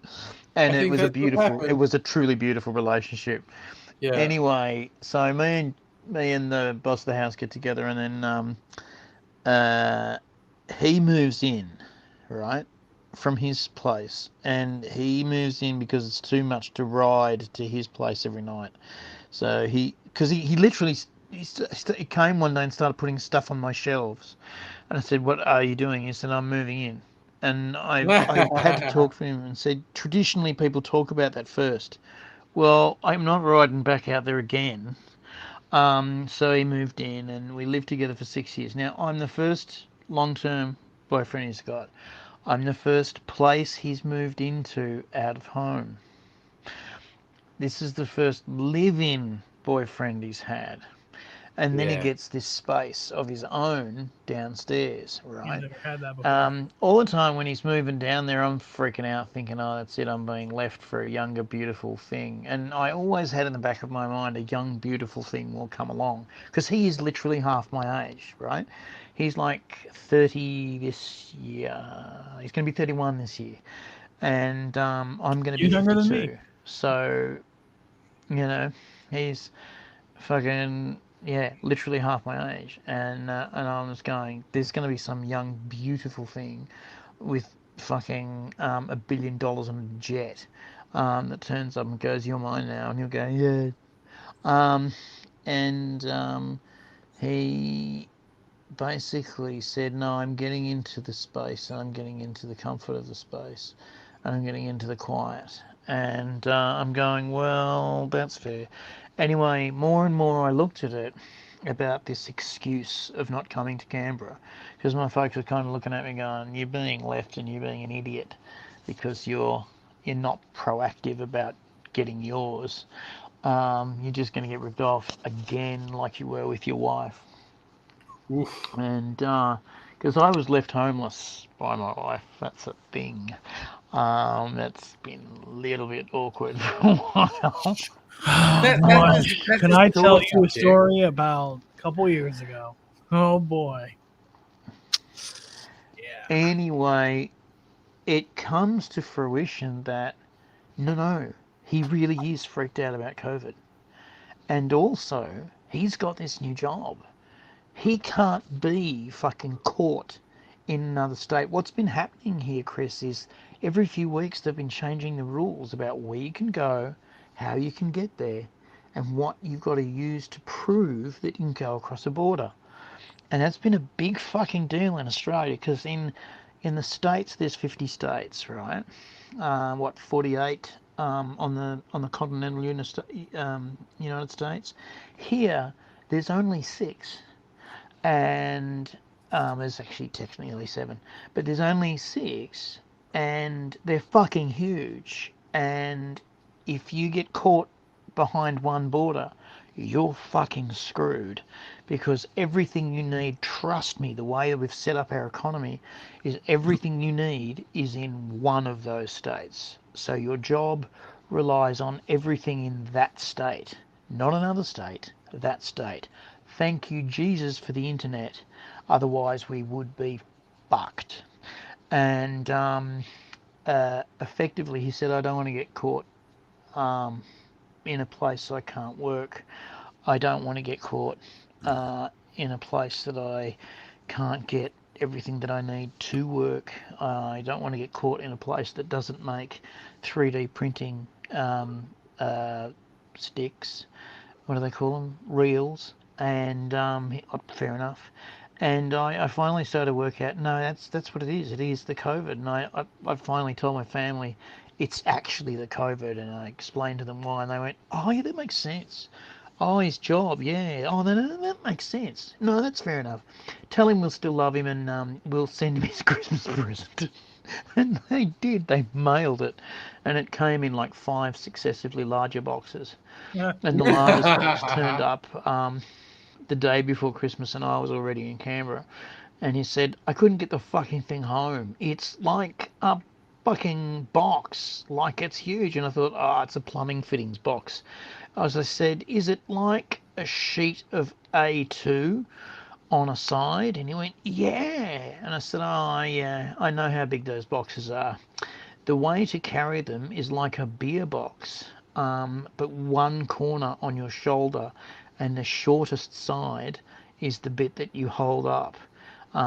Balance it right and you'll get home no problem.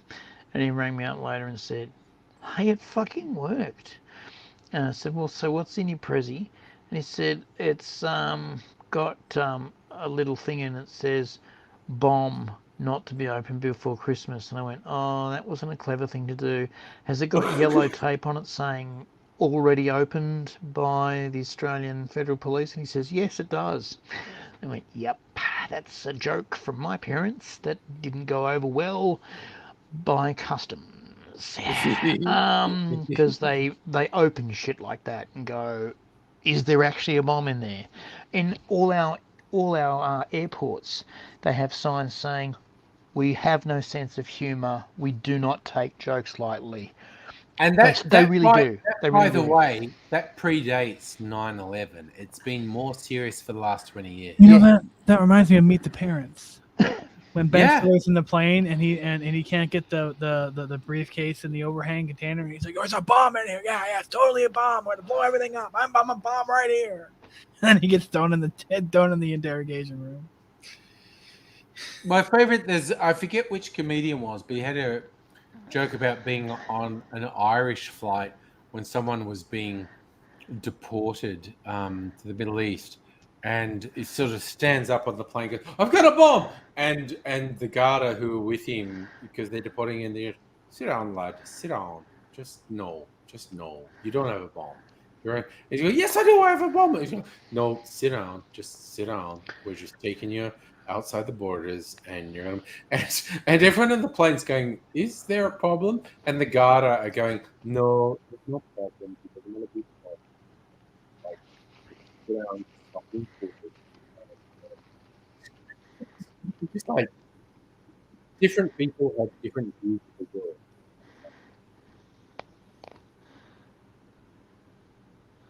I'm finding it very difficult to hear you right now. Yeah. Are you? Oh, was my audio gone? Okay. Well, I said so. I said a bunch of scintillating. Now you're back. Stuff. I said a bunch of scintillating stuff that gave you both erections, and we'll leave it at that. I've spooged. Yeah. There was I can't get the sticky off the underside of my desk.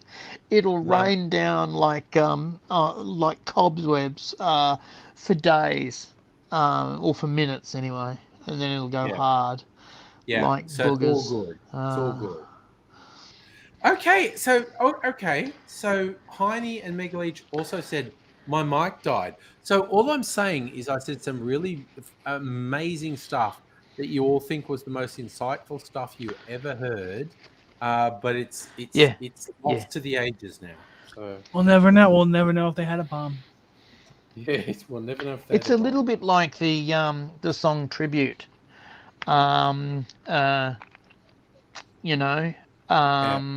Basically, it was nothing like the song that they sang.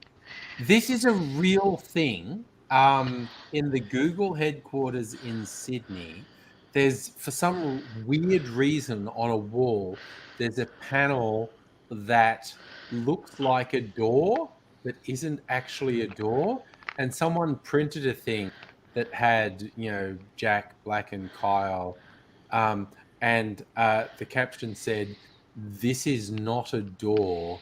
This is just a tribute." And why there was a panel on this wall that looked like a door but wasn't a door is anyone's guess. But they had you gotta put a handle on it. Yeah, put a handle on it now. They had a printout on it saying, "This is not a door. This is just a tribute," and it's like, okay, cool. I don't know why. Tenacious D was my best teaching tool for 3 generations of comedians when I was teaching and directing comedians. That makes sense. They were nice enough to take me to 2 Tenacious D concerts, live concerts. And basically I said to them, look, what I want you to see is 2 fat, useless guys step onto stage and commit to a bit so hardcore that they are rock stars for 2 hours. The moment they step on stage, they are rock stars. Okay, I want you to see that happen, and next time we do a rehearsal, we're going to practice that, stepping onto stage and being a walking god. And they went, okay, he's fucking up a show for us again. Good on. And then, of course, they do it. Tenacious D gets on stage and does it. And if you've ever seen a live Tenacious D gig, you'll know what I mean. They just come out on stage and they are the greatest rock gods on earth. And the fucking crowd goes wild. They were selling brown hoodies for Cleveland Steamer Brown, they called it, and brown hoodies which people had bought from the merch stand and were wearing. It was 45 degrees outside, must have been 50 inside, and these guys were wearing their hoodies with their hoods up all night. And I have no idea how hot they must have been, but such was the adoration for Tenacious D that they were going to do it, and there were like a couple hundred of them doing it. Mind you, there is something fucking amazing about seeing thousands of young men hold their fists in the air and go rock at the same time. Yes, that one line where they goes rock, and everyone does it at the same time, and it's just so emotive. And if nothing sealed an audience as one people, that was that moment when we were all one people, having one thought, having one moment. And I tell you what, after that, everyone started to treat everyone a lot better. It was a good gig anyway. I mean, if someone fell, they were sort of stopped and pushed back, oh, sorry, it's cool. But after that, if someone fell, they immediately picked up and dusted off. And there was a lot of, you cool, man? You cool? Yeah, man. Thanks, man. Yeah, cool. And off they'd go. There was one guy who had a tray of drinks, and he fucking hit some chords, and over he went. And 3 people fucking nurse caught his tray of drinks, and 4 people picked him up, and his tray of drinks came back with a, sorry man, we didn't get it all. And they must have spilled like that much. Must have been that much, but there were like 8 fucking beers on this tray. And like the fact that there was anything left is amazing, but the fact that most of it was still there was astounding. And it was like, no, we are one. We are the Tenacious D. And when it was time to go, you know what it's like to go when it's finish of a concert. Everyone fucking storms out the door and there's like crowd. There was no pushing, there was no shoving, there was none of that. It was, we were all just walking out the door because we're cool motherfuckers. And everyone's a cool motherfucker. There was no one falling over, there was no one in trouble. There was one girl who was brought through by 2 big motherfuckers. And they were saying, so sorry, excuse me, girl is really sick. Sorry, girl is really sick. And clearly her boyfriend was in their trail, following them. And these just 2 big motherfuckers found her and going, nah, she's not well, man. She's got to go over the ambulance. And they take her straight to the ambulance. There's only 2-3 people in the ambulance. Ambulance comes straight out, and boyfriend's like obviously spilling his guts about what she's taken. And they're like, right. And they're, giving her this to the drink, and they're putting stuff in her arm. And he's like, oh my God, I've got to fucking take her home. And he's turned around to the big guys and like shook their hands and like, thank you so fucking much. And they go, oh yeah, you're right, man. Oh, fucking, she's cool. And they've turned around and bailed. After fucking putting their details down, because the police will be talking to them later. Yeah. But it was that kind of place and that kind of peace. And some people got to see Tenacious D because they found out where their hotel was. And they didn't go to a traditional hotel. They went to a hole-in-the-wall 6-star hotel. And all their crew were in a 5-star. And they apparently do this. I've read this. They apparently do this because their crew sees them all day and they are told what to do by Tenacious D. And wouldn't it be nice not to have to see your boss after work? Wouldn't that be good? Not to have to fucking hang around with your boss and pretend to play. Wouldn't it be nice to just fucking do what you want to until 6 o'clock tomorrow morning? We think. And so the crew said initially, is that going to be logistically easy? And they said, it's going to be a piece of piss because at 7 o'clock when we do the radio call, our driver's going to be there. We know that. We're going to get in and we're going to do the stuff. It's going to be fine. You guys know what you're doing. It's fine. And then when we walk in to do the sound check, we know, because we've paid you extra money because you're the best, we know it's going to be good. And it was good, and they did have a lot of effects, and the effects worked fine because the people who were working on Tenacious D made it fine. Their security was really interesting. Their security was interesting in the sense that if anyone got on stage, the security guy danced with them a bit and then danced them off stage. Yeah. Which was really interesting. There's a famous concert in Australia called Midnight Oil on Garden Island. And during it, people are getting up on stage and security is throwing them back off stage, just throwing them off stage. Stage is like 5.5, 6 feet high, right? It's quite a distance. And back in those days, people were right up the front. There was no pit. They were right up front. And the lead singer of Midnight Oil grabs one of these security guys, and he talks into his ear like he's got him by the collar, and he's fucking the microphone's off and down, and his microphone is down, and he's fucking talking to him, and he's fucking pointing at him, and he's blah blah blah, and security guy's going, okay, okay, and then he slinks off, and a couple of other security guys come up, and when everyone gets on the stage, they're, okay, down you pop, yeah, there you go, down you go. No one's thrown after that. That doesn't happen anymore.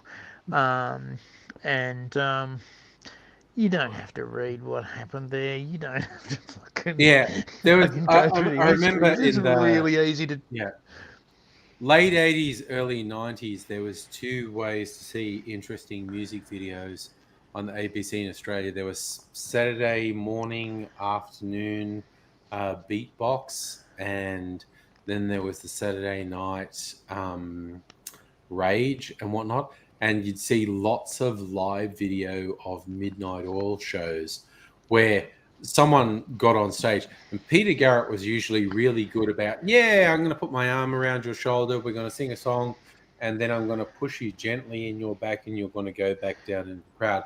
But there was a couple of bits of video where someone who was security was overzealous and violently threw someone back, and Garrett would grab them and pull them up and said, no, that's not what we do. That's not acceptable. I will, if anyone's ever completely unreasonable, I'll be the one who says to you, this person's unreasonable and dangerous. But I am confident I can get anyone who gets up on stage, I can let them have a moment, and then I can say, okay, you've had your moment, bro. Now you're going back down there. And no one has to get hurt. No one has to get violent.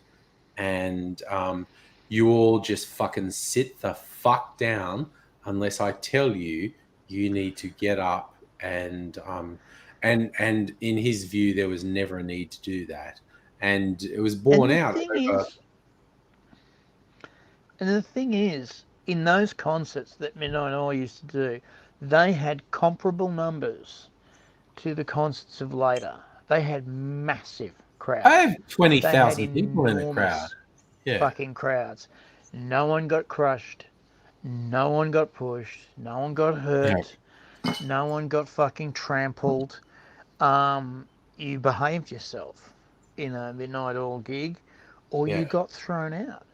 You got fucking. At the very least, you got called out. At the very least, you got called out if you were behaving unreasonably. Well, a couple of times, Peter Garrett saw fights in the crowd and said, "Oh, we're stopping. Till that fight stops, we're stopping." And silence. And then the crowd's turned on and gone, "Stop fucking fighting." And then you could see security just fucking moving in. And then two guys going out the back. And he would, the whole band would stop. No, we're not here for fights. There's another band called Spy v Spy who used to do that too. Yeah. Well, they were also, again, what people, and this is kind of funny because Peter Garrett was a lefty icon in the 80s and early 90s. He's also an evangelical Christian, which people didn't really realize.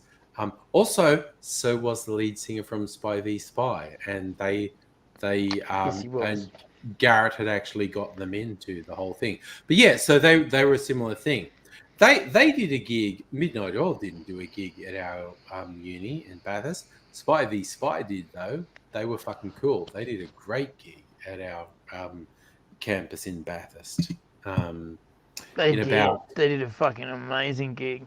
That would have been 88. In fact, they were so good. It was. And they was... AIDS is disappeared. What the hell was that? Oh, no, he's back. Now. Can you he's hear back. Me? Yeah. And your voice sync is lined up, so that scares me.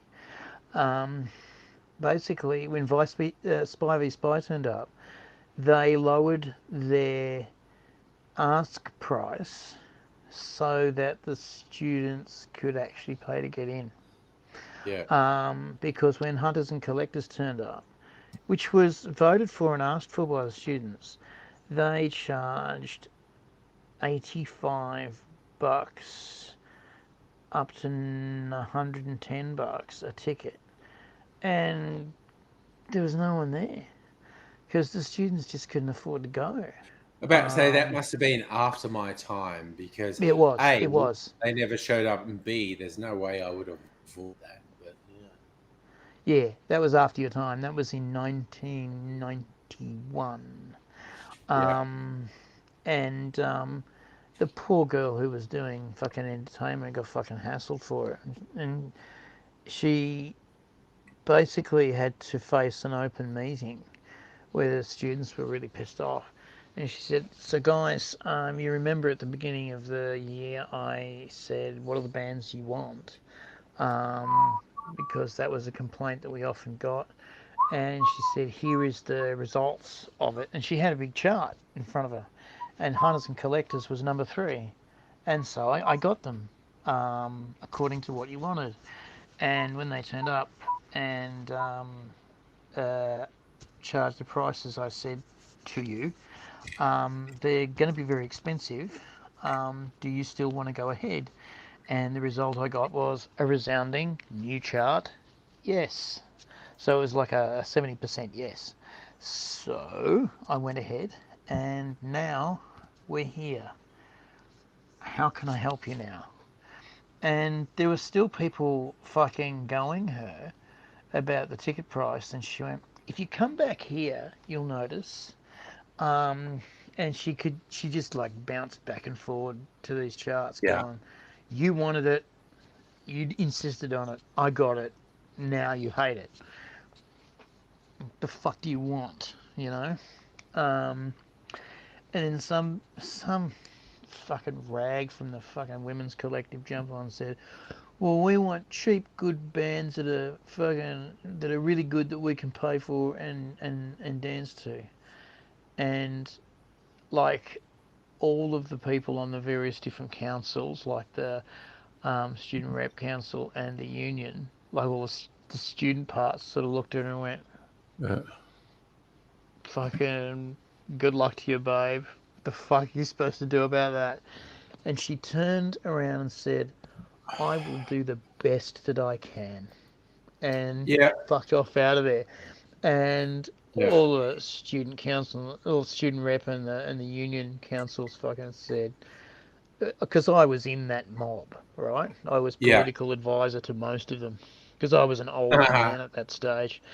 And both the fucking student rep, by this time the gays had taken over, and the the union, by this time the bloody rah-rahs had taken over properly. Both came to her and said, darling, you played that so well. There was no fucking way out of that. How you made it. You fucking nice. It was genius work. It was genius work. Like, I don't know. I couldn't have done it. And the gay guy from the Student Rep Council, president, was the son of the, by that time, ex-mayor of Lithgow. And that guy was a real leftist, and he had an uphill fight for everything he did. And he'd been so this son had been trained by the best, and he just went, I couldn't have done any of that. I just would have fucking sworn and thrown shit at the whole time, and you just nailed it. Oh, you have schooled me, and I have mastered. And both the union and the student rep were going, and hail the master, hail the master. Just as a joke, but fucking she did do a wonderful thing of going, you wanted it, you asked for it, you didn't want to pay for it.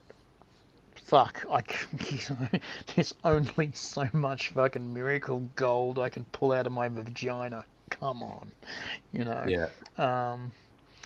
So she walked away, and then she said, I knew we were going to face this problem, so what I've actually got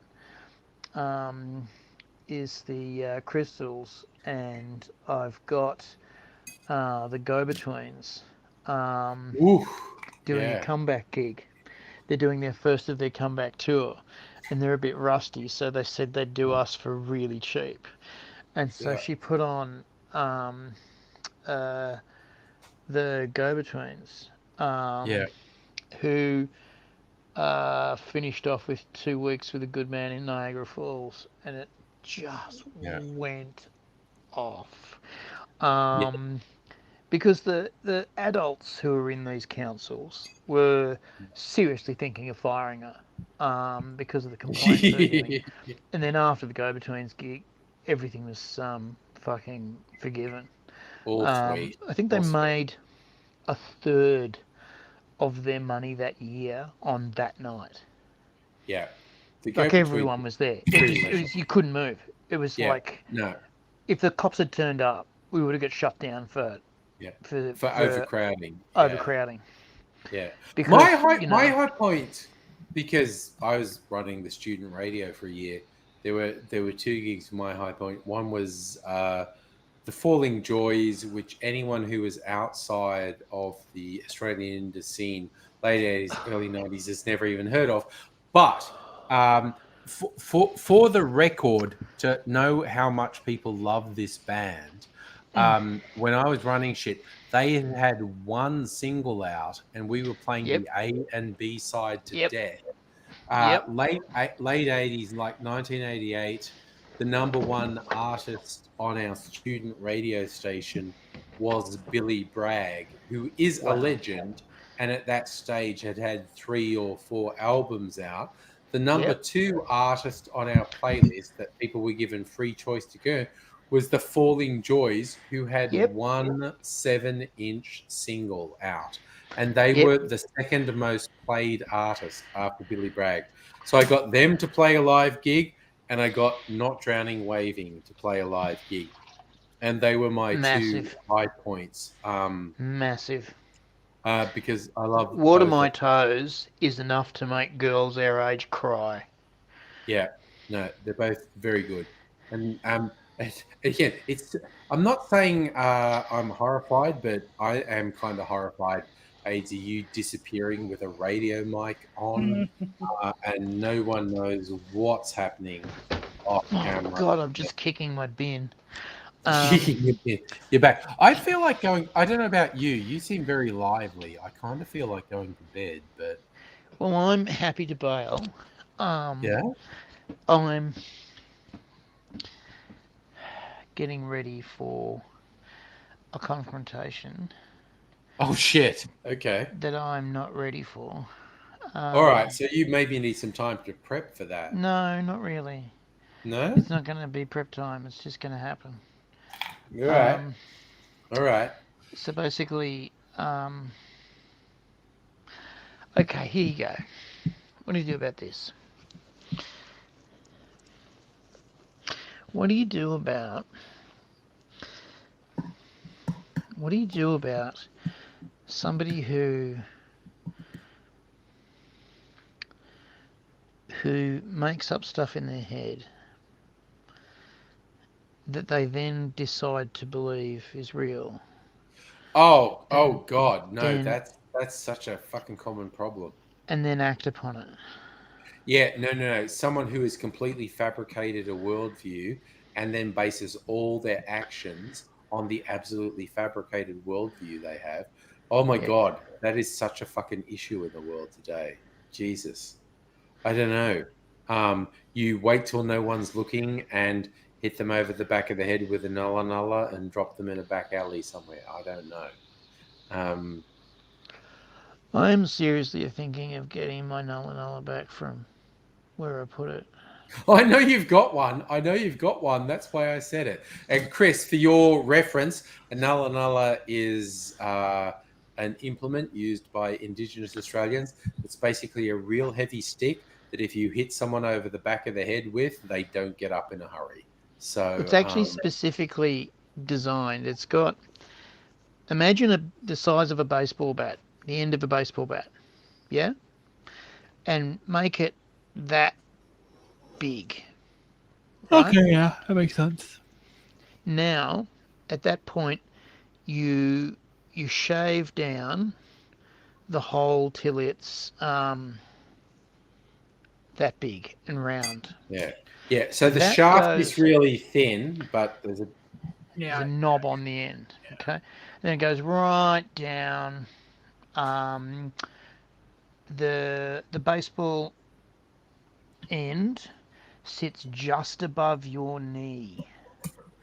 Yeah, and the end of it sits on the ground. Now the end of it has a screwdriver point on it, a minus screwdriver point on the end of it. It's very important that it's shaped like that because it is officially able to be given to women, because a woman is not allowed a weapon. She's not allowed a boomerang. She's not allowed a number 7 boomerang. A number 7 boomerang is a boomerang that is shaped in such a way that it will not come back. Neither will you. And it is a man killer. You throw it, it just goes straight, and the heavy point of the number 7 hits any part of you and splits it open. And it's meant for headshots.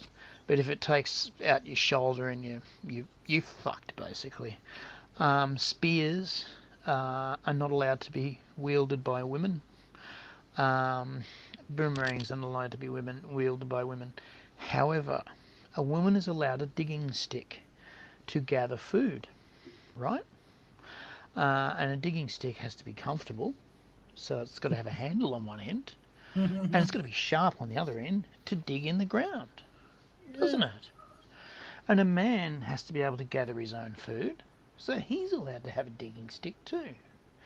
And you're allowed to decorate your digging stick with scenes of battles, or where to get water, or messages to other people, or family members, or your family tree. It's allowed to be decorated, because a decorated thing is a good thing to have. Also, you're allowed to decorate it by putting wood carving in it and heating that wood carving so that it makes a different colour. So you're going to hit this guy in the back of the head with this indigenous piece of wood. It's one last little bit.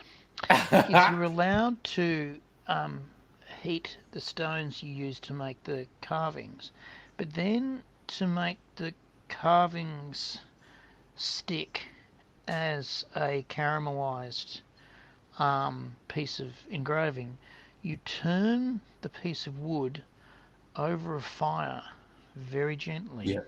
Yeah. 20, 30, 40, 50 times.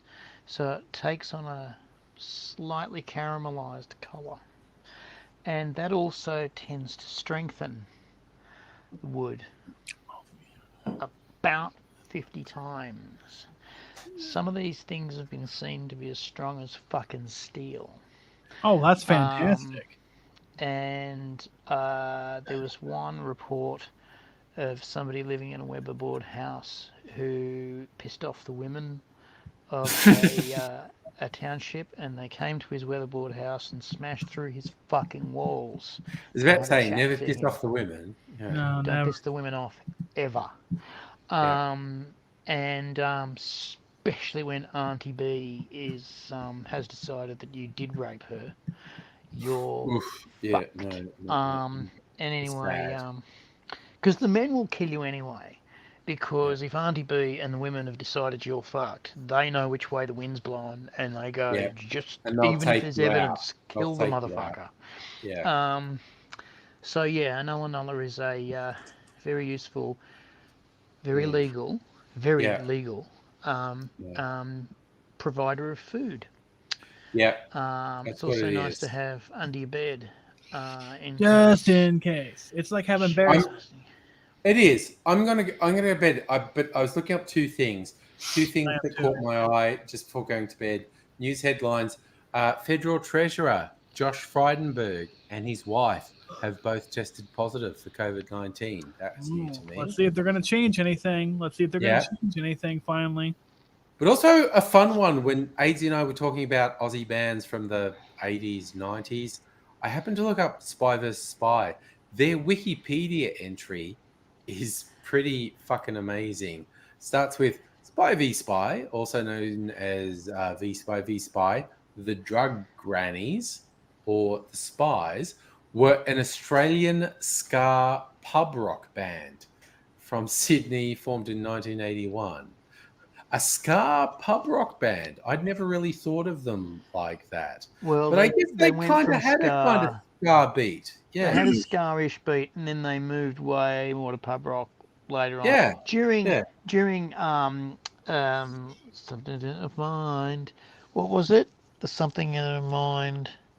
I know the Harry's Reasons album. I've got, again, I have a big vinyl collection, and that actually I got Spy v Spy to play at fucking Mitchell as well, and so I got my Harry's Reasons album is autographed by Spy v Spy.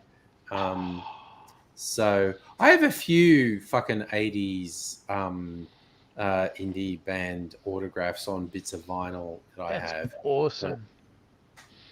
I have Severed Heads, Tom Ellard. And what was hilarious is because I couldn't stay for like a party after the Severed Head gig, but I had the double album there, and I just said to someone, get them to autograph it. And it wasn't their newest album, so the autograph on this particular album has Tom Ellard scrolling, "Where's the new album, eh? Why haven't you bought the new album?" Which is pretty good. Pretty good. That's pretty cool. Good. I like that. That's pretty cool. Anyway, I'm going to go to bed. 12:30, which is extremely early for Friday night, but fuck it. I'm just going to bed. Saturday night, it is actually a date night with Mrs. Angry, so I won't be doing a Saturday night stream. In all probability, we'll be doing a Sunday night stream. So you'll check it out. Take care. I'm going to spend my day tomorrow when I eventually wake up editing a video for my cocktail channel. And if you've missed, I've started doing this shit where I run the video through a filter so it kind of sort of looks like it's animated. And I have two sides of the conversation where I'm both a customer at the bar and the bartender who makes the drink. So it's like an old school YouTube sketch where I'm playing both the characters. You should check it out. You might like it. But I'm going to go to bed now. So good night, you Angry. Yeah. Thank you so much for joining us, Chris. It's been wonderful to see you. And hopefully see